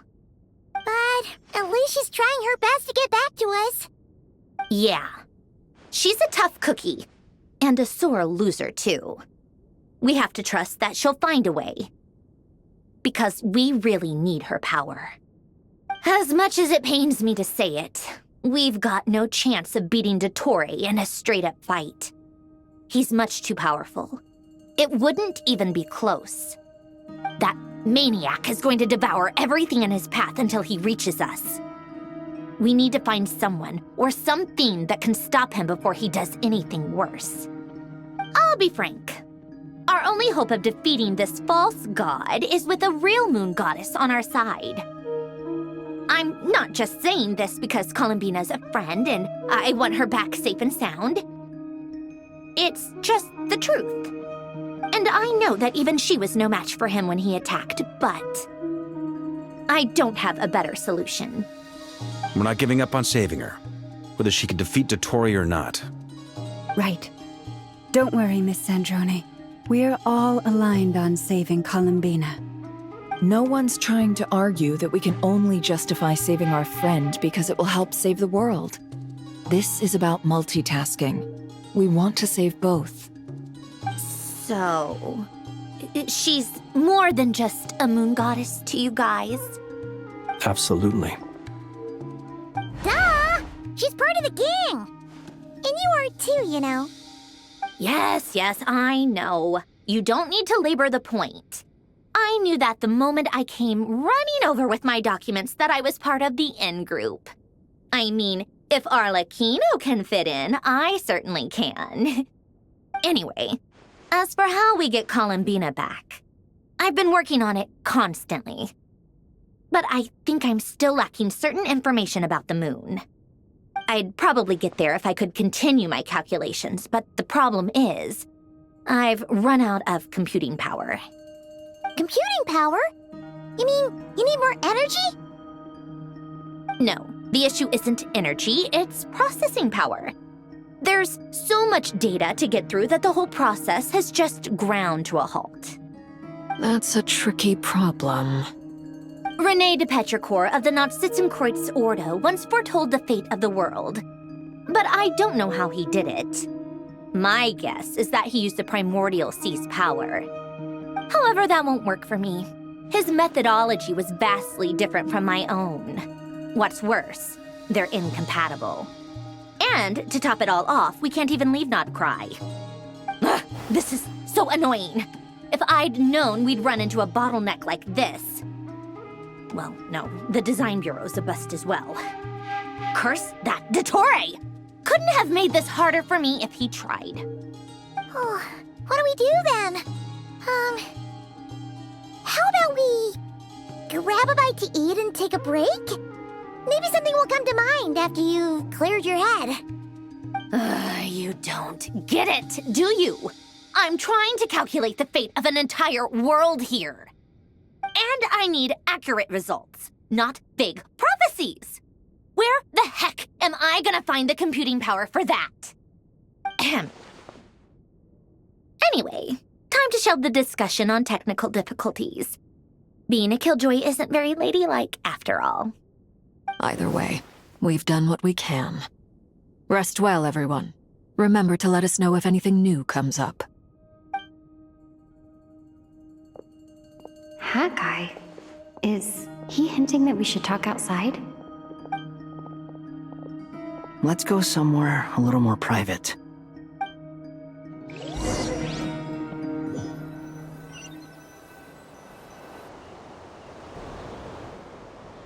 You know that Dory went back to Sumeru, right? Yeah, she mentioned she was planning to head back. Things aren't looking good for Nodcry. She's gone to spread the word so that Sumeru has a chance to prepare for the worst. From what I know of Dottore, there are two possible reasons why he hasn't made a move yet. One is that he's still working through some kinks in his new powers. The other is, he wants to see how we're going to react. He'll easily devour everything eventually, so I guess he's in no rush to make it happen. The first false god he made was me. Now it's his turn. Even though my records were erased from Irminsul, Dottore's ideas haven't changed one bit. He once told me that becoming a god was like turning yourself into a hungry wolf or giant serpent to devour the moon. Clearly, he began studying the moon goddess's powers long before he even tried making a god. He's always wanted to get his greedy hands on divine authority one way or another. And in the end, he devoured the moon where I failed. In the desert of Sumeru, there is a chessboard built by King Deshret, also known as Al-Ahmar. I don't know if it was a real game, or if he was just trying to challenge his servants and citizens in some way. But creating games and setting rules, gods do that as a matter of course. That's the kind of power Dottore craves. Now he has the Trilunar Authority. His power is leagues beyond the common people. I don't think there's any point in other nations rushing to the front line. They're better off focusing on defense and hoping they can fend off any threats that spill out from Nodcry. Either way, Dori will inform Lesser Lord Kusanali, and she will contact the other gods in turn. The Seven will have some recourse available.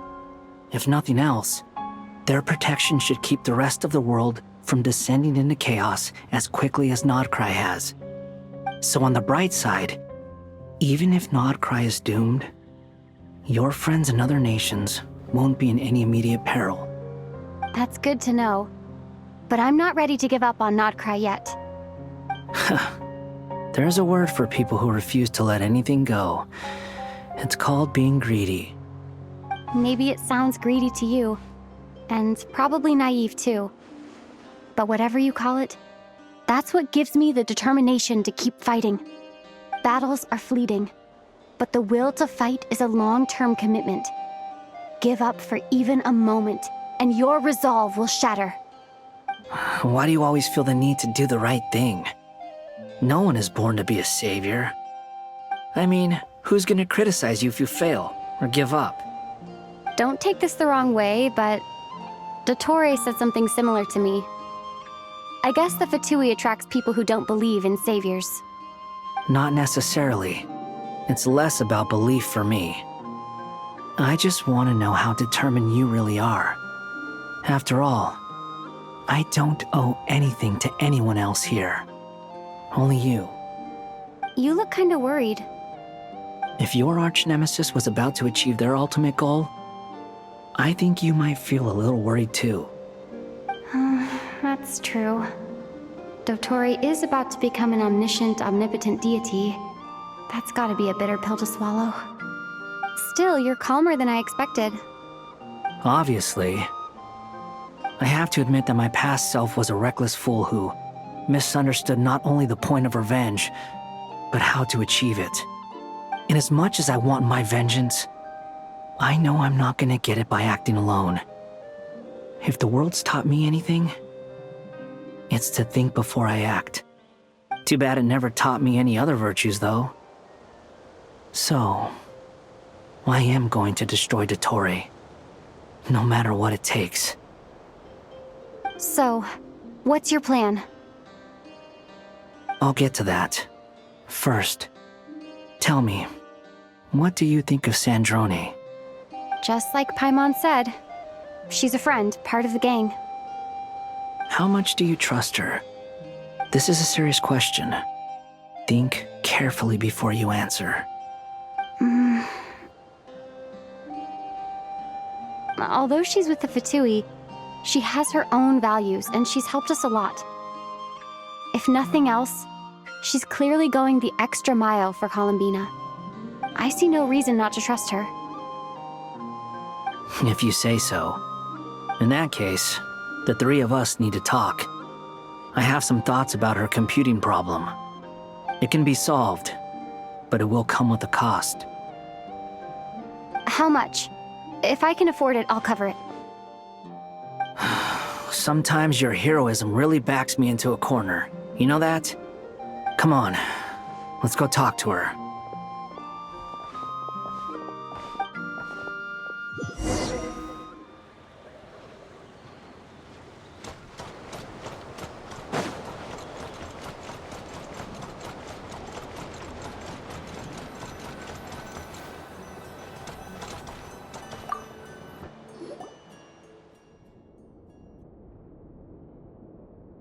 Miss Androne, Traveler. Hey there. here too. She was just helping them sort through their things. How did your chat go?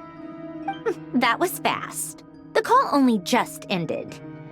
Well, you said it was urgent, so we got here as quickly as we could. Albedo, I have some alchemy questions for you. I see.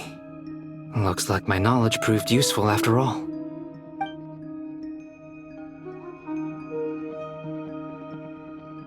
If I might ask, what is the end goal for the modified formula you'll be using? I needed to predict the future of the entire world.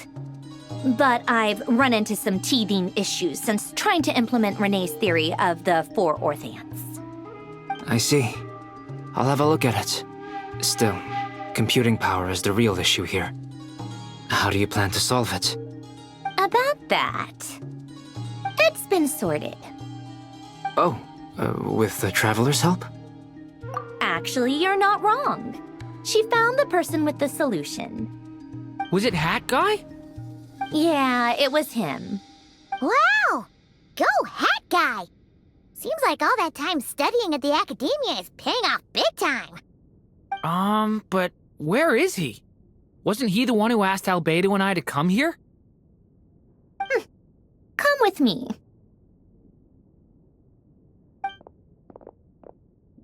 Hat Guy? What's happened to him? Hat Guy! Can you hear us? No response. I guess he's in hibernation. Hat Guy mentioned that he was a puppet. It seems that his functions are currently shut down. I presume this has something to do with the solution to your computing problem. That's right. He and the Traveler came to see me. Wait, what? You have a solution? Would you calm down? Why do you always react so hysterically to everything? Excuse me? How would you know? You shouldn't be so quick to judge complete strangers. It's very bad manners. Oh, please. It doesn't take that long to figure out that you have a temper. Where does a mere student get that kind of confidence? I've actually published more papers than you. Not that status counts for much. Even Paimon's applied for academia admission. Huh? Are you serious? See? This is why I can't be bothered to explain myself. She recognizes no one's skills but her own. Okay, fine. I'll hear you out. So, tell me, how do you propose to solve my computing power problem? This world itself is constantly processing all kinds of information. If it's the world's future you're trying to calculate, you need a processing device that's designed to cope with that volume. Easier said than done. Only Irminsul can handle that kind of... Wait, is that what you're suggesting? But surely we can't just plug my formula directly into the ley lines. You should be able to tell that I'm not human, right? Yeah, I noticed. The technology, though, seems pretty ancient. Very different from Fontaine's. It's a completely different system. Conrian, to be precise. I'm what they would have called a puppet. Puppets need an energy source and processing power. The artisans who built them sought out the materials most suited for that purpose. You? Do you mean... The Traveler and I have talked it over. She's willing to vouch for you. So, I'll allow you to borrow my core for your calculations. It was built using wood from a silver white tree, which makes it a small part of Irminsul. Conrian technology and Irminsul wood. Who in the world could have built you? Are you sure about this? A puppet without its core will cease functioning completely. And if it's left in that state for too long, it might not recover. You could die if you do this. You do realize that, don't you? I can put 2 and 2 together, yes. No need to rub it in. I won't lie to you. This has never been done before. I cannot guarantee your safety. Doesn't matter. I'm prepared for the worst.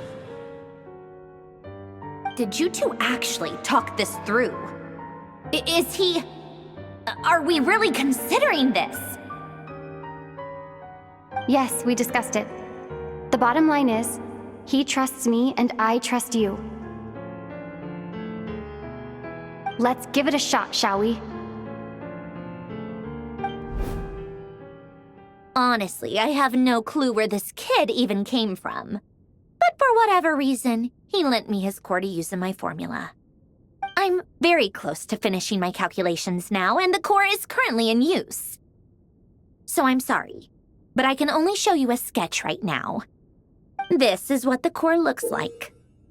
A silver white branch. It certainly matches the legends told about Irminsul. Is Hat Guy gonna be okay? He's not gonna die, right? Right? In theory, he should be fine. As long as we put his core back in time. Beyond that, all I can say is that I'll try my best to avoid risks and make sure the core doesn't sustain any damage.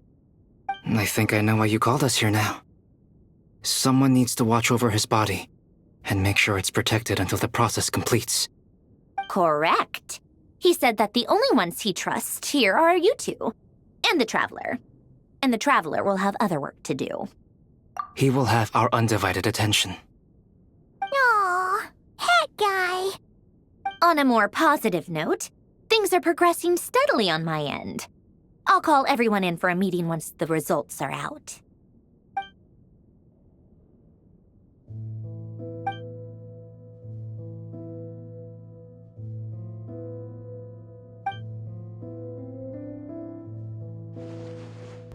The worst case scenario with the core removal is either a system reset or a total loss of function. But I'm not afraid. A quiet death should have been my fate long ago. A core is completely different from a heart. It's like another vital organ entirely. I never believed it could be a true replacement for what I sought. But in the end, it turns out the core was more useful to me. Pretty funny when you think about it. It's like the punchline of my entire life. Do you think there's any difference between a puppet and a human? If not, then this would just be another samsara. I have already experienced both a past life and a next life. Part of me wonders whether I'm only capable of making this decision because I've become a real human. What's with that expression? Isn't this a good thing? Sandrone will succeed, won't she?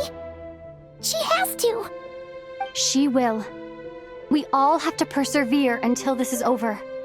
That's right. And I'll protect you all until a moment of victory arrives.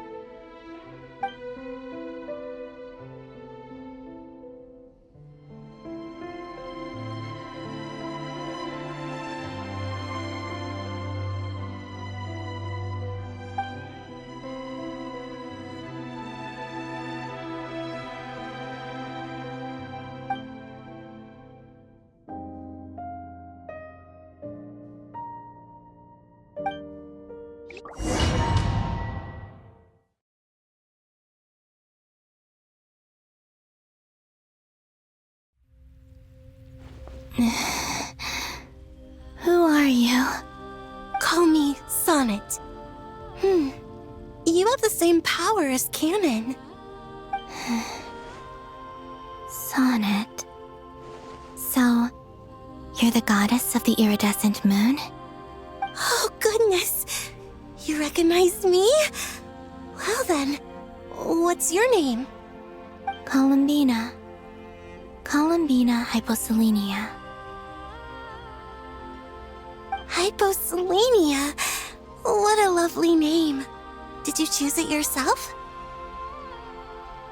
It was a joint effort between me and my friends. Friends? You mean your friends in the heavens? Huh? Oh, sorry. You must be exhausted. I apologize. Hang in there. Let me introduce you to my older sisters. Do you mean the other two moon goddesses? Arya and Canon? Wow, you sure know a lot. Hey, does that mean that our story goes on into the future? Oh, I guess that wasn't the best question to ask. It's alright. We were prepared for that possibility. You could say we were too prepared. I can't even remember how long my sisters and I have been here by this point. When did you get here? How long has it been? I can't say for sure, but it feels like it's been forever. I see. Are you feeling alright? You look a little unwell. I can hold out a while longer.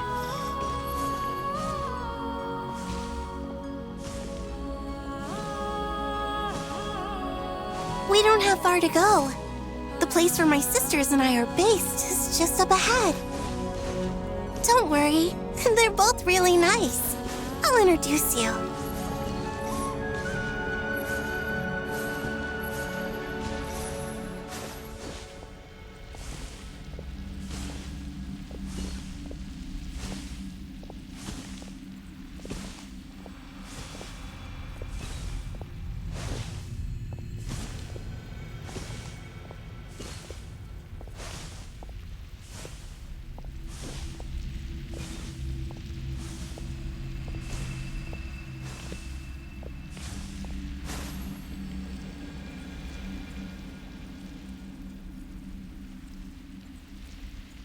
Sisters! I'm back! And look who I've brought with me!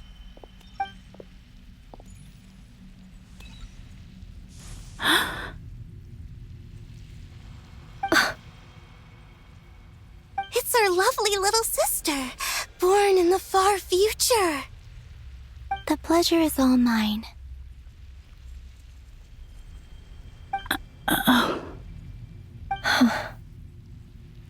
Allow me to introduce you to Columbina Hyposelenia. This is Arya, the goddess of the eternal moon. And this is Canon, goddess of the frost moon. Canon, don't you think Hyposelenia's power is similar to yours? Hello, Columbina.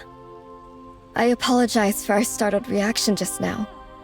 And please, forgive our little sister if she's been annoying you. She tends to talk a lot. It's fine. You seem shy. Don't worry, Columbina Hyposelenia. No one can hurt you here. Could you tell me where here is? Please. I must know.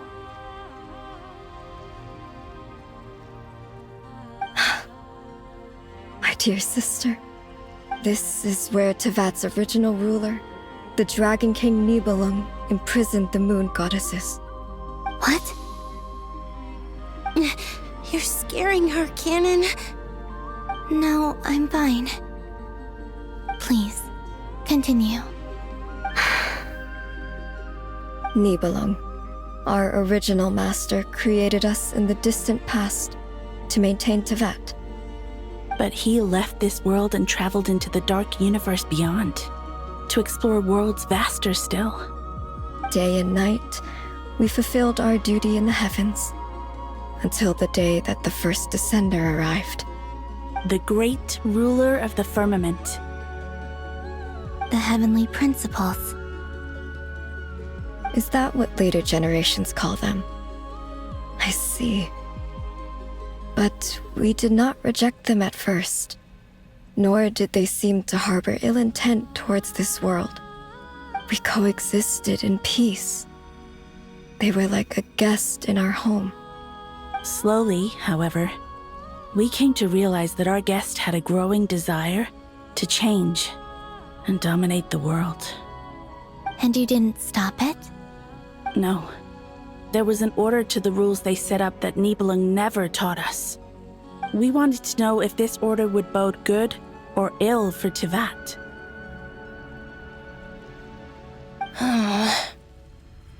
All right. Canon and I wanted to know. Sonnet was against it from the outset. Later, we discovered that this great ruler of the firmament bore an almost paranoid hostility toward the desire of certain life forms to seek power. Or perhaps they feared them. They would even cast down celestial nails as manifestations of their power, to punish the civilizations of the world below. Only this was far beyond mere punishment. Right. Their rules brought order, but the price people paid for merely testing the limits of those rules was far too great. I did everything in my power to help the punished escape catastrophe, but still, too many lives were lost. The ancestors of the Frostmoon Scions were some of the ones you helped. But just when we had decided to take countermeasures, the Dragon King, Nibelung, returned. And so began the War of Funerary Flame. So, that's the name the world gave that war in the future. Well, who won in the end? As far as I know, the Heavenly Principles won, although it came at a great cost. They remained in Tivat, where they continue to rule to this day. And the world's original master, the Dragon King Nibelung, was destroyed. And what of the moons? Are there still 3 moons in Tivat's skies? You can tell us the truth, Columbina. We know we are but remnants of a bygone age. We are prepared for the answer. Only the Frost Moon remains. But it has been cast beyond the false firmament by the Heavenly Principles. The eternal and iridescent moons were both shattered during the war. So death finally came for us in the end. Sonnet. But you're still here, aren't you? A moon goddess cannot live without her moon, Columbina. She's right. That's why I began to disappear. Because the Frost Moon is cut off by the false sky. How much worse it would have been if it were outright destroyed.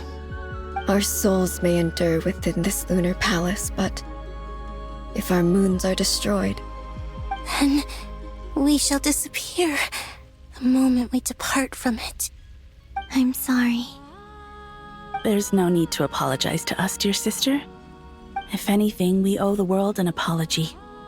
If only we'd decided to act sooner, rather than arguing amongst ourselves. all the more reason not to spend this time in regret and repentance. Instead, we should focus our efforts on how we might help our future sister. Sorry?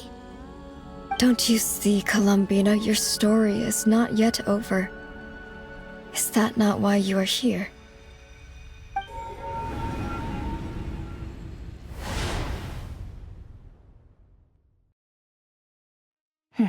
It's done.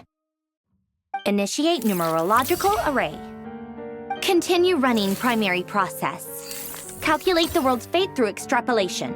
And identify nodes of potential change. Secondary process, scan for moons. Still 4. The number of moon marrows hasn't changed. Wait, let me think. Is it possible that there's something I've been misunderstanding about the moons all along? Variables. Variables in the world. I know where potential variables within the world come from. So what about the moons? Are there any variables there? Like their life or death, for instance. What if being alive or dead makes no difference to a moon? But that's so strange. Even immortal gods can die. Why would the moons alone be? Wait! I've got it! If alive or dead is considered a variable, we might have had this wrong the whole time. No one ever said that a moon marrow equals a living moon. We just made that assumption ourselves. Initiate secondary process. Scan again, this time filtering out interfering perimeter, moon marrow. I don't care if they're natural or artificial. Get them out of my search results! Why? It says 3 moons still exist in Teyvat, even after excluding the moon marrows. But we know for a fact that 2 of them are dead. Redo the scan. Narrow the results to living moons and real moons. No, scrap that. Narrow it down to moons that have lunar authority and remain alive. Why? Why is it still 3? What is this, Columbina?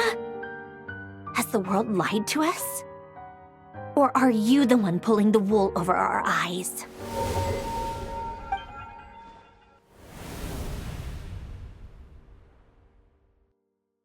So, you think that the moon's reflection might be where Nibelung imprisoned the 3 moon sisters? Yes, it would explain a lot, such as why that space would respond to a moon goddess's power, opening the moon gate at her command. It would also explain why Miss Columbina has been unable to leave, and why time flows in reverse there.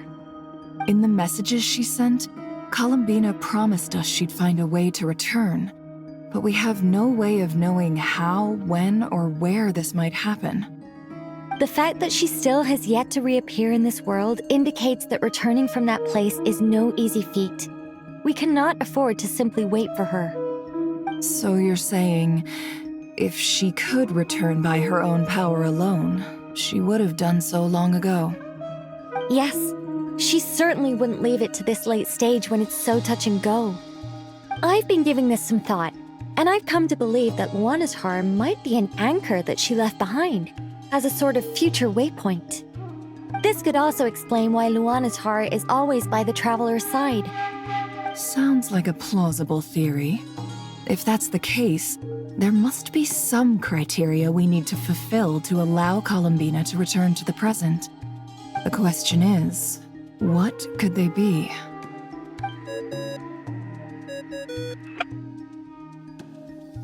Hello? Listen up! This is extremely important!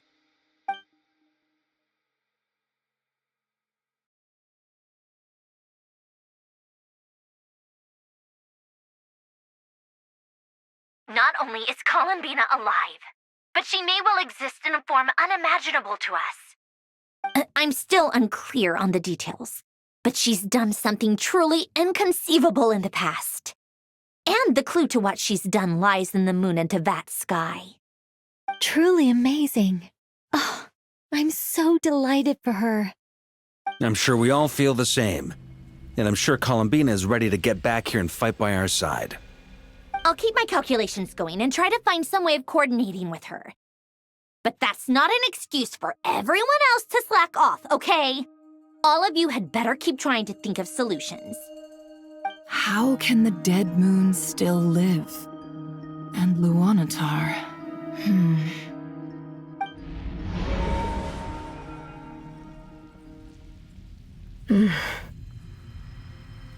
It's hard to believe that's what will happen in the distant future. Our authority is linked to the most fundamental rules of Teyvat. I suppose it's no wonder that many would covet that power. I didn't realize that when you said friends, you meant people who live down in Teyvat. That's so lovely. I always wanted to go down there and have some fun. Have you ever tried leaving this prison? Of course. Between us, we've tried everything. But no matter where we go, this space will eventually bring us back here. It's like the center of a whirlpool. Everything ultimately converges here, at the moment when Nibelung imprisoned us. In that case, have you tried using any of those pathways that connect this space to the real world? Sorry? What are those? They're passages through which you can make small-scale changes to reality by using Kuvaki. Or am I the only one who can use those passages? Because part of my soul remains in reality. Kuvaki. What is that? You don't know? It's a unique kind of elemental energy found only in Nodcry, the land from which the moons arose. Oh. Well, it's true that the moons first rose up from the part of Tvet you say is called Nodcry. But there is no difference in the elemental energy between there and anywhere else. What? Could you show us some of this Kuvaki hyposelenia? Maybe if we see it, it'll make more sense. Okay.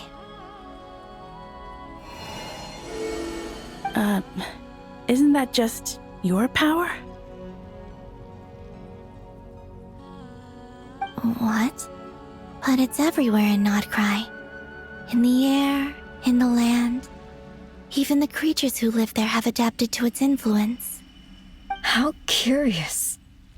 This Kuvaki certainly did not exist anywhere in the world before we were imprisoned. Let alone influence living creatures. So, how exactly does it affect them anyway? Can they float in the air like us? This is so strange. Why would their reality differ so much from mine? Columbina, you're looking for more than just a way out of here, aren't you? Yes. If I am to help my friends, I will need trilunar authority on par with that of our foe. You mean... you'll need our power? This sounds extremely risky. The Three Moons' powers are not mutually compatible. Concentrating them into one goddess will be a very painful process.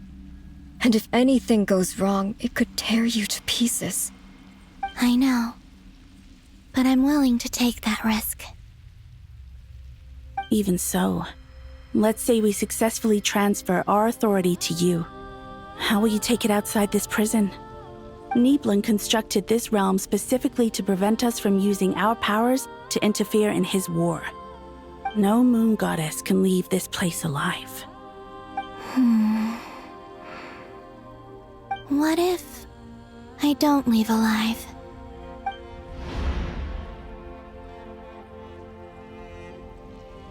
Where do we even start?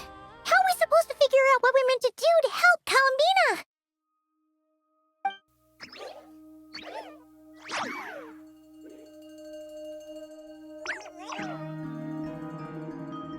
Columbina, what do you need from us?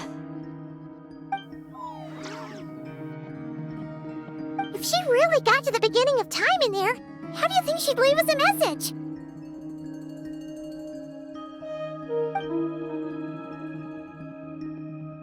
You don't think she'd write it down on a stone tablet somewhere in the hopes that we'd find it, do you? Seems unlikely.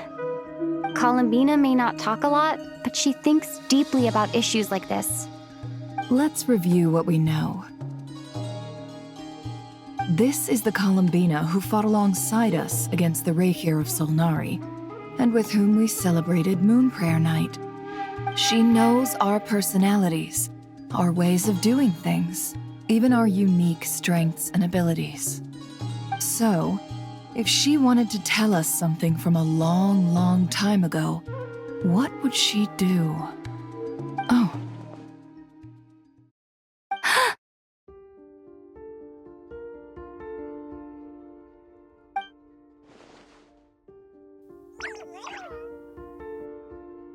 Traveler, you once said that those golden ripples also appeared when Luanatar was born. What if Columbina left Luanatar here, not just as an anchor to the real world, but for some other purpose? If she is part of Columbina, and Columbina knows that I can see past events through her... Oh yeah! Like when you peeked into Rarer's past through his heart! Never, wait! If you're right about this, and you can really see past events through Luanatar, your eyes, they'll... Oh, I know. Looking at Rerir's past in Conria was already enough of a strain on my eyes. Looking this far back into the past, it'll surely blind me. But it's our only chance. This is the only way. Boss. We spoke about this once, a long time ago. Do you remember what I said, Yehoda? The day I lose my sight, the Curatorium of Secrets will be yours to run. But... What's wrong? I'd be overjoyed if I were you. This day's come a lot earlier than either of us expected. I need to know you'll honor our agreement, Yehoda. Promise me. Yes, Boss Neff. I promise. Are you sure you don't want some time to think this through? What is there to think through? I should have gone blind after our battle with Rerir. Frankly, it's almost criminal that I got away with it for this long. Then at least let me take some precautions on your behalf. And if you really do lose your sight, I'll visit your office every day and make sure you're well looked after. Oh, please, anything but that. I was actually ready to go through with this. Are you trying to scare me into backing out? As if I could ever scare you. I'll assume you're just joking to calm your nerves. All right, enough chit-chat. Let's do this.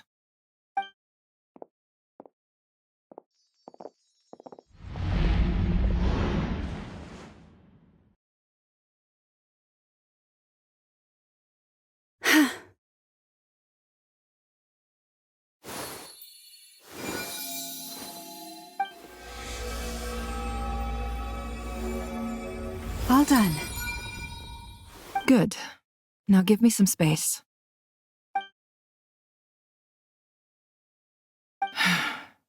Come on then, little one. Show me what happened in the past.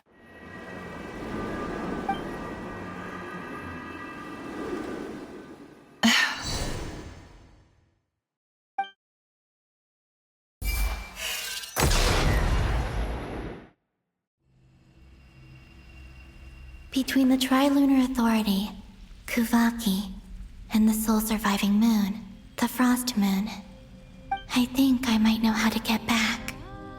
But I will need my sister's help. Time to go talk it over with them.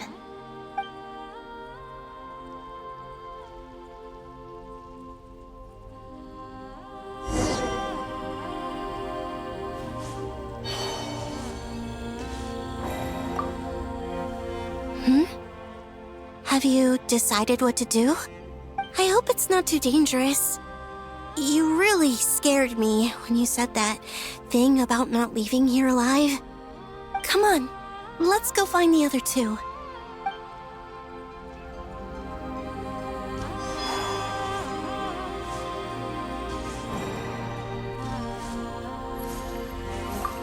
It seems you have reached a decision.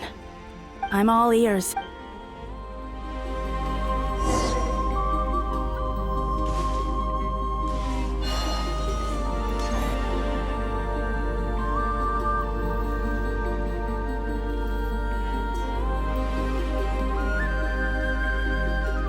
Have you figured it out, Columbina? Tell us. How do you plan to leave this place? I intend to die here, in this moment, and then be reborn in the future with the help of my friends. What? What are you saying? How can the dead be reborn? And how will you inform these future friends of your plans? You can't exactly leave oracles. Nothing can escape this place. Not a single ray of moonlight. And even if you found a way, what if they never find the message you left for them? You'll... No, that won't happen. Come again? They will find my message. I'm sure of it. I'm not following. How exactly will you achieve this? It's quite simple, really. First, I will leave my soul here.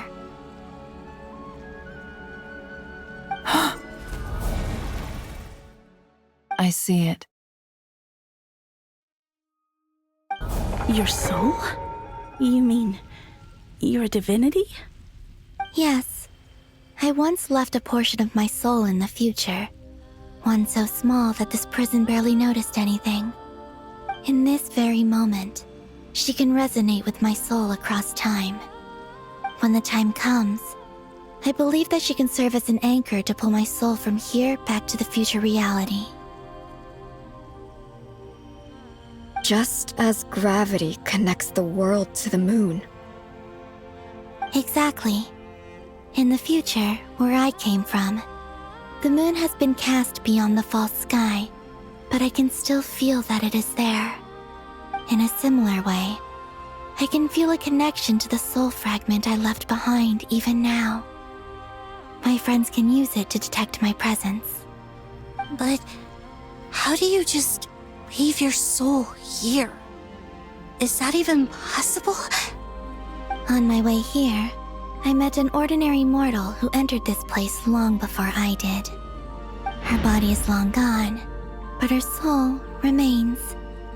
And before that, I encountered an old enemy whose entire soul survives here intact, while the power that once corrupted his body has faded away. So, perhaps this space is specifically designed to imprison divinity and authority, but not the physical body. Still, even if your body can escape, would it not just be a lifeless husk without the soul inside? Wait, is that what you meant when you said you wouldn't leave alive? Yes. I shall turn my body into moonlight and pour it over Nodcry. That power shall protect the land and quietly blend into it, awaiting my soul's return in the future.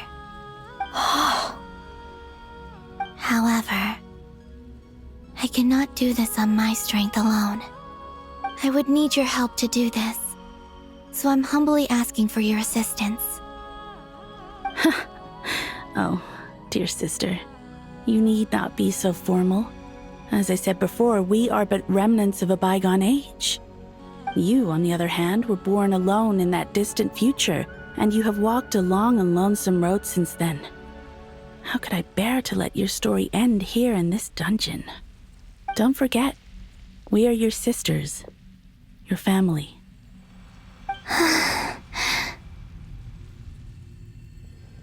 Arya's right.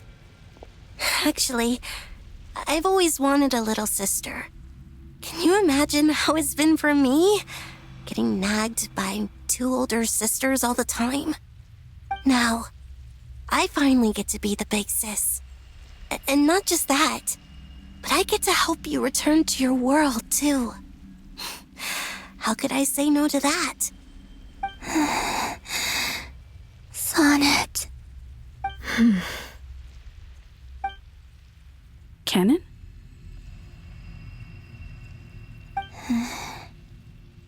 I'm sorry. I know this is a bold request.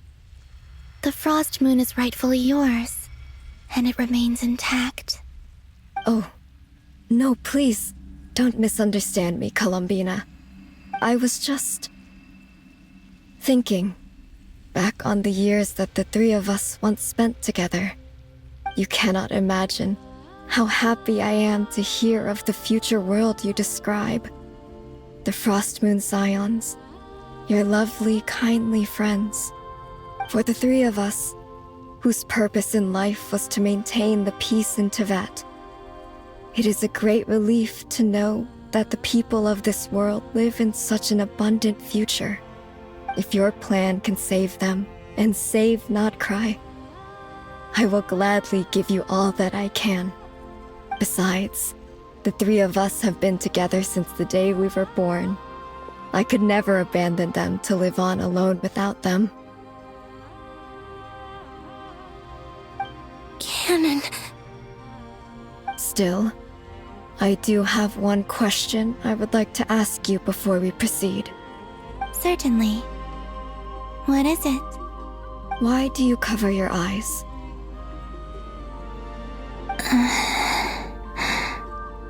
Yeah, I was curious about that too. But it seemed personal, so I didn't want to intrude.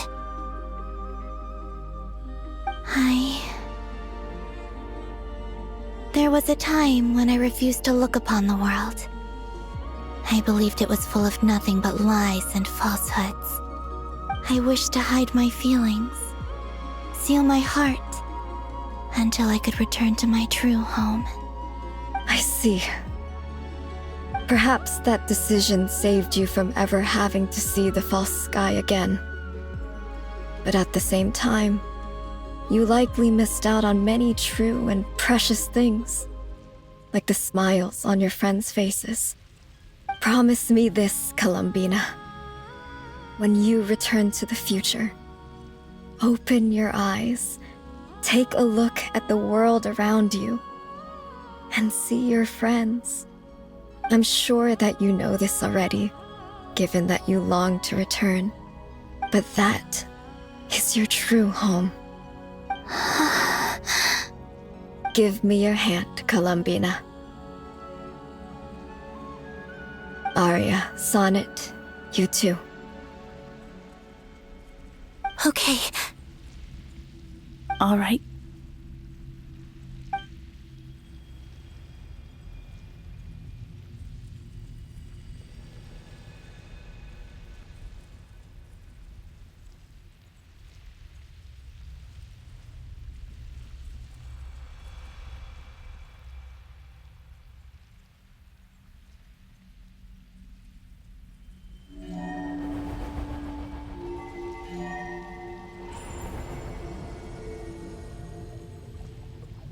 We once were the song sung for eternity, but now it is you who must continue to sing.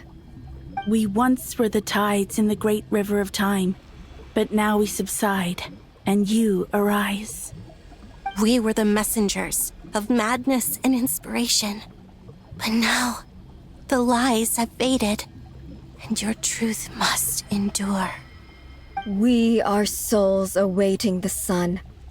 You must return to be with those who smile when they see your face.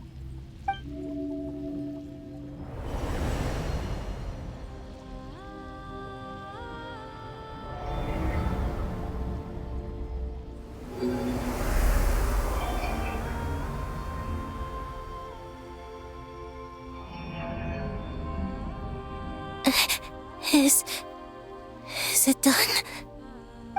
Yes.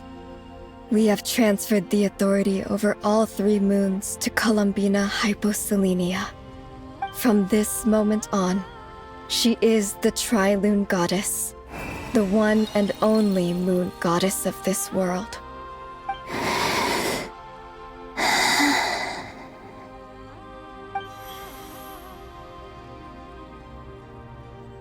Thank you. Thank you, my sisters. Now go, and do what you believe is right, Columbina Hyposelenia.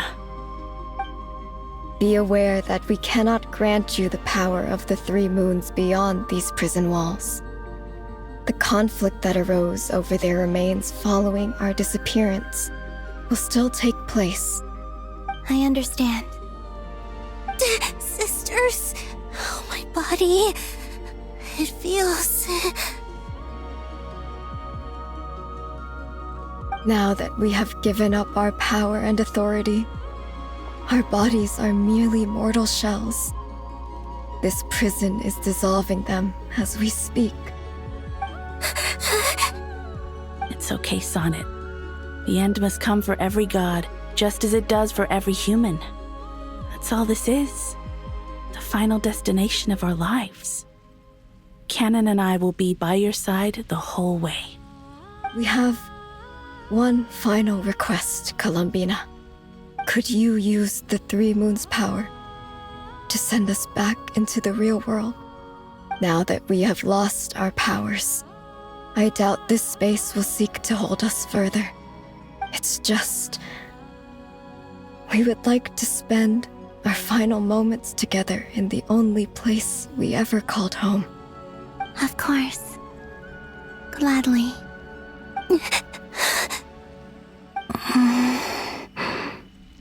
Sonnet. Yes. Don't... I wish I could tell her not to give in to the abyss. Not to be afraid. But is this really what I should say at this moment? Don't forget. I'm so glad to have a big sister like you.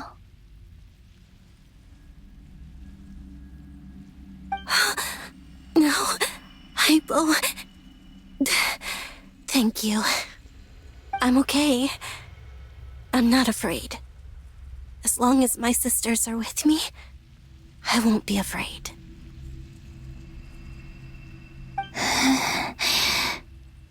It looks like this is goodbye, sisters. Goodbye, Columbina. Take care of this world in our stead. I will.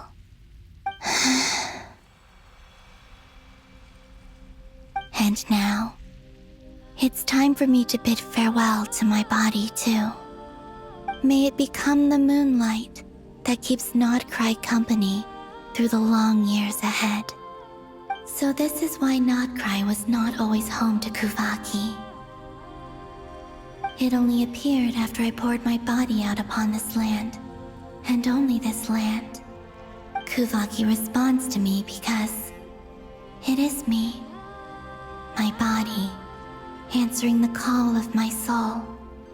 And the golden energy I've encountered on my way here was, in fact, that very soul, which I am about to leave here to guide me.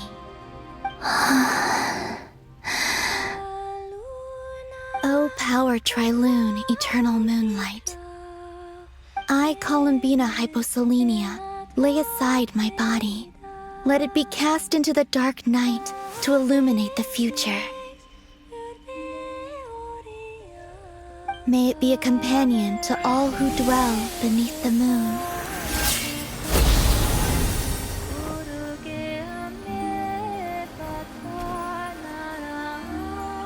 Until the time comes for me to return home.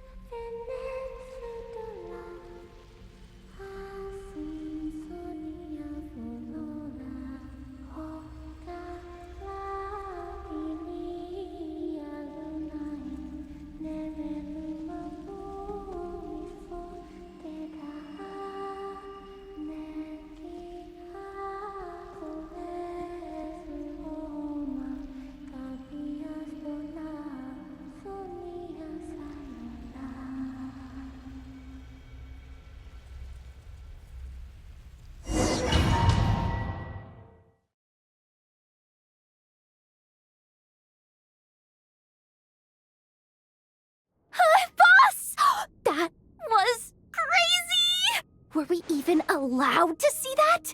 Is anyone? Oh, can you still see? How many fingers am I holding up? I see 2 fingers, and a look of sheer terror on your face. Truly astounding, Miss Nefer. Your eyes have glimpsed the very ends of the world, and yet they remain as sharp as ever. Or is the credit for this miracle due to Miss Lauma? It seems that even time itself is no match for your medical skills. Surely you jest, Mr. Flint. I suspect we have Columbina to thank. She must have realized the immense toll that the ritual would take and purposely set aside some of her power in the past to protect Nefer's eyes when this moment arrived. There is always a great price to pay for witnessing the truth, but it seems that this time, Columbina has shouldered that burden on our behalf. She chose the perfect method of getting a message to us. Though her eyes were always shut, she was clearly so perceptive. She knows us well. She knew exactly how we would think and what we would try. Despite being separated by time and space, we're seeing the same possibilities and seizing the same opportunities. We still don't even know if she's okay right now. But as long as there's a chance we can do something, we'll fight to make it happen. We'll get you back somehow, Columbina.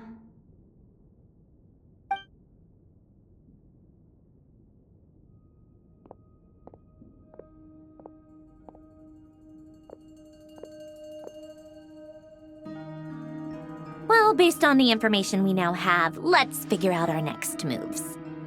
Thanks to these gentlemen, we have a much clearer picture of the situation with Dottore. The civilian population has been moved to safety, so we no longer need to hold back. Miss Androne, how are the calculations going? So far, so good. I'll keep seeing how far I can push the system, though. Can't have Hatman being powered down for nothing. There's still a long road ahead. Where should we begin?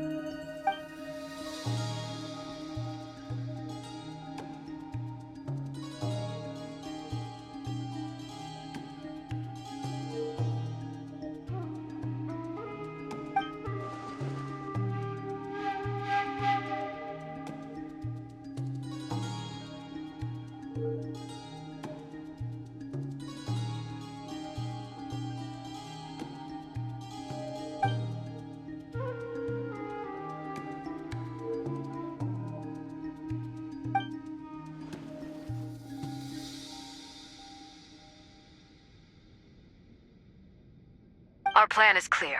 Time is short, so let's get moving. There's just never enough time, is there? Time is the bane of my existence. Ugh. Anyway, I'm gonna get back to work. All right, we'll do our part too. Yeah.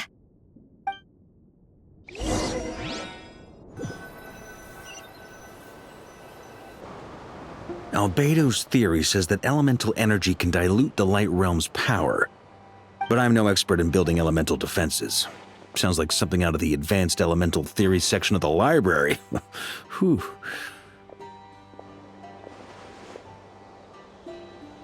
You seem quite troubled. Well, yeah. I mean, who doesn't get a little flustered when they're completely out of their depth? You were the very picture of confidence back when you approached the Hexen Circle. Yeah, I could have been faking it through that whole meeting for all you know. Who's to say I'm not just a ball of nerves in a charming and gregarious package? Oh gosh, really?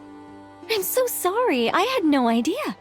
Well, you're all the braver for it. Still, I was much more in my comfort zone than I am here. At least in Mondstadt, you can cry for help from a cliff top and actually stand a chance of summoning Barbados himself. Things have never looked bleaker than they do now. If we don't pull this off, Tevat's doomed, isn't it?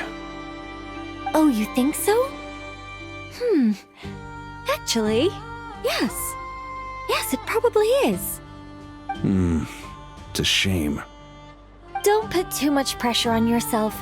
Tevat has faced annihilation many times in the past, but it also gave us you, didn't it? Hey, don't give me that. It's not like I'm anyone special. I disagree. Every human born in this world is special. We angels have always believed that.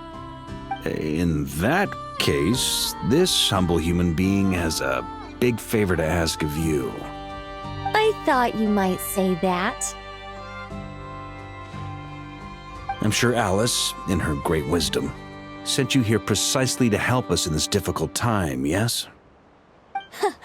Well, that has less to do with her wisdom and more to do with my power. Of course, of course.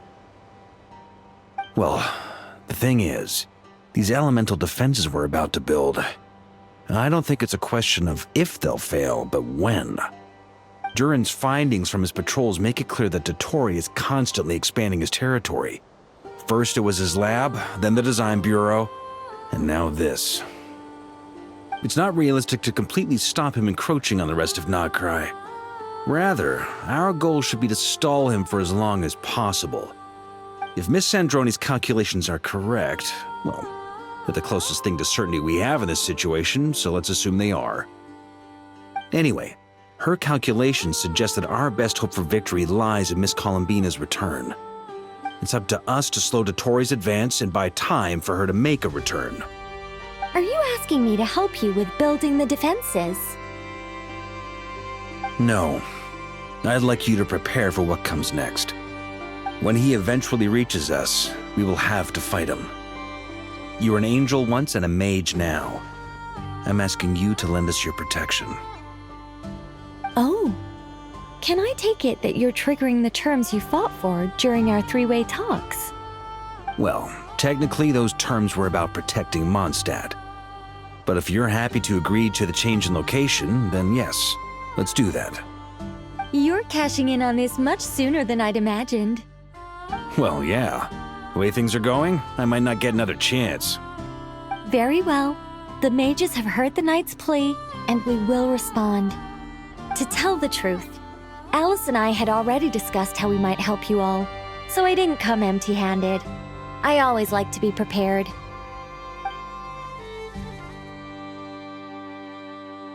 This is... wow. Yeah. This is great. Seriously, thank you. It's been many long years since I had a chance to dazzle humanity with a little divine intervention. To humbly serve as a reliable and responsible guide. Anyway, Knight of Boreas, please accept this gift in recognition of your great virtue. Go now. May the angel's blessing deliver you safely to your destination.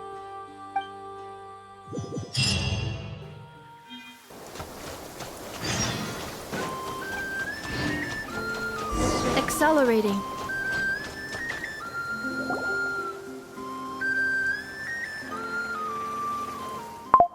You're here. Sandrone! How are things going? Glad you asked. You two are about to become the first people to lay eyes upon my masterpiece. Or should that be the first person and the first, specter? Hey! Whatever. Come, feast your eyes on this. Wow! We've never seen something like this before! This meter displays the progress of my formula. Currently, it's still making the most important connections. Once it's finished running, I'll deliver it right to your side. And then, we can finally bring Columbina back. What do you mean, deliver it? Can't you just tell us over the Dodo communication device? It'll just be some numbers, right? Ugh, you're such a greenhorn. This isn't the kind of formula you solve in math class. It's a highly complex algorithm capable of constructing a framework of rules. Ugh, whatever. We'll be here all day if I start trying to explain it. All you need to know is the formula must be completed before we can bring Columbina back. I'll share the data with you. Nicole's agreed to let me use her information channel, so we just need to use the Dodo communication device like so. And there. Now you can check in on my progress. Wow! amazing, Sandrone. About time you recognized my genius. Took you long enough. Anyway, that's all for me. You should check on the others if you have time. Make sure we don't have any weak links in the chain. That might sound harsh to you, but close supervision is a common practice in a Fatui. Not looking to catch anyone out. I just care about everything going smoothly. That's all. I'm kinda stuck here while the formula's running, so I need you to be my second pair of eyes in the meantime.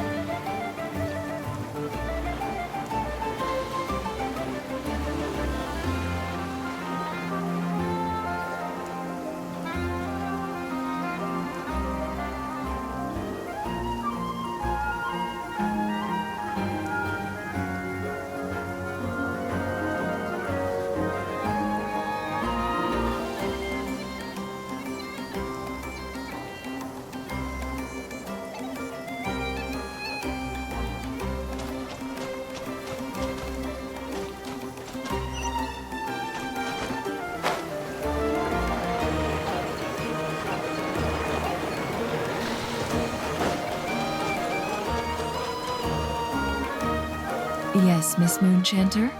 What are you staring at? You always address me in the strangest ways. Lady Moonchanter 1 minute, Miss Moonchanter the next.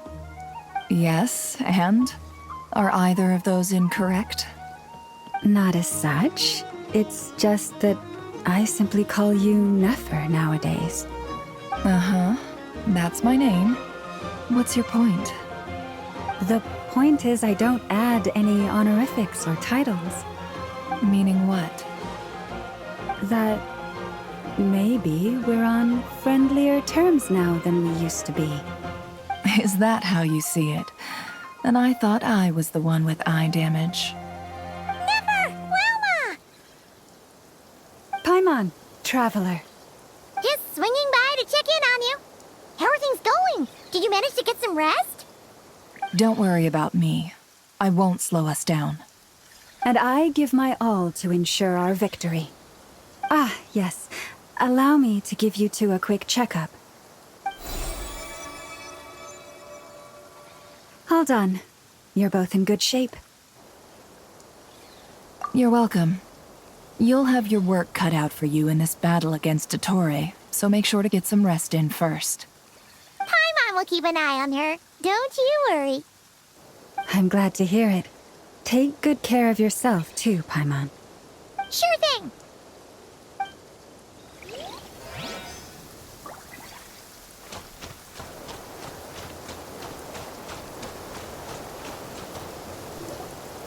Thankfully, Miss Nicole has come to our aid. Nasha Town is now looking very well defended. Golden Flame. Yes, that's Nicole's power, all right. Based on the latest message from Grandmaster Varka, it sounds like they've reached an agreement. The situation should be more stable with her assistance. Everyone will have at least some degree of protection. Albedo! Durin! Hello there, you two. Are you well rested? That's good to hear. As per the plan, Albedo and I will be in charge of Nasha Town. As Dottore's energy field expands, it's creeping ever closer in that direction. But we will do our best to hold our position. We fought side by side many times before, and always with great success. I believe this time will be no different. So don't worry about us. Focus on fighting Dottore.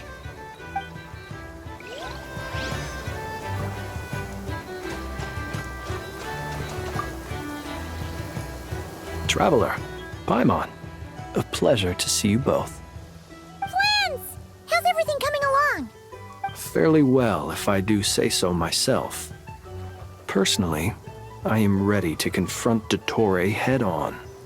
Ooh, you sound much more serious than usual. To be honest, I am not usually fond of exercising my full strength.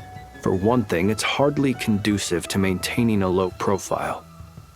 Besides, I believe one should have the right to choose when to show their hand. I am conserving my strength until the moment of battle is upon us. Anything to boost our chances of victory. Seeing you get into the zone like this really puts Paimon at ease. Huh, Traveler? I consider it an honor to have your trust. Rest well. I look forward to seeing you both in your element during the battle.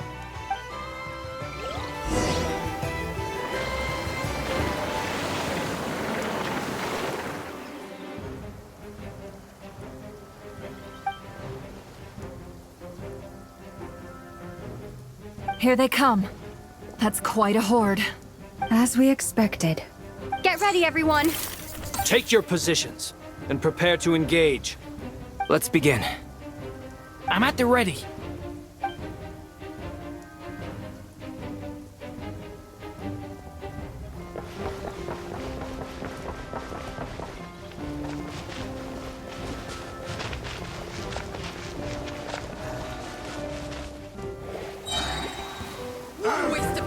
Let's go! Close your eyes. The night cometh. Be silent. Another one. 5.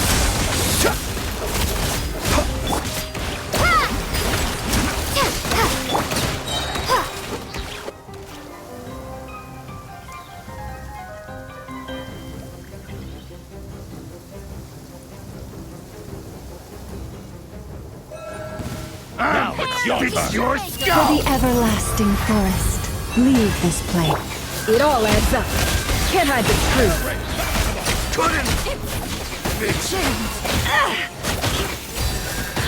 The deception ends here. These creatures cannot stand against us. Oh, fighting tough. Just don't let your guard down. That goes without saying. I'm hardly the risk taker in this group. Excuse me?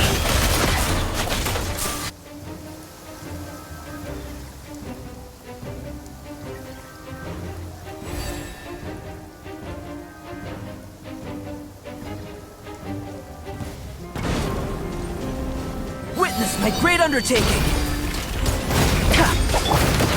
Turning point in fate! Thunder! That was easier than I thought. Naturally. What do you mean?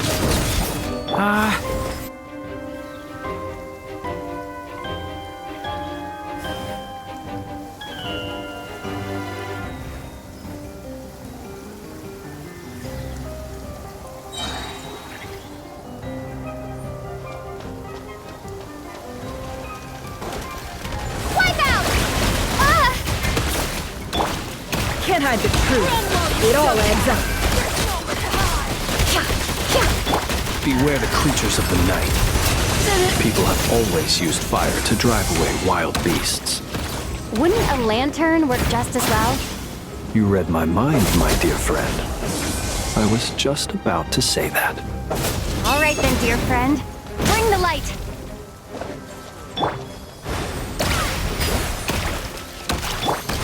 Seek within. And the truth. For the everlasting forest.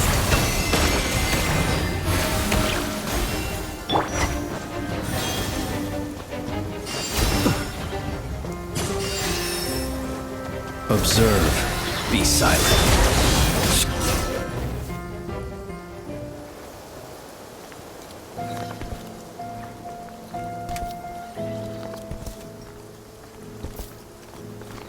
You're looking well.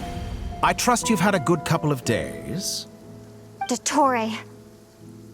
It's actually a good thing, in my view. If the subjects of my experiment were to die prematurely, it would throw quite a wrench in the works. And so, I must thank you all for your resilience. We are no longer on the same level, but you are nonetheless worthy of my respect. A creator god should be merciful and gracious after all. And in any case, it is only right that before I end your lives, the world is informed of the arrival of their new god.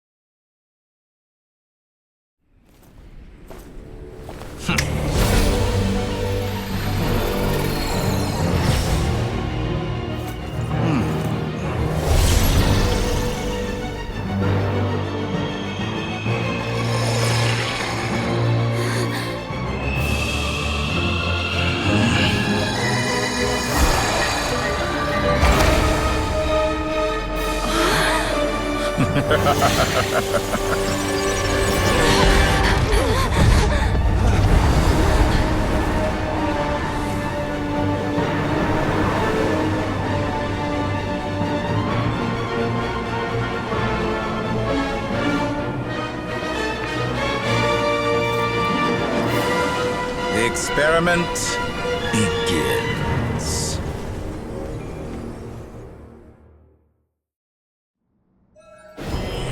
With the marrow of the 3 moons in my hand, behold the false moons fall!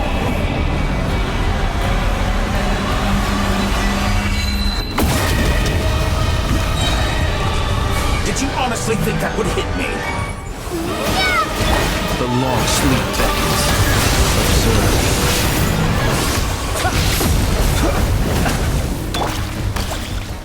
You cannot face me. Found.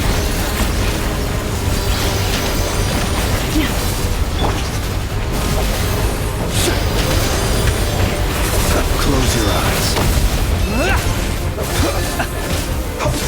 How dumb. Water jet! No more lies. Entropy. Me. Can't hide the truth. By the frost moon gold, receive my blessings. On purpose. Confident on the first. Like an ant in my palm. Steady. Oh. I've been moved inside another space. And it's sealed off. Looking at the structure of it, it seems like Dottore intends to trap us here. There's no exit. Our endurance is about to be put to the test. Did you honestly think that would hit me?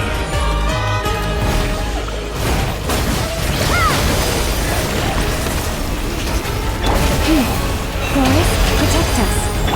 It all adds up. Good. Keep it up. I'm still collecting data. Can't hide the truth. Excellent. The deception You ends managed here. to beat. Found. Pathetic.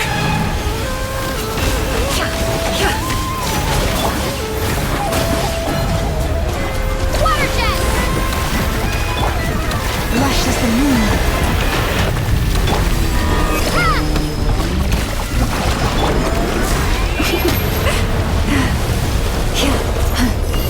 With the marrow of the 3 moons in my hand, behold the false moons fall!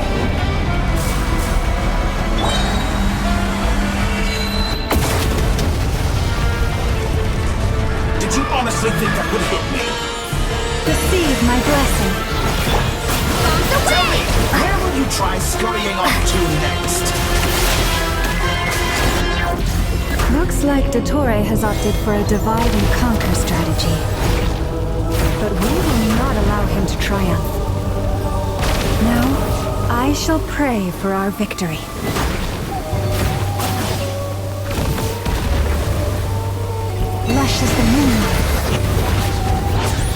And all of bends to me. How inefficient.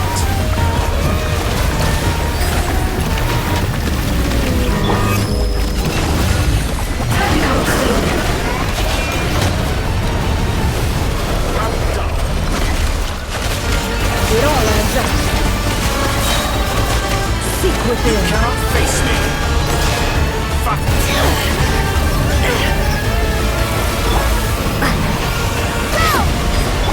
No more lies.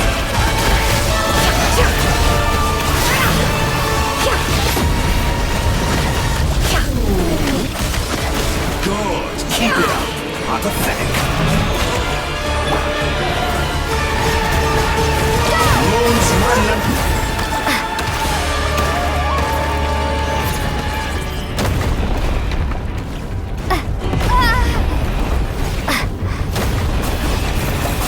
Be annihilated, that which cannot stand against me. What's this supposed to be? A knockoff version of the space Columbina got trapped in? There really is no way out. We'll see about that, Dottore.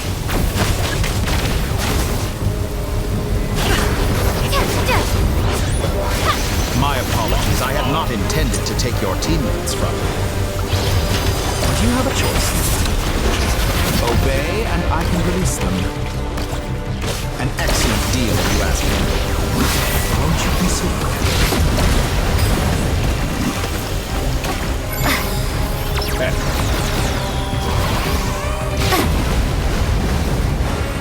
Pathetic.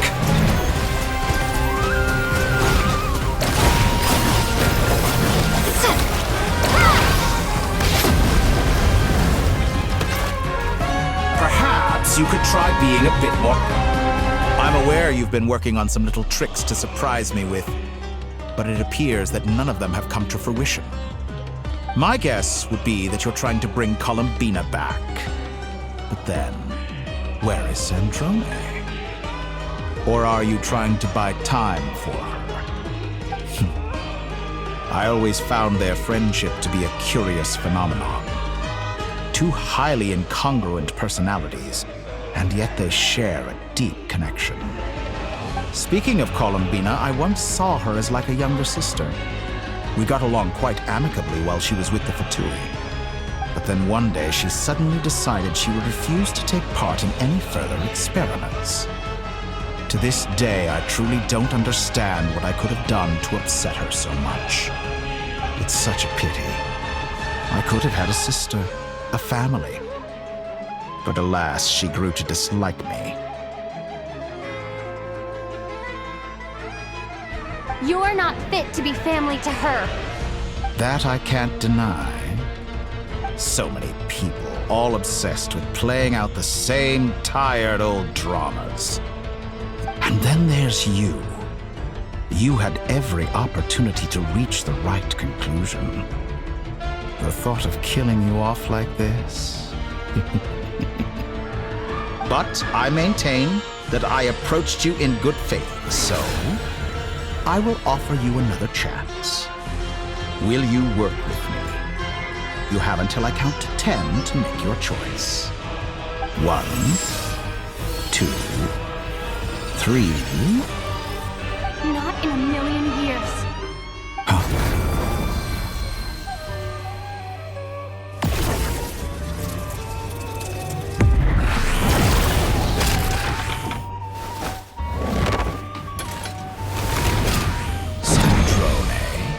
What a pleasant surprise. I didn't think you'd join us all the way up here. You're as sick and twisted as ever.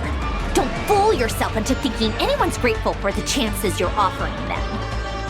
Sandrone, the formula hasn't finished running yet. Funnily enough, I was just discussing a collaboration opportunity with the Traveler, and then I see you, who I must say is a good example of an opportunity gone to waste. Gone to waste? I said that everyone would get one chance, and you've used yours to march right back into the lion's den. So yes, it's an utterly wasted opportunity. And what makes you think I believe a word that comes out of your mouth? I was planning on disposing of your little formula after wrapping up more urgent business here. But since you've taken the trouble of serving it to me on a silver platter, I can simply bring it forward in the schedule.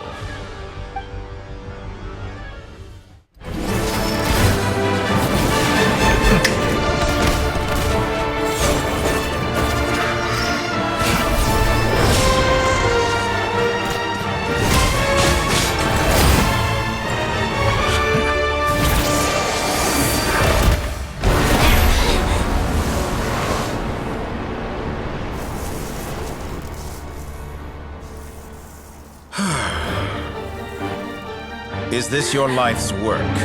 This piece of trash?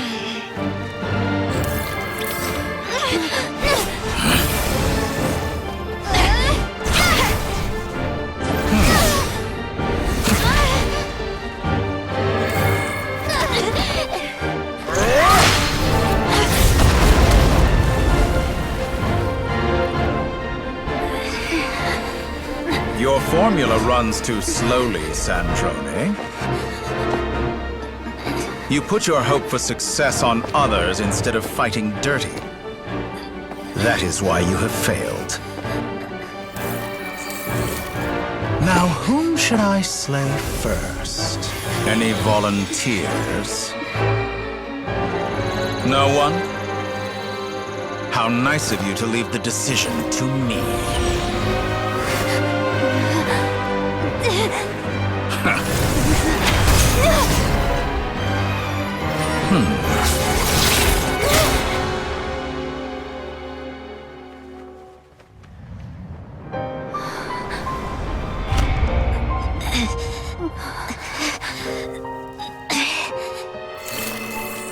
Oh, how unexpected. Sandrone, any last words for me, comrade?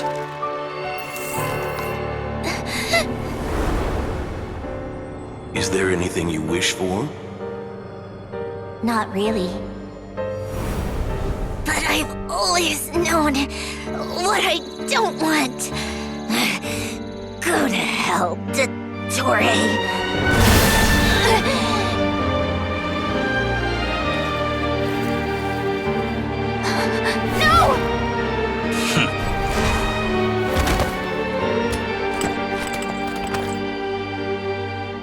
And now, you have failed.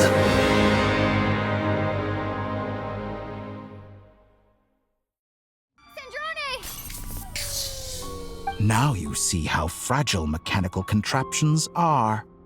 Just a gentle tap, and they fall to pieces.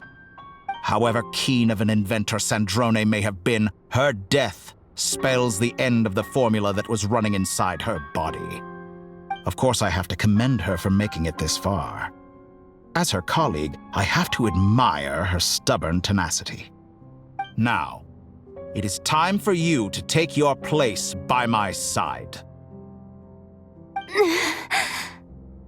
My count was interrupted, but the second chance I extended to you still stands. Once again, you are welcome to join me. By now, I'm sure you have gained a greater appreciation for the power and authority I wield. What is stopping you from embracing a new world of endless possibilities? Not in the mood to talk? As you wish. You seem less talkative than usual today.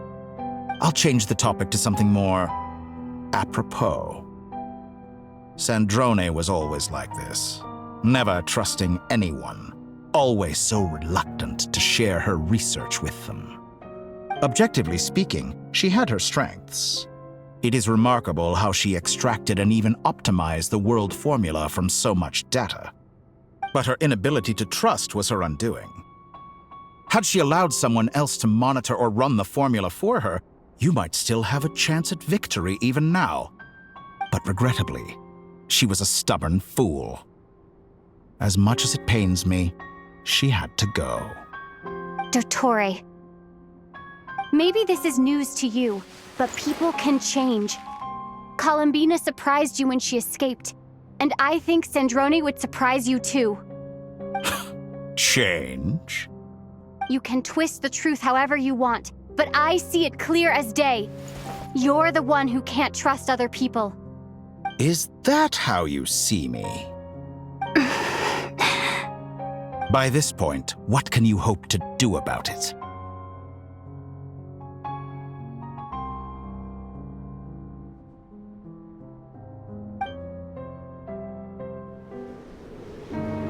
It is pointless to fight on. You've already lost. Wrong. You can't win this, Dottore.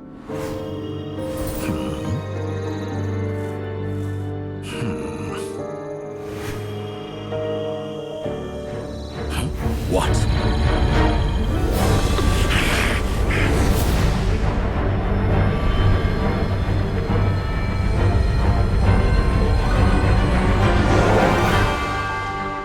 My formula can get us 90% of the way.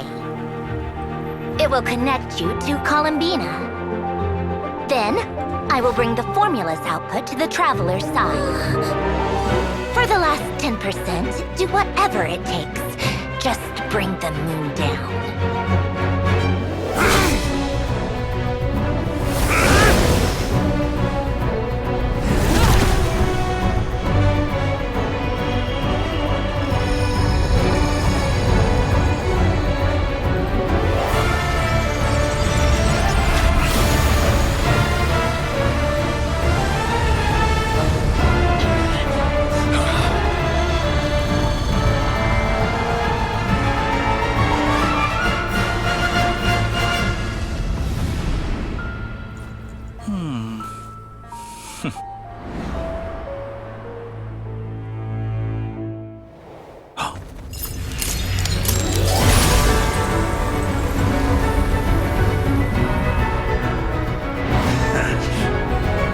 The moon will never be yours.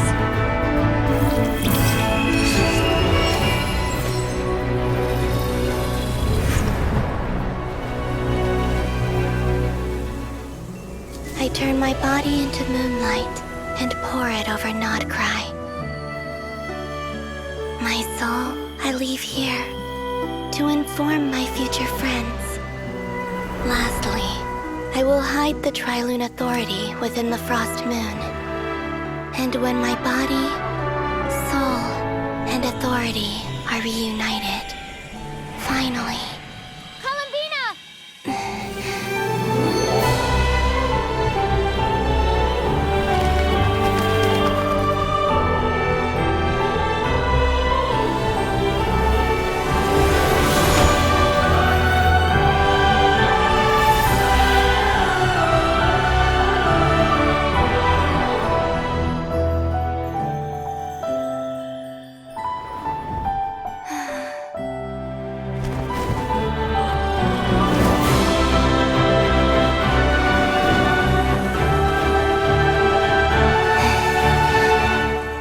It's been too long. I'm back.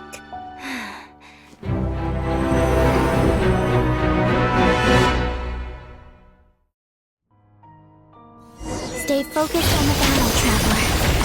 What a touching reunion. Though I personally find myself repulsed by the sight of weaklings huddled together for war. Now, quite finished patting yourselves on the back. Show me how long that struggle gets before you drown. Watch out, Columbina! Reverse. You can manipulate space itself! I know. Wait for the right moment. We'll strike together. Moon's remnants fall.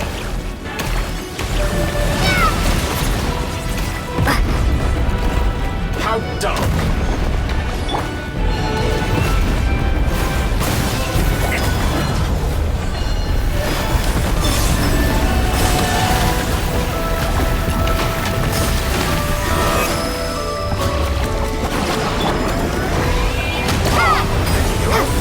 Dodge that.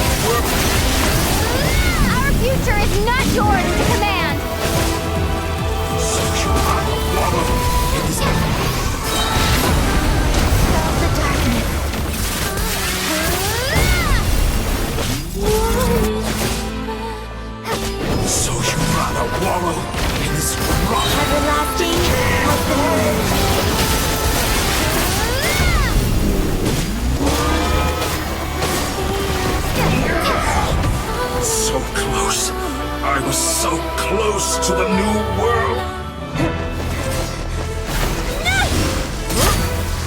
Willfully blind. How can you be so satisfied with your fate?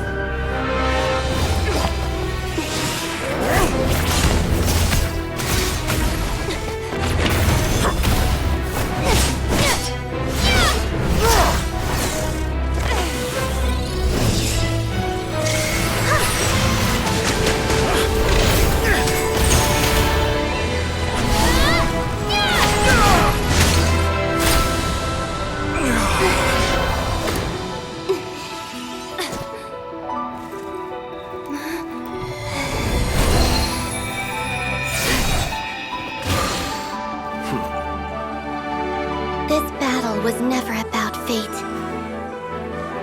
It's about friends, family, and the home you stole from them. So dull. Only the weak rely on each other for comfort. You shall see. Once I transcend fate, you will be nothing but fodder for my grand experiment! That will never happen.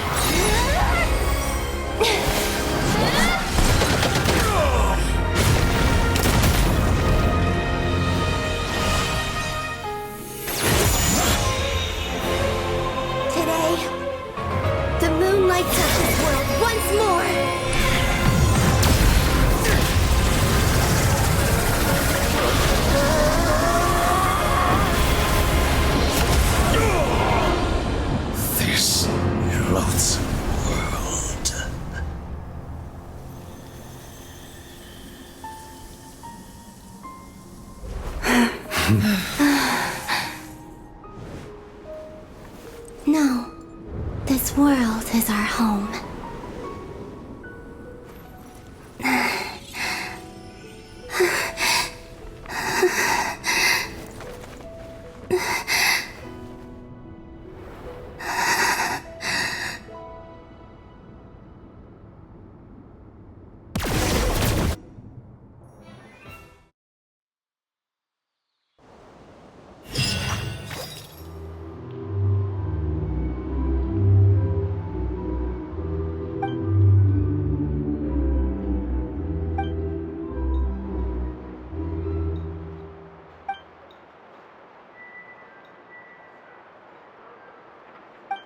No, you're doing it wrong. The moon looks like this now. What are you trying, children? The new moon, Mom. It looks different than before, doesn't it? Also... Can I go buy a sugar sculpture today? Please? Just one? All right. I suppose today is a special day after all. Almost like a festival. Extra, extra! Get the latest Nasha Express here! Post-disaster report! Nasha Town reborn beneath a new moon! The voyage begins today! The future looks bright thanks to the League. Want a copy? I knew things would be different, but I didn't think that would include the moon. They say a new moon goddess has been born. A new moon goddess? Who's saying that? The Frost Moon Scions? I guess so. I'm not too clued up on the details. As far as I'm concerned, the moon's still in the sky and it's business as usual. Hey, since we've come all this way, shall we grab ourselves a free meal while we're here? Are you a convert now? Or are you just here for the free lunch? Oh, come on. What does it matter?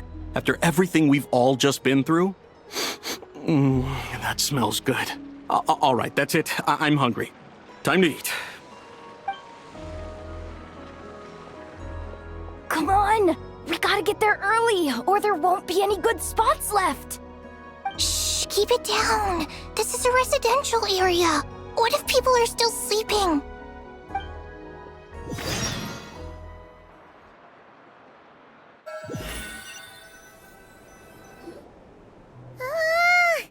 Why is it so noisy outside? It's okay. Paimon was pretty much awake anyway. It's been so long since we last had a chance to relax, huh? Feels like time is moving slower than usual. What about you? Did you rest well? Still winding down from everything that's happened? Or are you wondering how our friends are doing? Or is it about what Dotori said to you? Okay, if you say so. But don't push yourself, alright?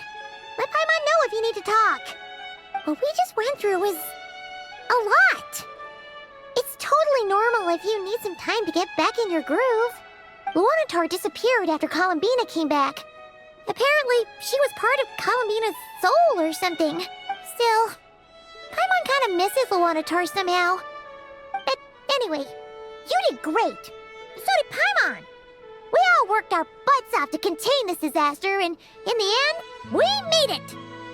So, chin up, Traveler. You should be proud of yourself. Hey, don't poke fun. You should be glad that Paimon's growing as a person.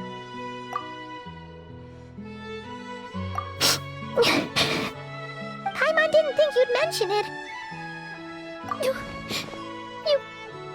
You have no idea how anxious Paimon was.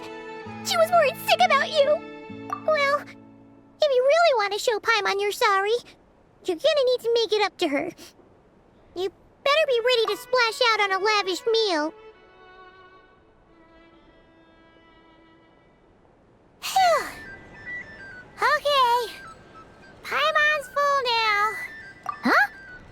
Oh, well... Hey there, Traveler and Paimon! Good morning! Morning, Yehuda! Here for some breakfast? Oh, I've already eaten. Just need some water. I was mostly worried you might forget what day it was today. So, I came over to remind you. Careful there, Paimon. Too much food will make you drowsy.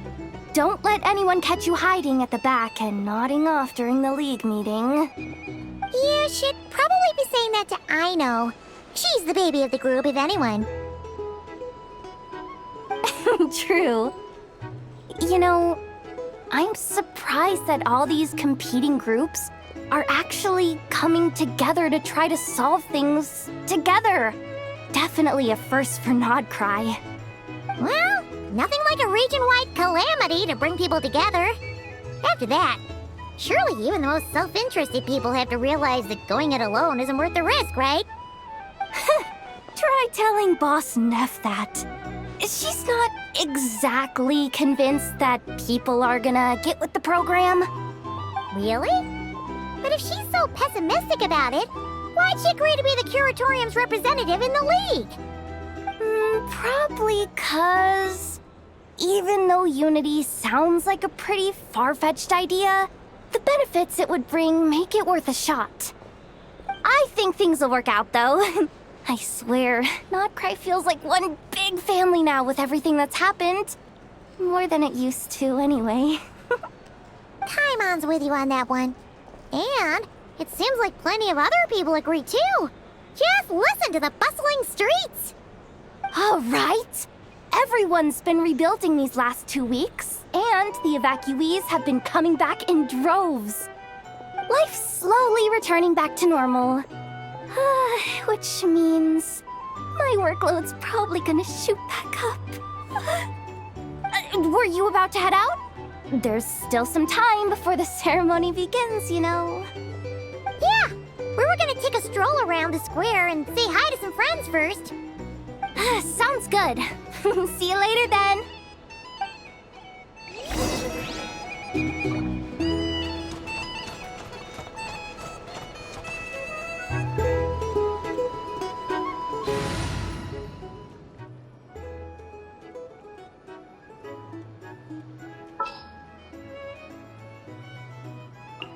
This world is full of...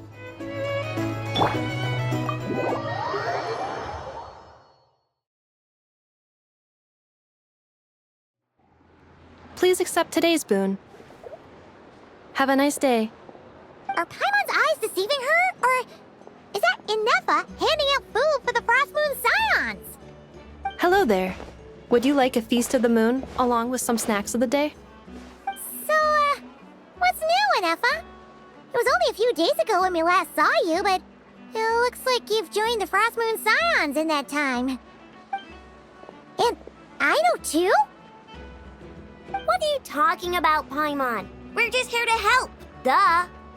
In the wake of the disaster, it's all hands on deck. We responded to Lama's request for support. At times like these, the smallest good deed can inspire others and help them through the hard days ahead. And we're using eggs and heating tubes to make that a reality. In true Krumkake Crab Shop style! Inefa! Did you hear that?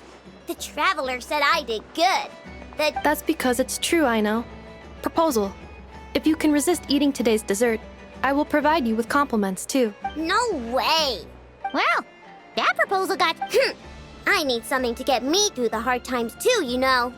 Mom! Yes, dear. Go right ahead. Excuse me. Could I take a photo with the robot lady?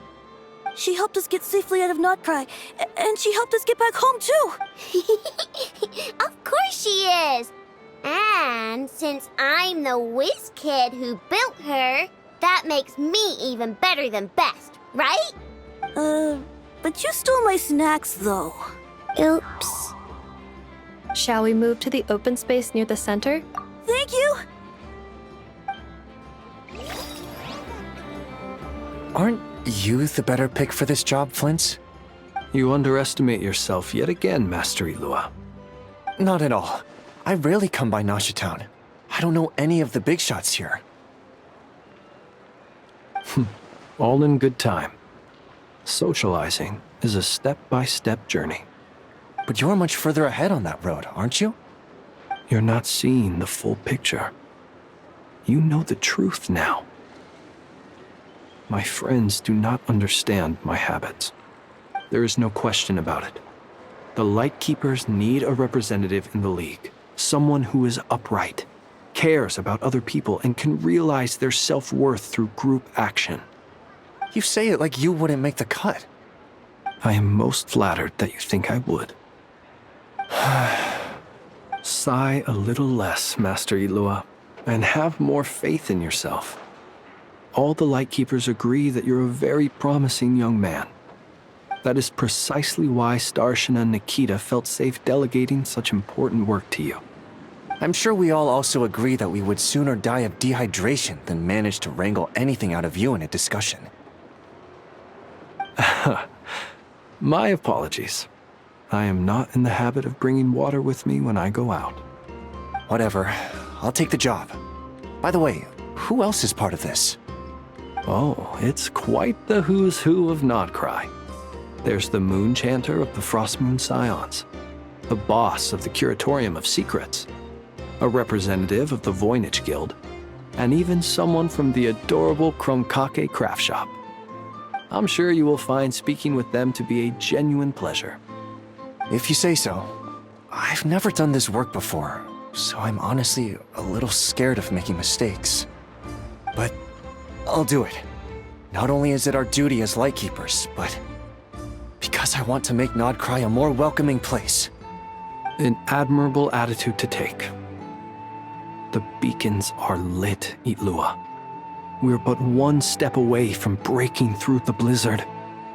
We have the chance to band together and build our shared homeland into an Elysium. This is unprecedented for Notcry. An opportunity not to be missed. Yeah. You're right. I'll do my best. Quite a few familiar faces have arrived. Let's go, shall we?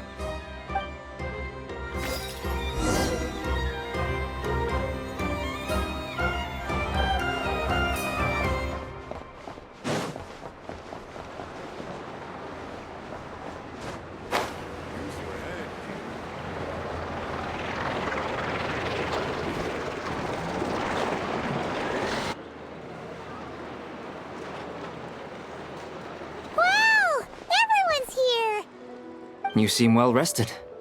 I know no one's asked, but I'm sure you all want to know, so let me just say, we're doing great. Thanks. Well, great, but not perfect. I'm starting to lose my mind from boredom. Can't drink a drop of alcohol while I'm waiting for my wounds to heal. I'm sure you had a sneaky swig or two. Wait, how'd you find out? I'm sure you must be missing Mondstadt after all these years away, Grandmaster. Yeah, you could say that again. Every time I get news from Mondstadt, it makes me want to go back and see the place for myself. Honestly, once things are wrapped up here, I think it'll be time to head back home.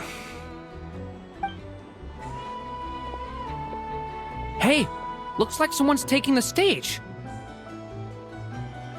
Can everyone see okay? Anyone need a boost?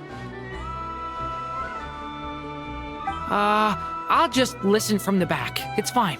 You're taking this pretty seriously, huh, Durin?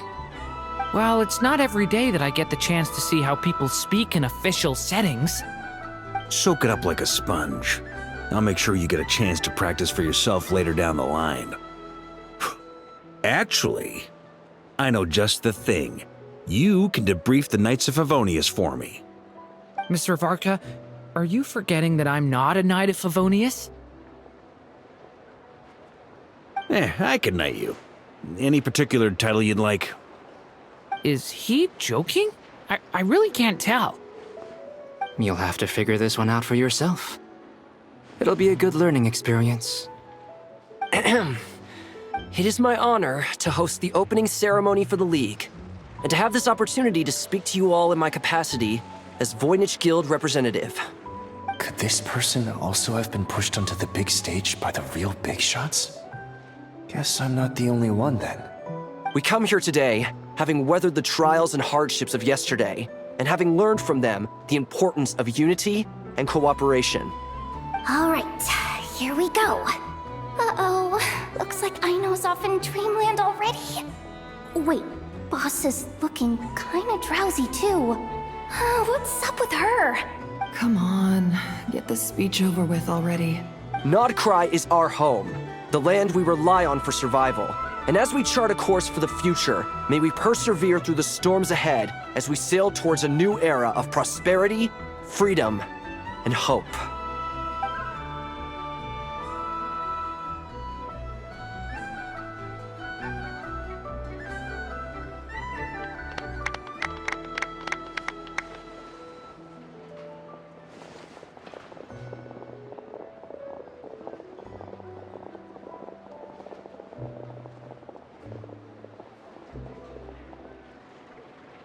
Looks like we'll have more opportunities to travel in the future. I'm sure you'll cope, Lady Moonchanter, given how fleet of foot you are. Unfortunately, I suspect I'll be too busy at the Curatorium to act as your host. We have a busy schedule, not to mention an international network of contacts to manage. It'll be all right. I'll just check your schedule with Yehoda well in advance. And if she's not available, I can simply ask Ashru. So giving my employees extra workload isn't enough for you? You're really going to drag my cat into this too? I thought you'd approve. Aren't you forever increasing your employees' workloads? That's a bold statement. Are all the Frostmoon Scions feeling more audacious now that your moon goddess has returned? Columbina's return has brought joy to all who care about her. That includes both you and me. As for the Frostmoon Scions, we are learning how to thrive independently, without relying on the moon goddess. It is up to us to make our home a more livable place. Joining the League is one of the steps we are trying towards that end. I like the word try. It's nice and non-committal. You can opt out at any time and still say you tried. You don't see a bright future for the Frostmoon Scions? Or did you mean the League? I'm just not as optimistic as you. The Frostmoon Scions should count themselves lucky that they have a leader as stubborn and enterprising as you. But Nodcry's a big place. with all kinds of people. Most of them don't enjoy answering to a leader, or even listening to reason. Well, that's where you and your methods come in. Unless the Curatorium of Secrets is only here for appearances. For now, yes. And that won't change until this venture becomes worth my while. What would make it worth your while? Getting out more than I put in. Right now, I'd barely break even, but I'll grant that it's a good start for Nodcry. Then maybe it's worth a try. All right, you can stop now. Or do I have to join the Frostmoon Scions before you'll get off my back? You'd be very welcome to join us. Hey, you two! Congrats on all your hard work! What are you chatting about? Nefer was trying to dissuade me from adding to her employees' workload. Also, she's considering joining the Frostmoon Scions. Sorry, what? Your conversations are always the most interesting. Would you two care to join me for some tea before heading to your next destination?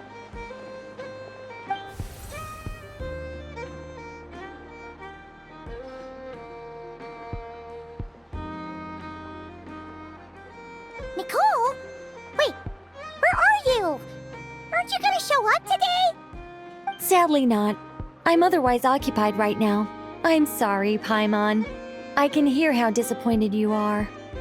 If it's any consolation, let me say that how things appear on the surface is a far cry from what they are at their core.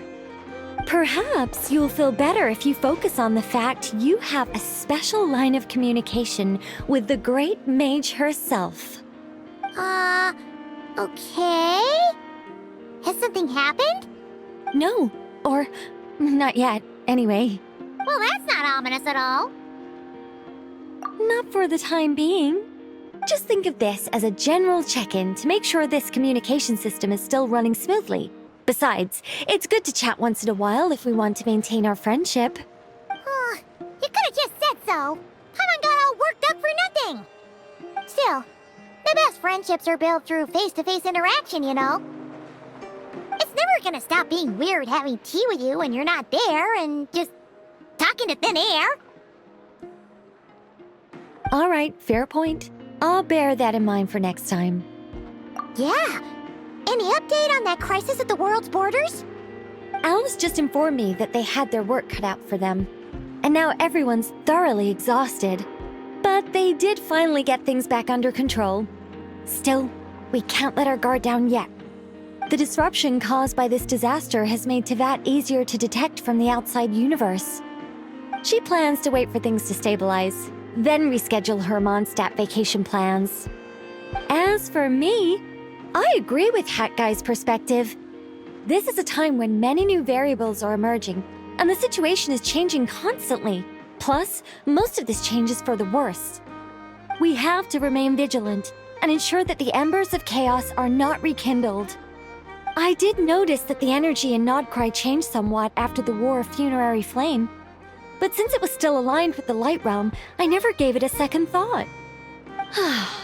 It looks like I'll have to examine the connections between phenomena I observe more closely in the future. Just doing my duty. It's more or less second nature by now. Of course, to give you the full picture, I'd have to start with the substance from which angels were formed. Never mind. Paimon's right. Showing off my knowledge would be much more satisfying in person. By the way, you did receive the gifts from the Hexen Circle, yes? I'm not trying to claim credit or anything, but my pride demands that I at least mention it. They're quite similar to the protective talisman that Alice gave Dory, but with some very special enhancements. Oh! So that's what kept our friends safe when Dotori trapped them. Indeed. We went to great lengths to make sure they were invisible to his eyes. I'm so happy they came in handy. Still, not fishing for gratitude, by the way. I just want you to be aware that sometimes your friends may be protecting you in ways you cannot perceive. Anyway, I'll contact you if anything else crops up. If not, you know what they say, no news is good news. Oh, my angelic instincts are tingling. They say you should head to the docks next. Your friends are about to board their ship home.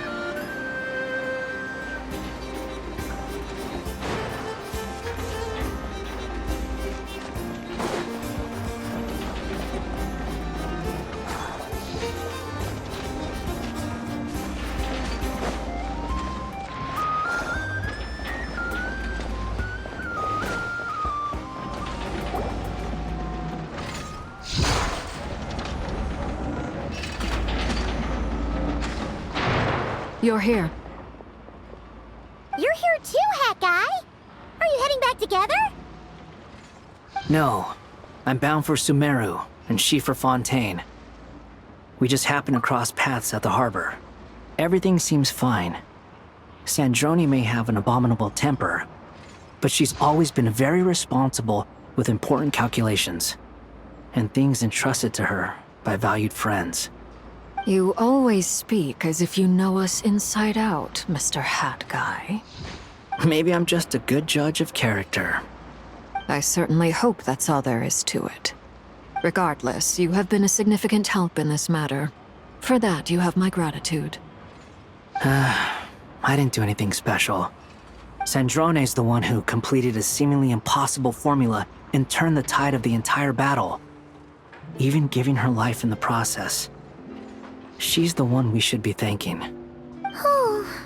Even we were unaware that Sandrone had hidden the real formula inside Polonia's body. She managed to fool Dottore into thinking the formula was running in her system by installing an identical-looking decoy within her.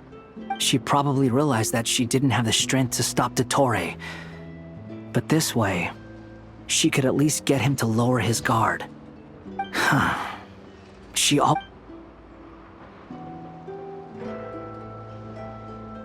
Well, that's why I'm traveling to Fontaine. She made a request of me long ago, and the time has come to fulfill it. Think of it as her will. She said that should she ever fail in a mission, she'd like me to deliver her core and Polonia's to the Fontaine Research Institute. She also mentioned that she had made arrangements for people there to set her affairs in order. Some of her personal effects, such as her notes, were left to me. I've decided to take them back to the House of the Hearth, for safekeeping primarily, but also as mementos. However, there is one book among them that I'd like to leave in your care. I'll have someone deliver it to your residence at the flagship at a later date. No, I was specifically warned not to tell her. This is her last wish, and I will abide by it. I can only hope so, but none of us here can know for certain. I bade farewell to Columbina earlier today. As promised, she turned the iridescent moon's marrow over to me. She spent a long time with Sandrone's body, saying her goodbyes. Oh, is she all right? Sandrone's passing has left a great wound in all of our hearts. It will take time to heal, but Columbina surprised me. She offered me some words of comfort before I departed. Despite being grief-stricken herself, she showed an awareness of the feelings of others around her. She never used to act like this. Clearly, she has grown. And I suspect that we have you to thank for much of the change we are seeing in her. Huh. After these recent events, the Tsaritsa has revoked the Pale Star Edict. Snezhnaya now realizes that the arrest warrant for Columbina was just a ploy by Dottore, who coveted her powers. I shall return to Nodcry to see her as soon as I find the time. I hope that from now on, she too will explore more of the world. Columbina Hyposelenia's journey is only beginning. My ship is here. Traveler, Paimon, we What are you still bumming around for? Isn't Columbina waiting for you? I thought today was the day you'd agreed with her to go find out the truth about your sibling.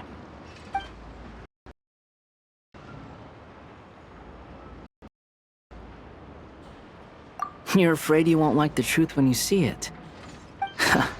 Well, this is new. I was starting to think that nothing could scare you. Don't say that! Wouldn't you be if you were in this situation? Fair point. But I'd say I have more experience facing up to unpleasant truths than the Traveler. They say blood's thicker than water.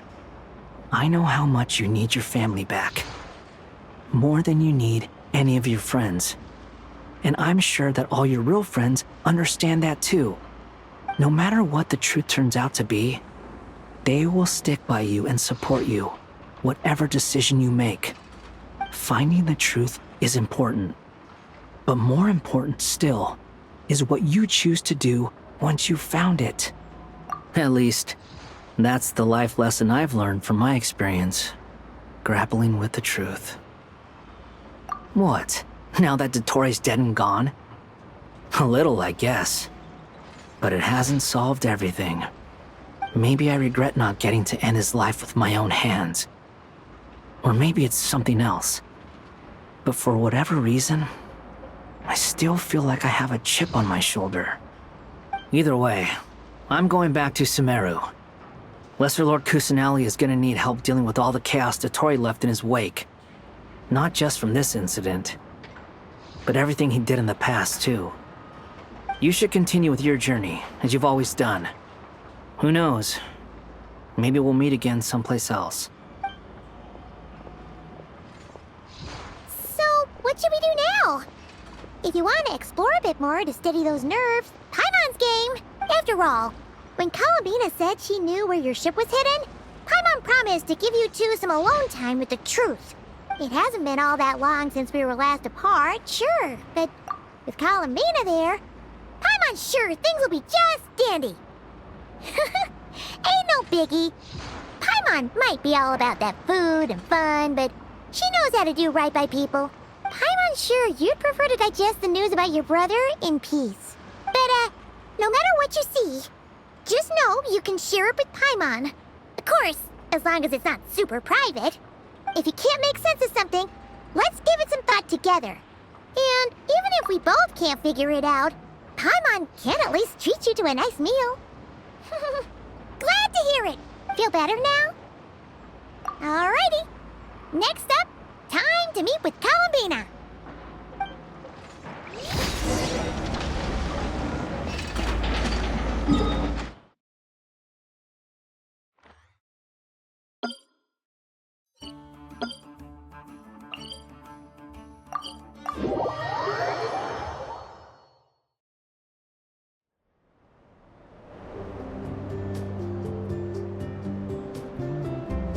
Columbina, we're here! Can't quite believe we're meeting out here. We've gotten used to walking over to Silver Moon Hall whenever we go see you. Well, you're still welcome to go there whenever you want to see me. It's just, now that it's all over, I've decided to make some changes. Try and fit in with the Frost Moon Scions, like Lama suggested. The older generation are still timid around me. They don't dare get too close, and they bow their heads when I walk by. But things are much better with the children. I see more curiosity in their eyes. Hopefully, by the time the next Moon Prayer Night comes around, I can enjoy the festival with them as myself, without having to pretend that I'm only dressed up as the Moon Goddess. You'll do fine, Columbina. Paimon's sure they'll realize you're super nice once they get to know you better. You really think so? When we first met, you thought I was a little up in the clouds. We were just starting out then, come on! So Lama told you, huh? I'm only teasing. I know that I have you to thank for pulling me back down to solid ground. It feels good to finally stand firm on the earth where I was born. Oh, that's great!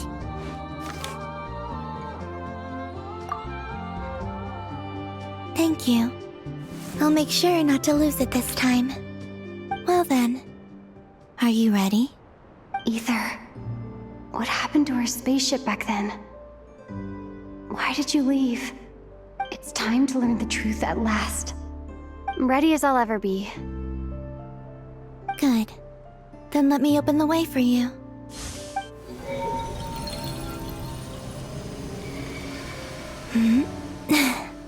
Where does this lead? To our shared destination.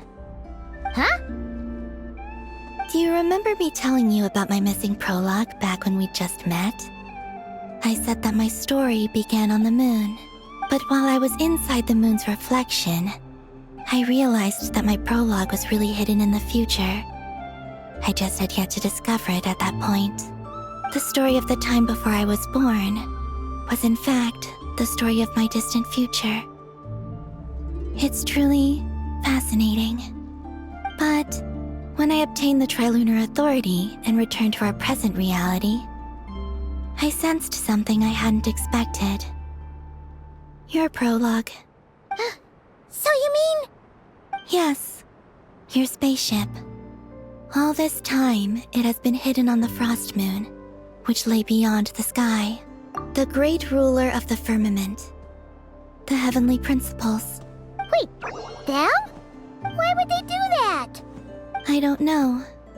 Perhaps your ship contains something that is incompatible with Teyvat. Or something that cannot be known. Oh, did I pick a bad time to say this? I know it must have been hard to work up the courage to do this. Maybe I should have waited until you were on the moon, with no chance to back out. That would have been kind of mean, you know.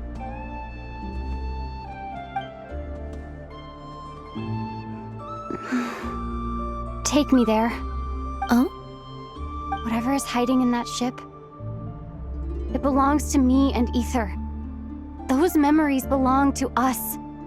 No one else has the right to decide whether I should or shouldn't know about it. Not even the heavenly principles. Very well. Then let's go. You two take care, alright? And don't forget to come back soon! Rest assured, Paimon. We will. Traveler, after you. Thinking about the story that we'll find hidden on the moon? Yes. And hoping that it has a happy ending. Stories like that don't exist, you know? You don't believe in happy endings? I don't believe in endings.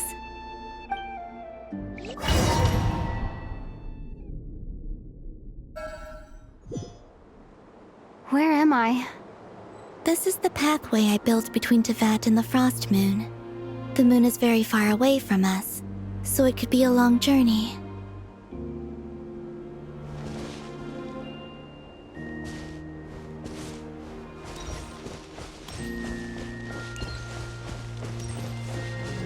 After I obtained the Trilunar Authority, I unwittingly saw past events from many of my friends' lives.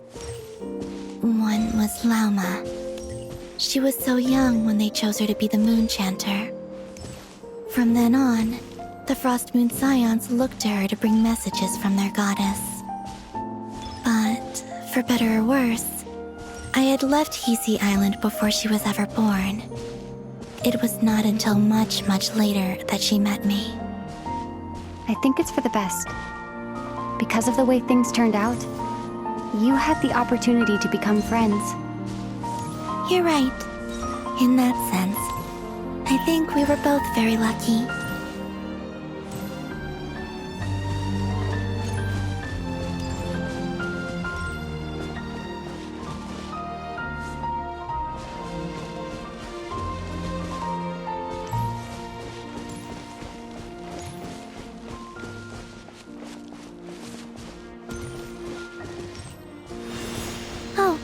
And about that mage, Nicole.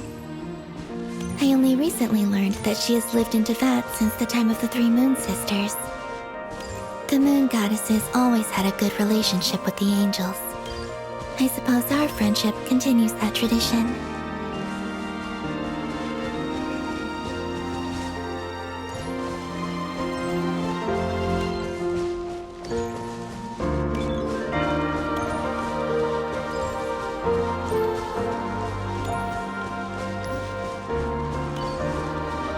And then there's Sandrone.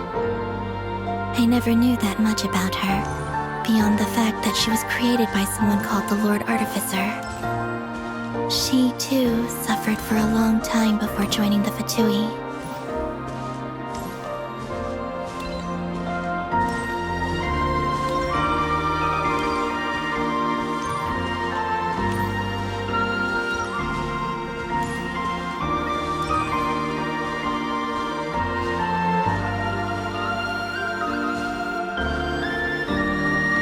How I wish I could talk to her again, even if only to hear her say nasty things to me.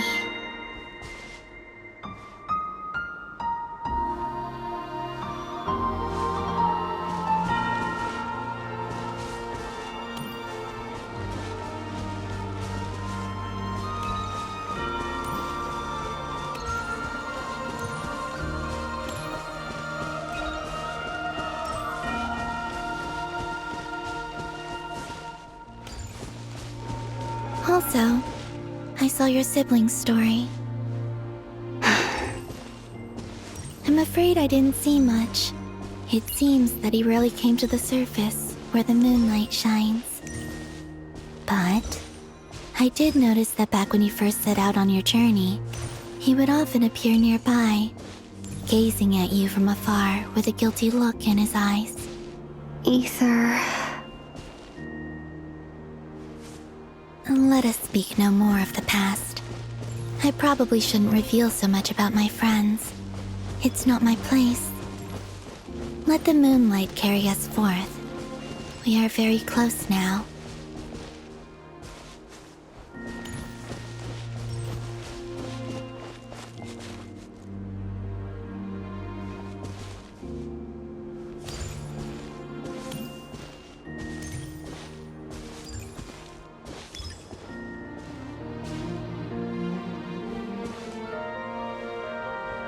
After this, I'd like to bring some Kuhenki to the moon as well. If they're willing, of course.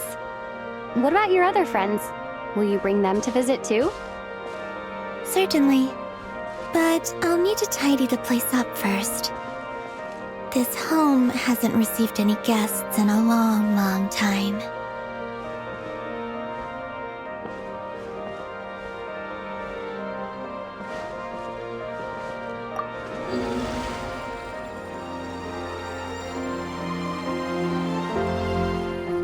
I remember writing something similar with you on Moon Prayer Night. I believe it was called... Dodoko's Whirligig. Yes, that was it. You asked me if I was afraid to return to the moon, and I said that I was. The idea that I had gained something precious, only to lose it so quickly. That frightened me. But I'm not afraid anymore. Besides, this time, we're traveling together.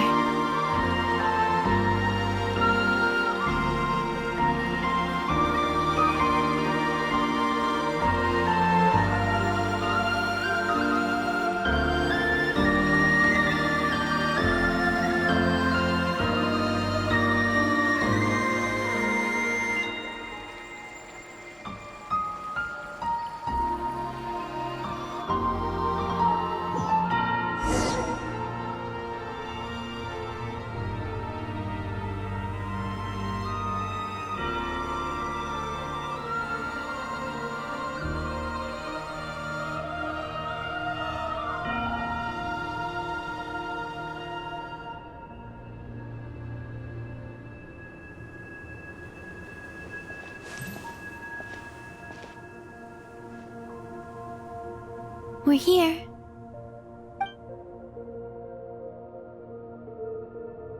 Over there.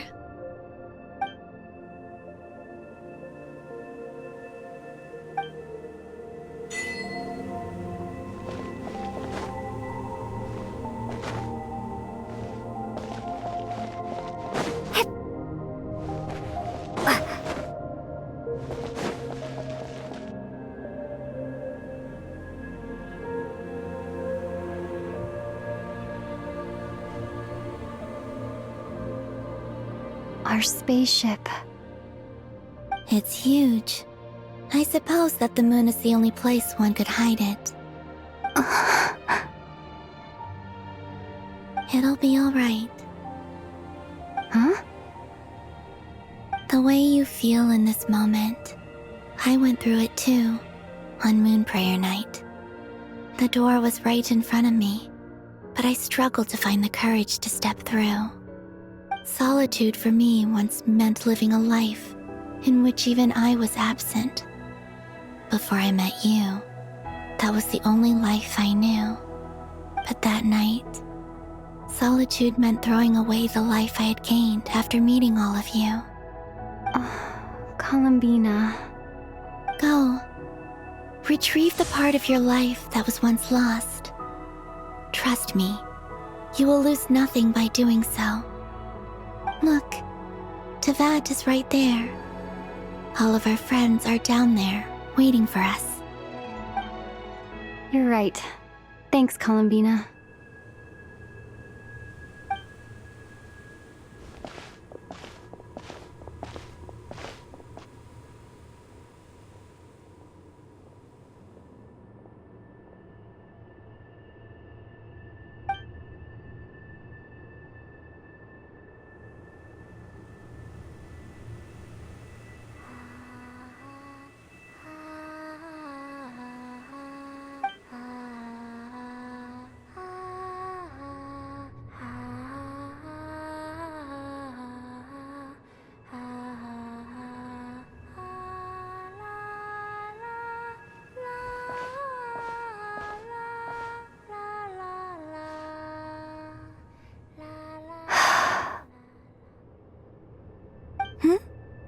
Finished?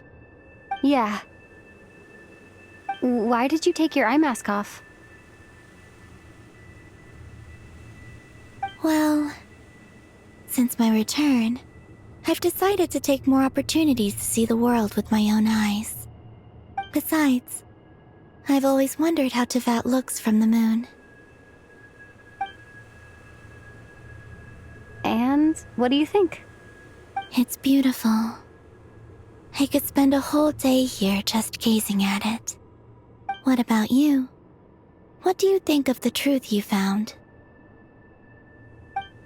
I haven't looked at another person's expression in a long time, but I think yours is saying it was neither good nor bad. Keep this up, and it won't be long before you give Nefer a run for her money. Oh, I don't think that's going to happen. I'm much more used to sensing what's going on around me with Kuvaki. I think I'll save my eyes for seeing special moments I really want to remember. I read the spaceship's flight logs. I always assumed that this was my first time in Tevat. I thought that Ether and I must have been hibernating in space for centuries on end. But the logs show that our spaceship flew over the skies of Tevat once before. A long, long time ago. Flew over? So you didn't land? No. The ship barely came to a stop before flying on again. After that, it continued traveling through space for a long time. Some of the data is corrupted, but I suspect that it kept flying for thousands of years. It was only after that that the ship made a forced landing in Nodcry. When Ether found me, he came from outside the ship. Could this mean that he left the ship long before I did? Maybe even during our first pass over Tevat? Are you alright? Yes. I can feel that the truth is coming together, one small piece at a time. I remember Ether telling me that when he first arrived in Conria, He could not recall the past. So this might be something that even he doesn't know. Here, I made some space for you. Your mind must be racing, and this seems like the perfect place to relax and clear your head.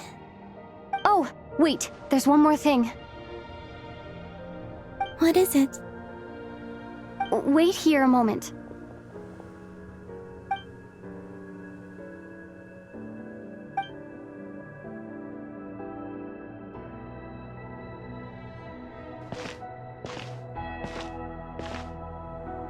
Hey, Columbina.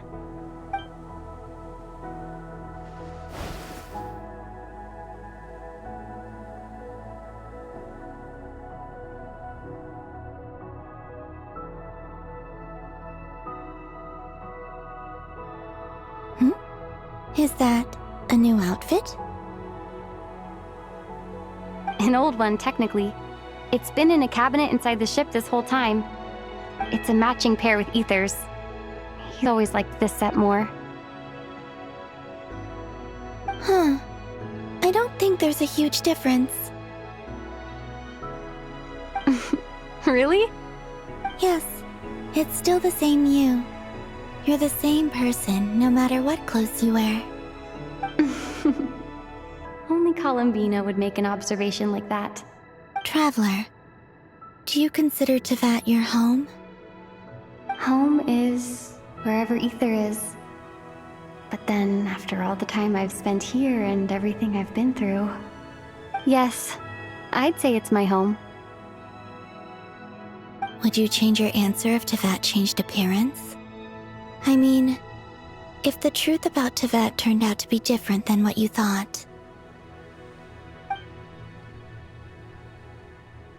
I don't know. But I don't think so. The truth is not what matters most to me about Tevat.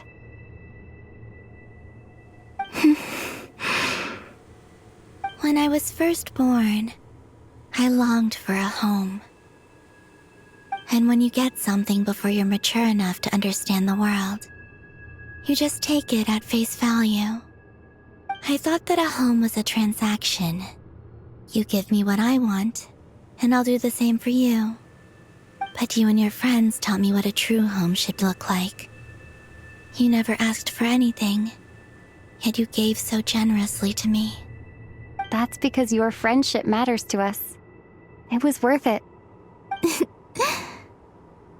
In the past, I thought that my birth in Nodcry must have been a mistake. But after journeying to the distant past where the story began, I realized that it was I who chose Nodcry to be my future home. Now, I am glad that I made that choice. I'm sure your friends are just as glad. In fact, I intend to make the same choice today as I did back then. What do you mean? Well, I've given the Eternal Moon's Marrow to Lauma, and the Iridescent Moon's Marrow to Arlecchino. And now, I shall return my Kuvagi to Nodcry again, that it may continue to protect my chosen home. Wait, but what about your body? Oh, are you worried that I'll disappear again? I won't. Not this time. The Frost Moon has now entered the fall sky, and I am the Trilune Goddess. I am only returning to Nodcry the part of me that it needs. I am giving what I can, because my home is worth it. Oh, and I have something for you, too.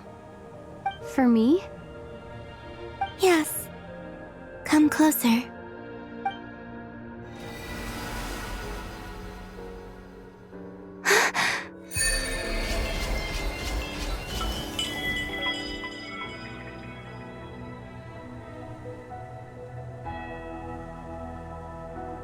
What was that? I lifted some of the restrictions this world placed on you. I trust this will help in your future adventures. My power. It feels like it's grown. I can use the elements more freely now. Thank you. This will be a great help. You're welcome. I see you as family, And after everything you've done for me, In fact, no. It's not because I owe you. It's because you're worth it. Here, this flower is for you.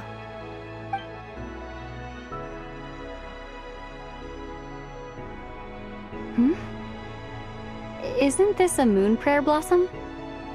Yes. Don't worry. You will never see these flowers lose their color again. I'm finally discovering the joy of giving. How I wish I'd learned this sooner. Hey, better late than never. What are you thinking about now? Why don't you take a guess? You get 1 shot. I don't think I'll get it in one guess, but I'm sure it's a happy thought. That's kind of a sneaky answer.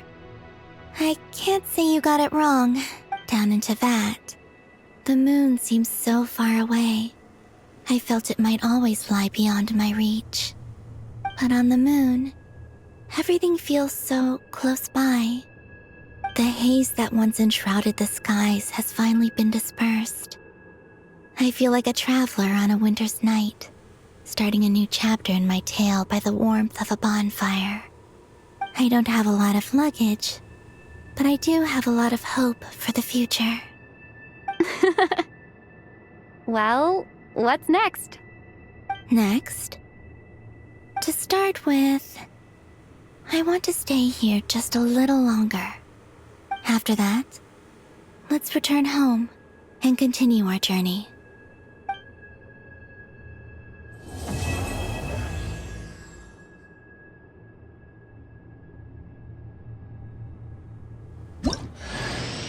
These clothes bring back so many memories.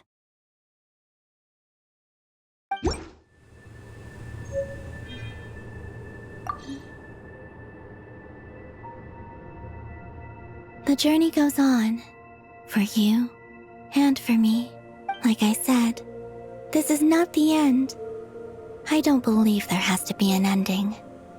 Oh, is that your next destination? Most people would probably tell you to pack some warm clothes. But I experience things differently than most people, so I can't know how cold it is. In fact, it is home to quite a wondrous heat source. I think they call it Kreshnik's torch. Every city in Snezhnaya is built around one of those. I sensed the energy it gave off as I was passing by on a railway train. It felt grand and distant. I also recommend the Korolievsky troupe in Snezhnograd. They give performances quite regularly, and entry was free for harbingers. Ice cold and sharp. Crystal clear in some ways, yet profoundly unfathomable in others. Like the thick layer of ice on top of a frozen lake.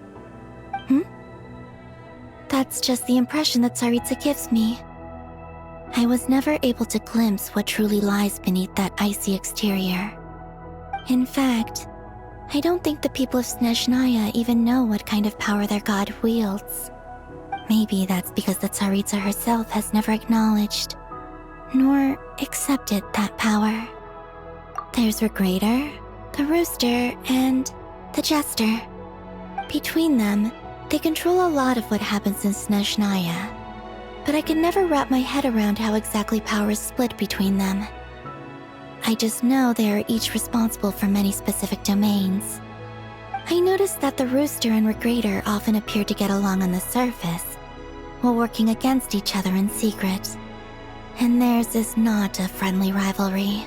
But I wasn't particularly interested, so I tended to keep my distance. Now that I think about it, the term Mistelton often seemed to come up in connection with Project Stuja. Once things settle down in Notcry, I'd like to explore the world beyond Snezhnaya. You've told me so many stories about the other places you've been to, and all the friends you've made there. I'm curious to visit those nations and see them for myself. It would also help me learn more about the journey that has made you into the person you are today. Okay. As you continue on your journey, Don't forget to gaze up at the moon once in a while. It is, after all, no longer an illusion. It shall cast down its true moonlight, connecting us in truth.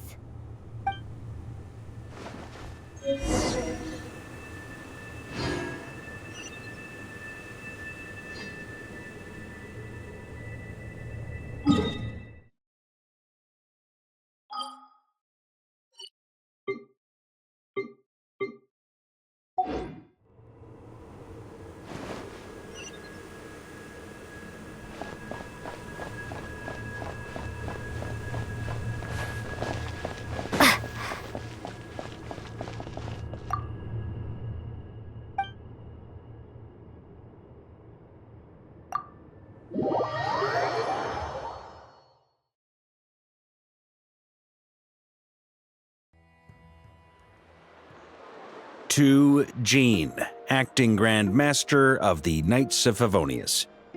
Ugh, this preamble is such a pain to write. It's probably high time we got rid of this acting business. I trust that Dern has updated you all on recent events. Hope we didn't worry you too much.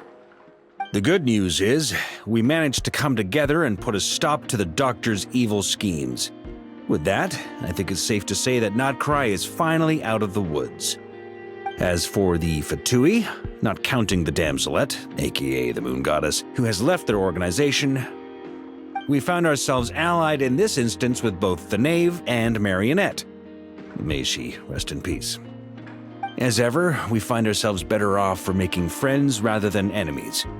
But until we can ascertain the Tsaritsa's true intentions, the future remains uncertain. In a short while... Wait... How am I meant to surprise everyone if I tell them in the letter that I'm heading home? Well, that would be a huge waste. Okay, got it. I will begin sending the expeditionary team back home in waves. I'm sure they'll be able to answer any questions you still have. I hope they won't gloss over the details of my many heroic deeds. But if they do, I'm sure it'll be because they're just too exhausted from the long journey. I think of Mondstadt daily. Please give everyone my best regards. P.S. The honorary knight went above and beyond this time. Are there any other honors we can give her? I'll leave it with you. P.P.S. Please be extra nice to Klee for the foreseeable future. I cashed in on the last favor that the Hexen Circle owed us, so we need to earn some more goodwill. If there's any serious problems, feel free to stick me in solitary confinement when I get back. I'll do the time for her. Whew. And that, as they say, is all she wrote. End of an era. And with the moon shining down brighter than ever, I think everyone is going to sleep well tonight.